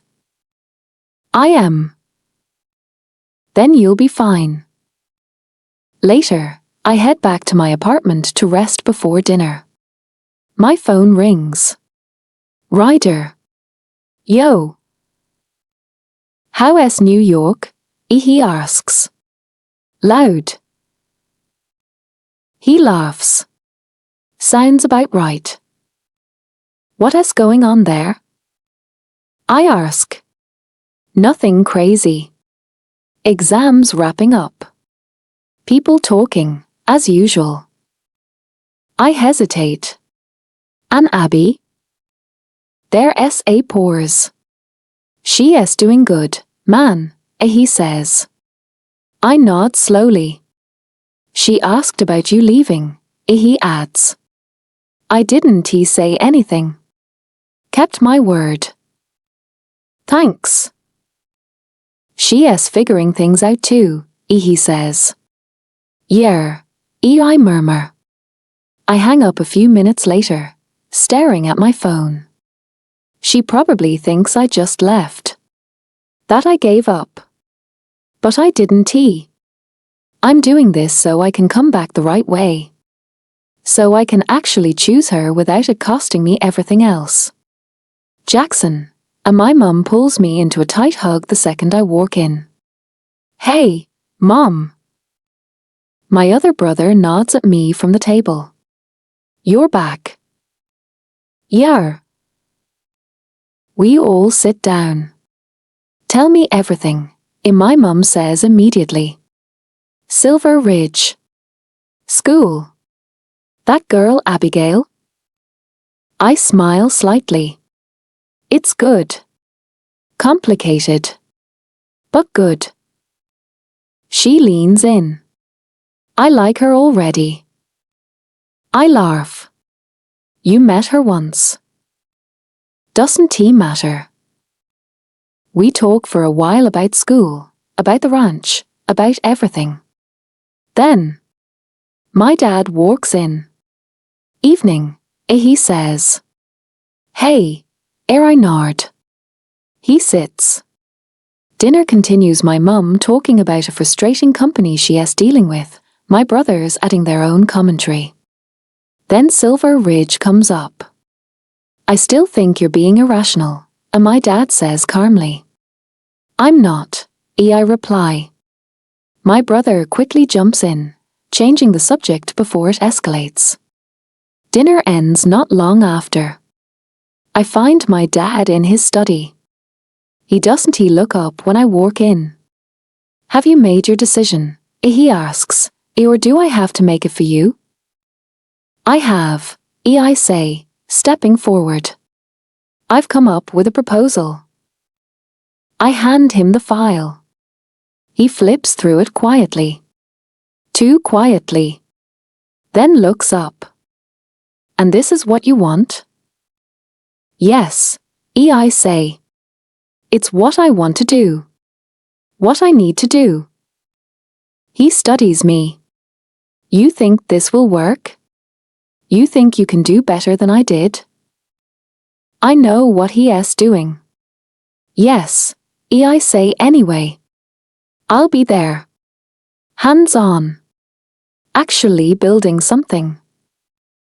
I take a breath. I know you left Silver Ridge behind. But I think it deserves a real chance. And I think I can give it that. Silence. Then. Okay. I blink. Okay. He nods. It's a good plan. Better than I expected. I stare at him. Nice work, son. I almost laugh. Are you on board? I ask. I'm on board with the idea, he says. You're trying to build something meaningful. I don't even know what to say. He leans back slightly. You were always the dreamer, he says. I pushed you because I knew you'd need it. I listen. When I saw you there you were happy. That scared me, he admits. I handled it badly. he said, talking about how he acted at the dinner at the ranch. I nod slowly. You don't have to follow my path, he continues. You can make your own. I smile for the first time. Thanks, Dad. There's a pause. Then, how's Abigail? He asks. I exhale. Complicated. But I'm going to fix it. He nods. Good. She's good for you. I smile slightly. Go get her, he adds. I nod. Yeah. I will. I leave his office, lighter than I've felt in days. And for the first time everything feels like it's finally falling into place. Abigail. A few days pass. And still nothing. No text. No call. Not even a stupid one-word reply. I lie on my bed, staring up at the ceiling, phone resting on my chest like it weighs 1,000 pounds. Is this it? Is this him choosing New York? My throat tightens. No. Wouldn't he just leave without saying goodbye, right? I squeeze my eyes shut. We're on a break. You don't get expectations anymore. That thought doesn't make it hurt any less. Final papers are done. The semester is officially over. I should feel relieved, free, even. Instead, everything feels unfinished. My thumb hovers over his contact. Call him. Text him. Do something. I sit up abruptly. Okay. Fine. Before I can overthink it, I type. Abby, hey, heard you left for New York. Hope you got there safely. I stare at it. Safe. Neutral. Casual. I hit send. And immediately regret it. I drop back onto my bed, pressing my phone to my chest again. Okay. That's done. That's fine. That's normal. It's normal. It doesn't feel normal. I fall asleep waiting. The next morning, still nothing. That stings more than I want to admit. Okay, first of all, Daryl says, pointing his fork at me, he's rude. I huff. He's not rude. Not answering. Becker raises a brow. That's a little rude. We're at floor S, sitting in our usual booth, sunlight pouring through the windows. Everything feels warm and familiar except me. I mean, he could just be busy, I add weakly. Or he saw it and panicked, Daryl shrugs. Or, Becker cuts in, he's in New York dealing with his family and hasn't he had a second to breathe. I glance at her. You really think that? She softens. Yeah. I do. I nod slowly, staring down at my drink. But also, Daryl adds, leaning back, you cannot sit here waiting on a text. I'm not. You are, he says flatly. I sigh. Okay, maybe a little. Becker reaches across the table, squeezing my hand. You have plans, she reminds me. Yeah, Daryl nods. Big, exciting, Europe-level plans. I decided to take a few months off from school to travel around Europe. I have enough credits, so I won't fall behind by the time I'm back. I can't help the small smile that pulls at my lips. I'm doing it, I say. I'm taking the semester off. Traveling. Becker gasps dramatically. She's doing it. Daryl claps. We love a spontaneous, independent queen. I roll my eyes, but I'm smiling. I just need something new, I admit. Something that's mine. And that, a Becker says, is exactly what you should be focusing on. Not him. Not the silence. Me. Bonfire tonight? Daryl asks. The Creek celebration, Becker adds. End of semester vibes. I hesitate for half a second, then nod. Yeah. I'll go. Because I want to. And that feels like progress. The bonfire is everything. Music, laughter, people everywhere. Firelight flickering against faces, drinks in hand, the air filled with that bittersweet end-of-semester energy. For a while, it's just the three of us laughing, talking, pretending everything is simple again. Then Becker disappears with Brandon. Daryl gets pulled into a conversation with some guy who clearly thinks he's charming. And I'm left on my own. It's not as scary as it used to be. I head toward the drinks table when... Abigail? I turn. Carrington. Hey, he says, a little unsure. Hey, I reply. There's a brief pause. How were exams? He asks. Good. Stressful, but done, I shrug. You? Same, he nods. Glad it's over. We stand there for a second before he exhales. I broke up with Kimberly, he says. My brows lift slightly. She talked to the reporter, he adds. About that article. I just couldn't be with her after she did all that. My expression softens. I believe you.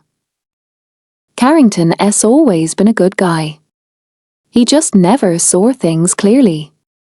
He nods, like that means more than I realize. I'm sorry, he says.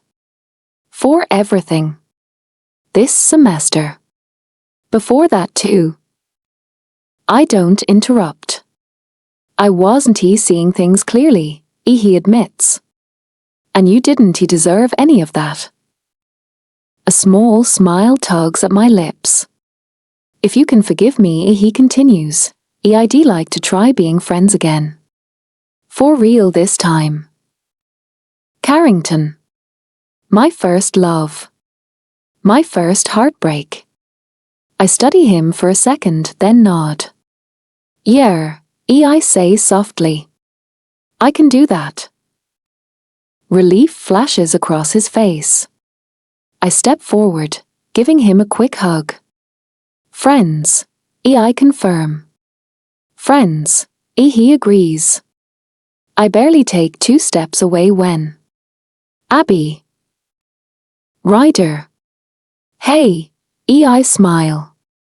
What's up? I need your help, he says quickly. With what? I'm planning something for Grace. At the waterfall, he explains. I need you to get her there. I blink. Why me? You're convincing, he shrugs. I narrow my eyes but nod. Fine. Thank you, he grins. I'll be up there. Grace.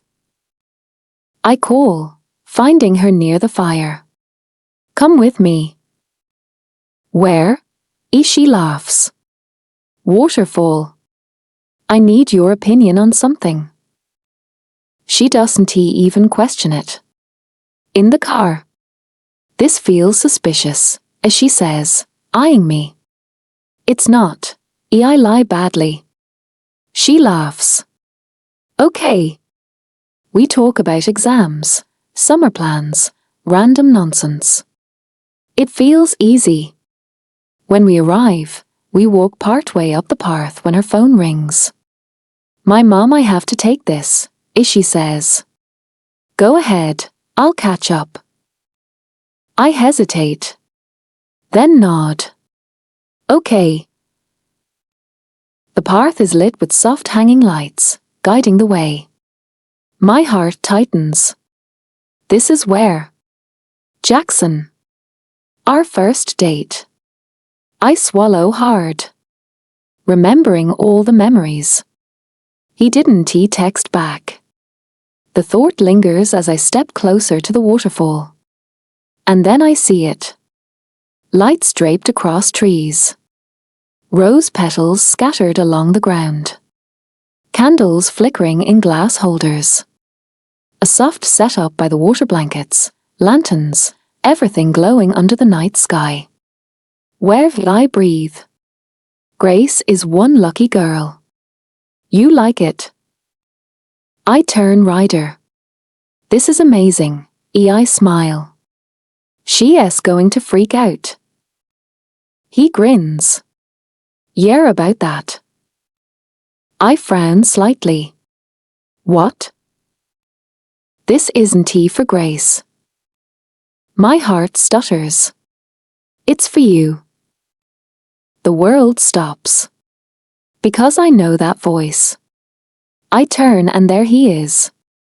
Jackson. Standing there. Real. Good luck, a rider says, already walking away toward Grace, who is very clearly in on this. Jackson. Come here, cowgirl, I say softly.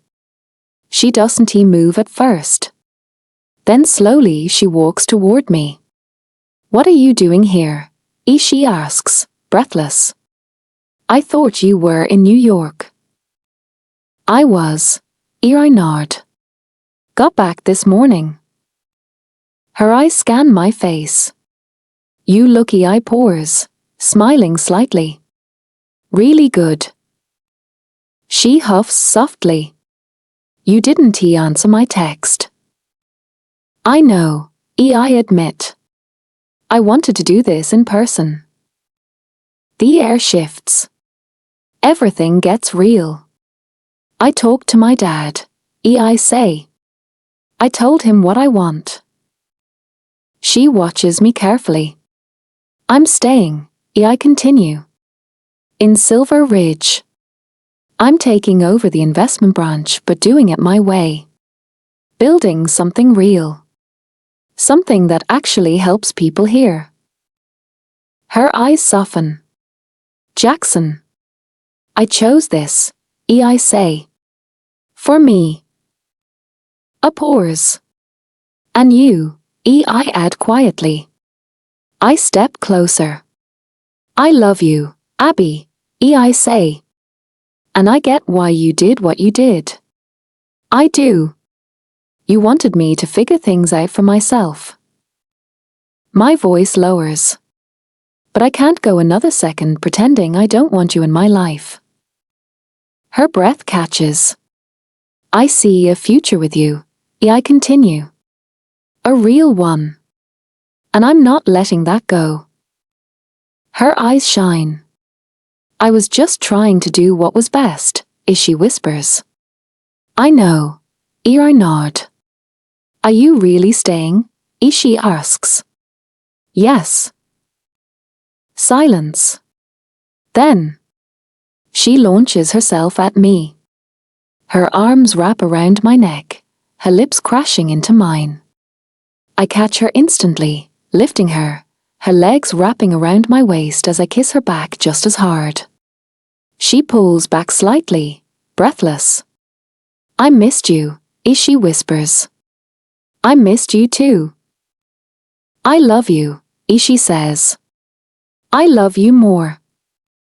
She laughs softly, resting her forehead against mine.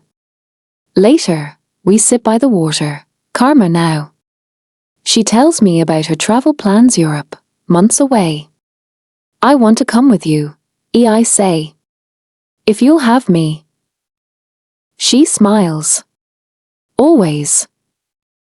Hand in hand, we walk back to the bonfire. Becker spots us first. Oh my God, as she screams, running toward us. You're back. Daryl follows, eyes wide. Wait, are we celebrating right now? I glance at Abby, then pull her in and kiss her. That's the answer. Yes, ere I say, smiling. We are. Becker squeals. Daryl grins. Finally. Abby squeezes my hand. And for the first time in a long time, everything feels exactly right. 5 months later. Abigail. Okay, are you sure she's home? I whisper, glancing over at Jackson as we step out of the car. He smirks, adjusting his jacket. Relax. She's home. And she has no idea. My heart flutters. This feels big. We just got back from months of traveling cities, beaches, late-night trains, getting lost and finding ourselves again, and somehow, we're here now. New York. One last stop before going home. His home. Our home. Jackson reaches for my hand, squeezing it lightly before leading me up the steps. He rings the doorbell. A few seconds pass. Then the door swings open. Jackson, his mum says, completely caught off guard. What are you? She stops. Her eyes widen. Oh my God. Happy birthday, Mom, he grins. She lets out a soft laugh that turns into something emotional, pulling him into a tight hug. You're here, she says, her voice thick. Surprise. Then her eyes land on me. Abigail. I smile softly. Happy birthday.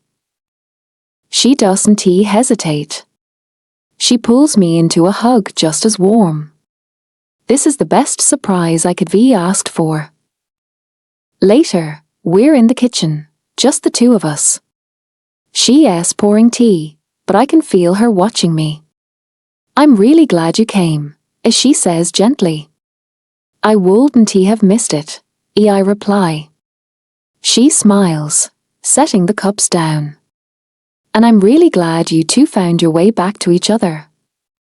My chest softens. Me too, I admit. She leans against the counter slightly. I saw her the first time I met you, she adds. The way he looked at you. I let out a quiet breath. He needed you, she says. Not to fix him, but to help him see himself clearly. I swallow. He did that on his own. Maybe, she smiles. But you were still part of it. And somehow that means everything. Abigail, a Jackson's dad, calls later that evening, motioning for both of us to sit. We settle across from him in his study.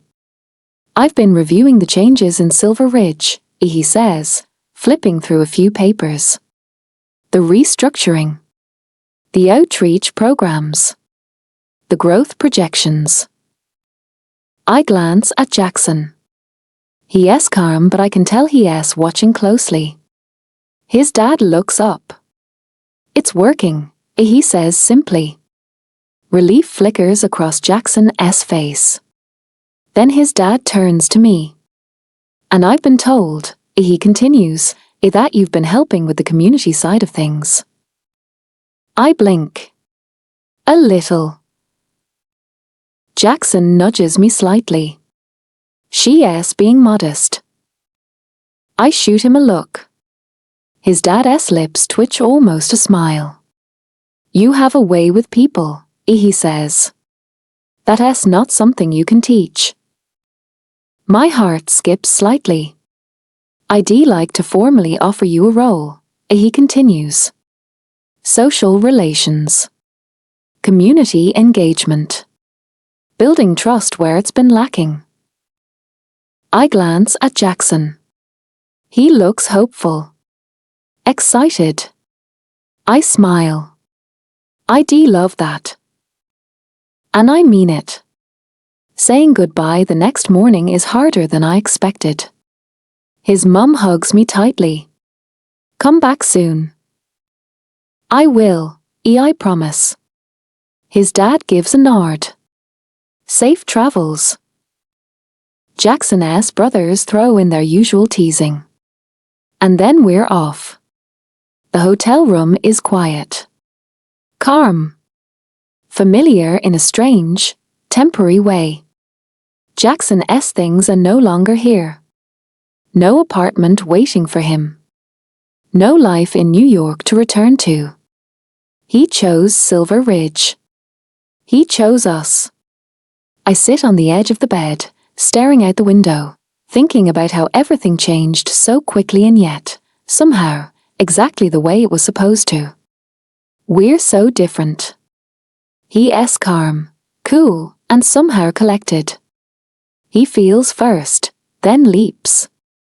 He figures things out along the way. I'm the opposite. I'm structured. I need a plan. Focused. And yet, we fit. Perfectly. I smile to myself. I guess opposites really do attract. The bathroom door opens, and Jackson walks out, towel slung over his shoulder before he drops onto the bed beside me. Why do you look like you're having a deep life moment without me? He asks. I laugh softly. I was just thinking.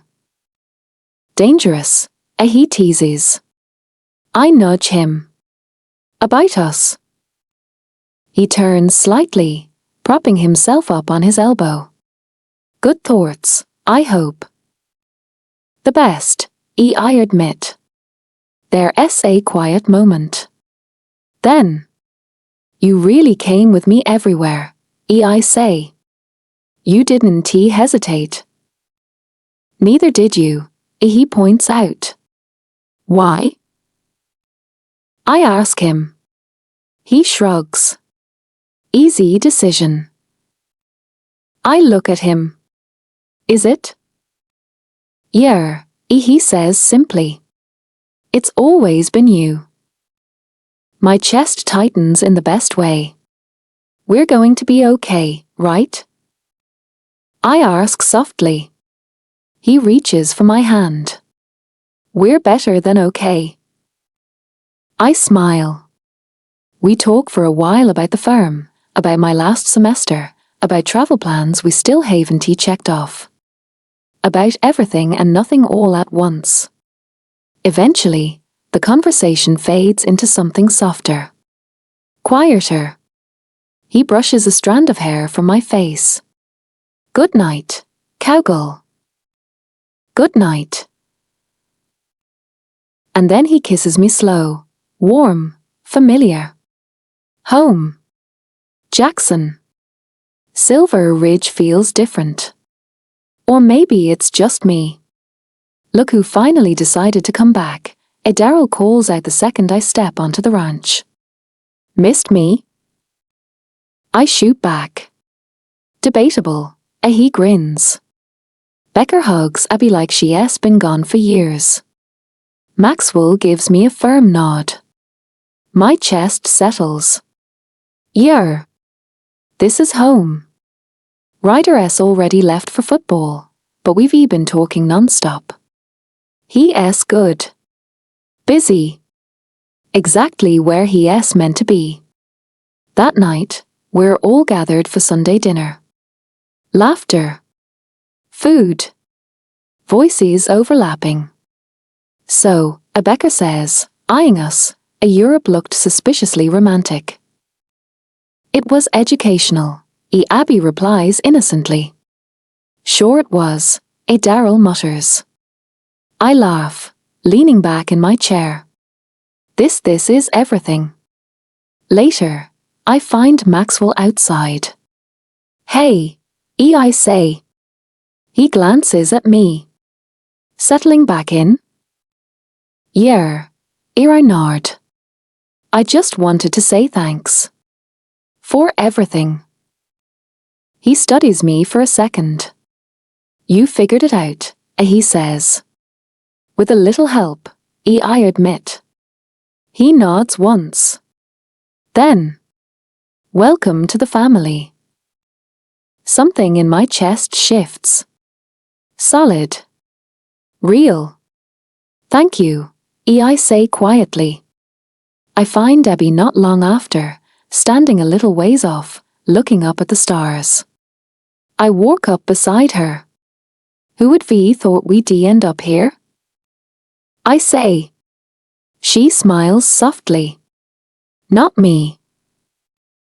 I glance at her. Any regrets?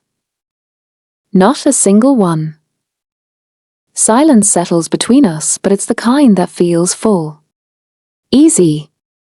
I'm proud of you, as she says quietly. For choosing yourself. I shake my head slightly. I chose my life. And, she prompts. I look at her. And you're a part of that, I say. Her eyes soften. I'm going to finish school, she says. Then I'll join you at the firm. I'll be waiting, I reply. She laughs softly. I love you, she says. I love you more. She nudges me. That's not how that works. It is now. She rolls her eyes, but she is smiling. We stand there for a moment, looking up at the sky. At everything ahead of us. Uncertain. Exciting. Errors. I take her hand, lacing my fingers through hers. And for the first time, I don't feel like I'm choosing between two worlds. Because I've built one of my own. With her.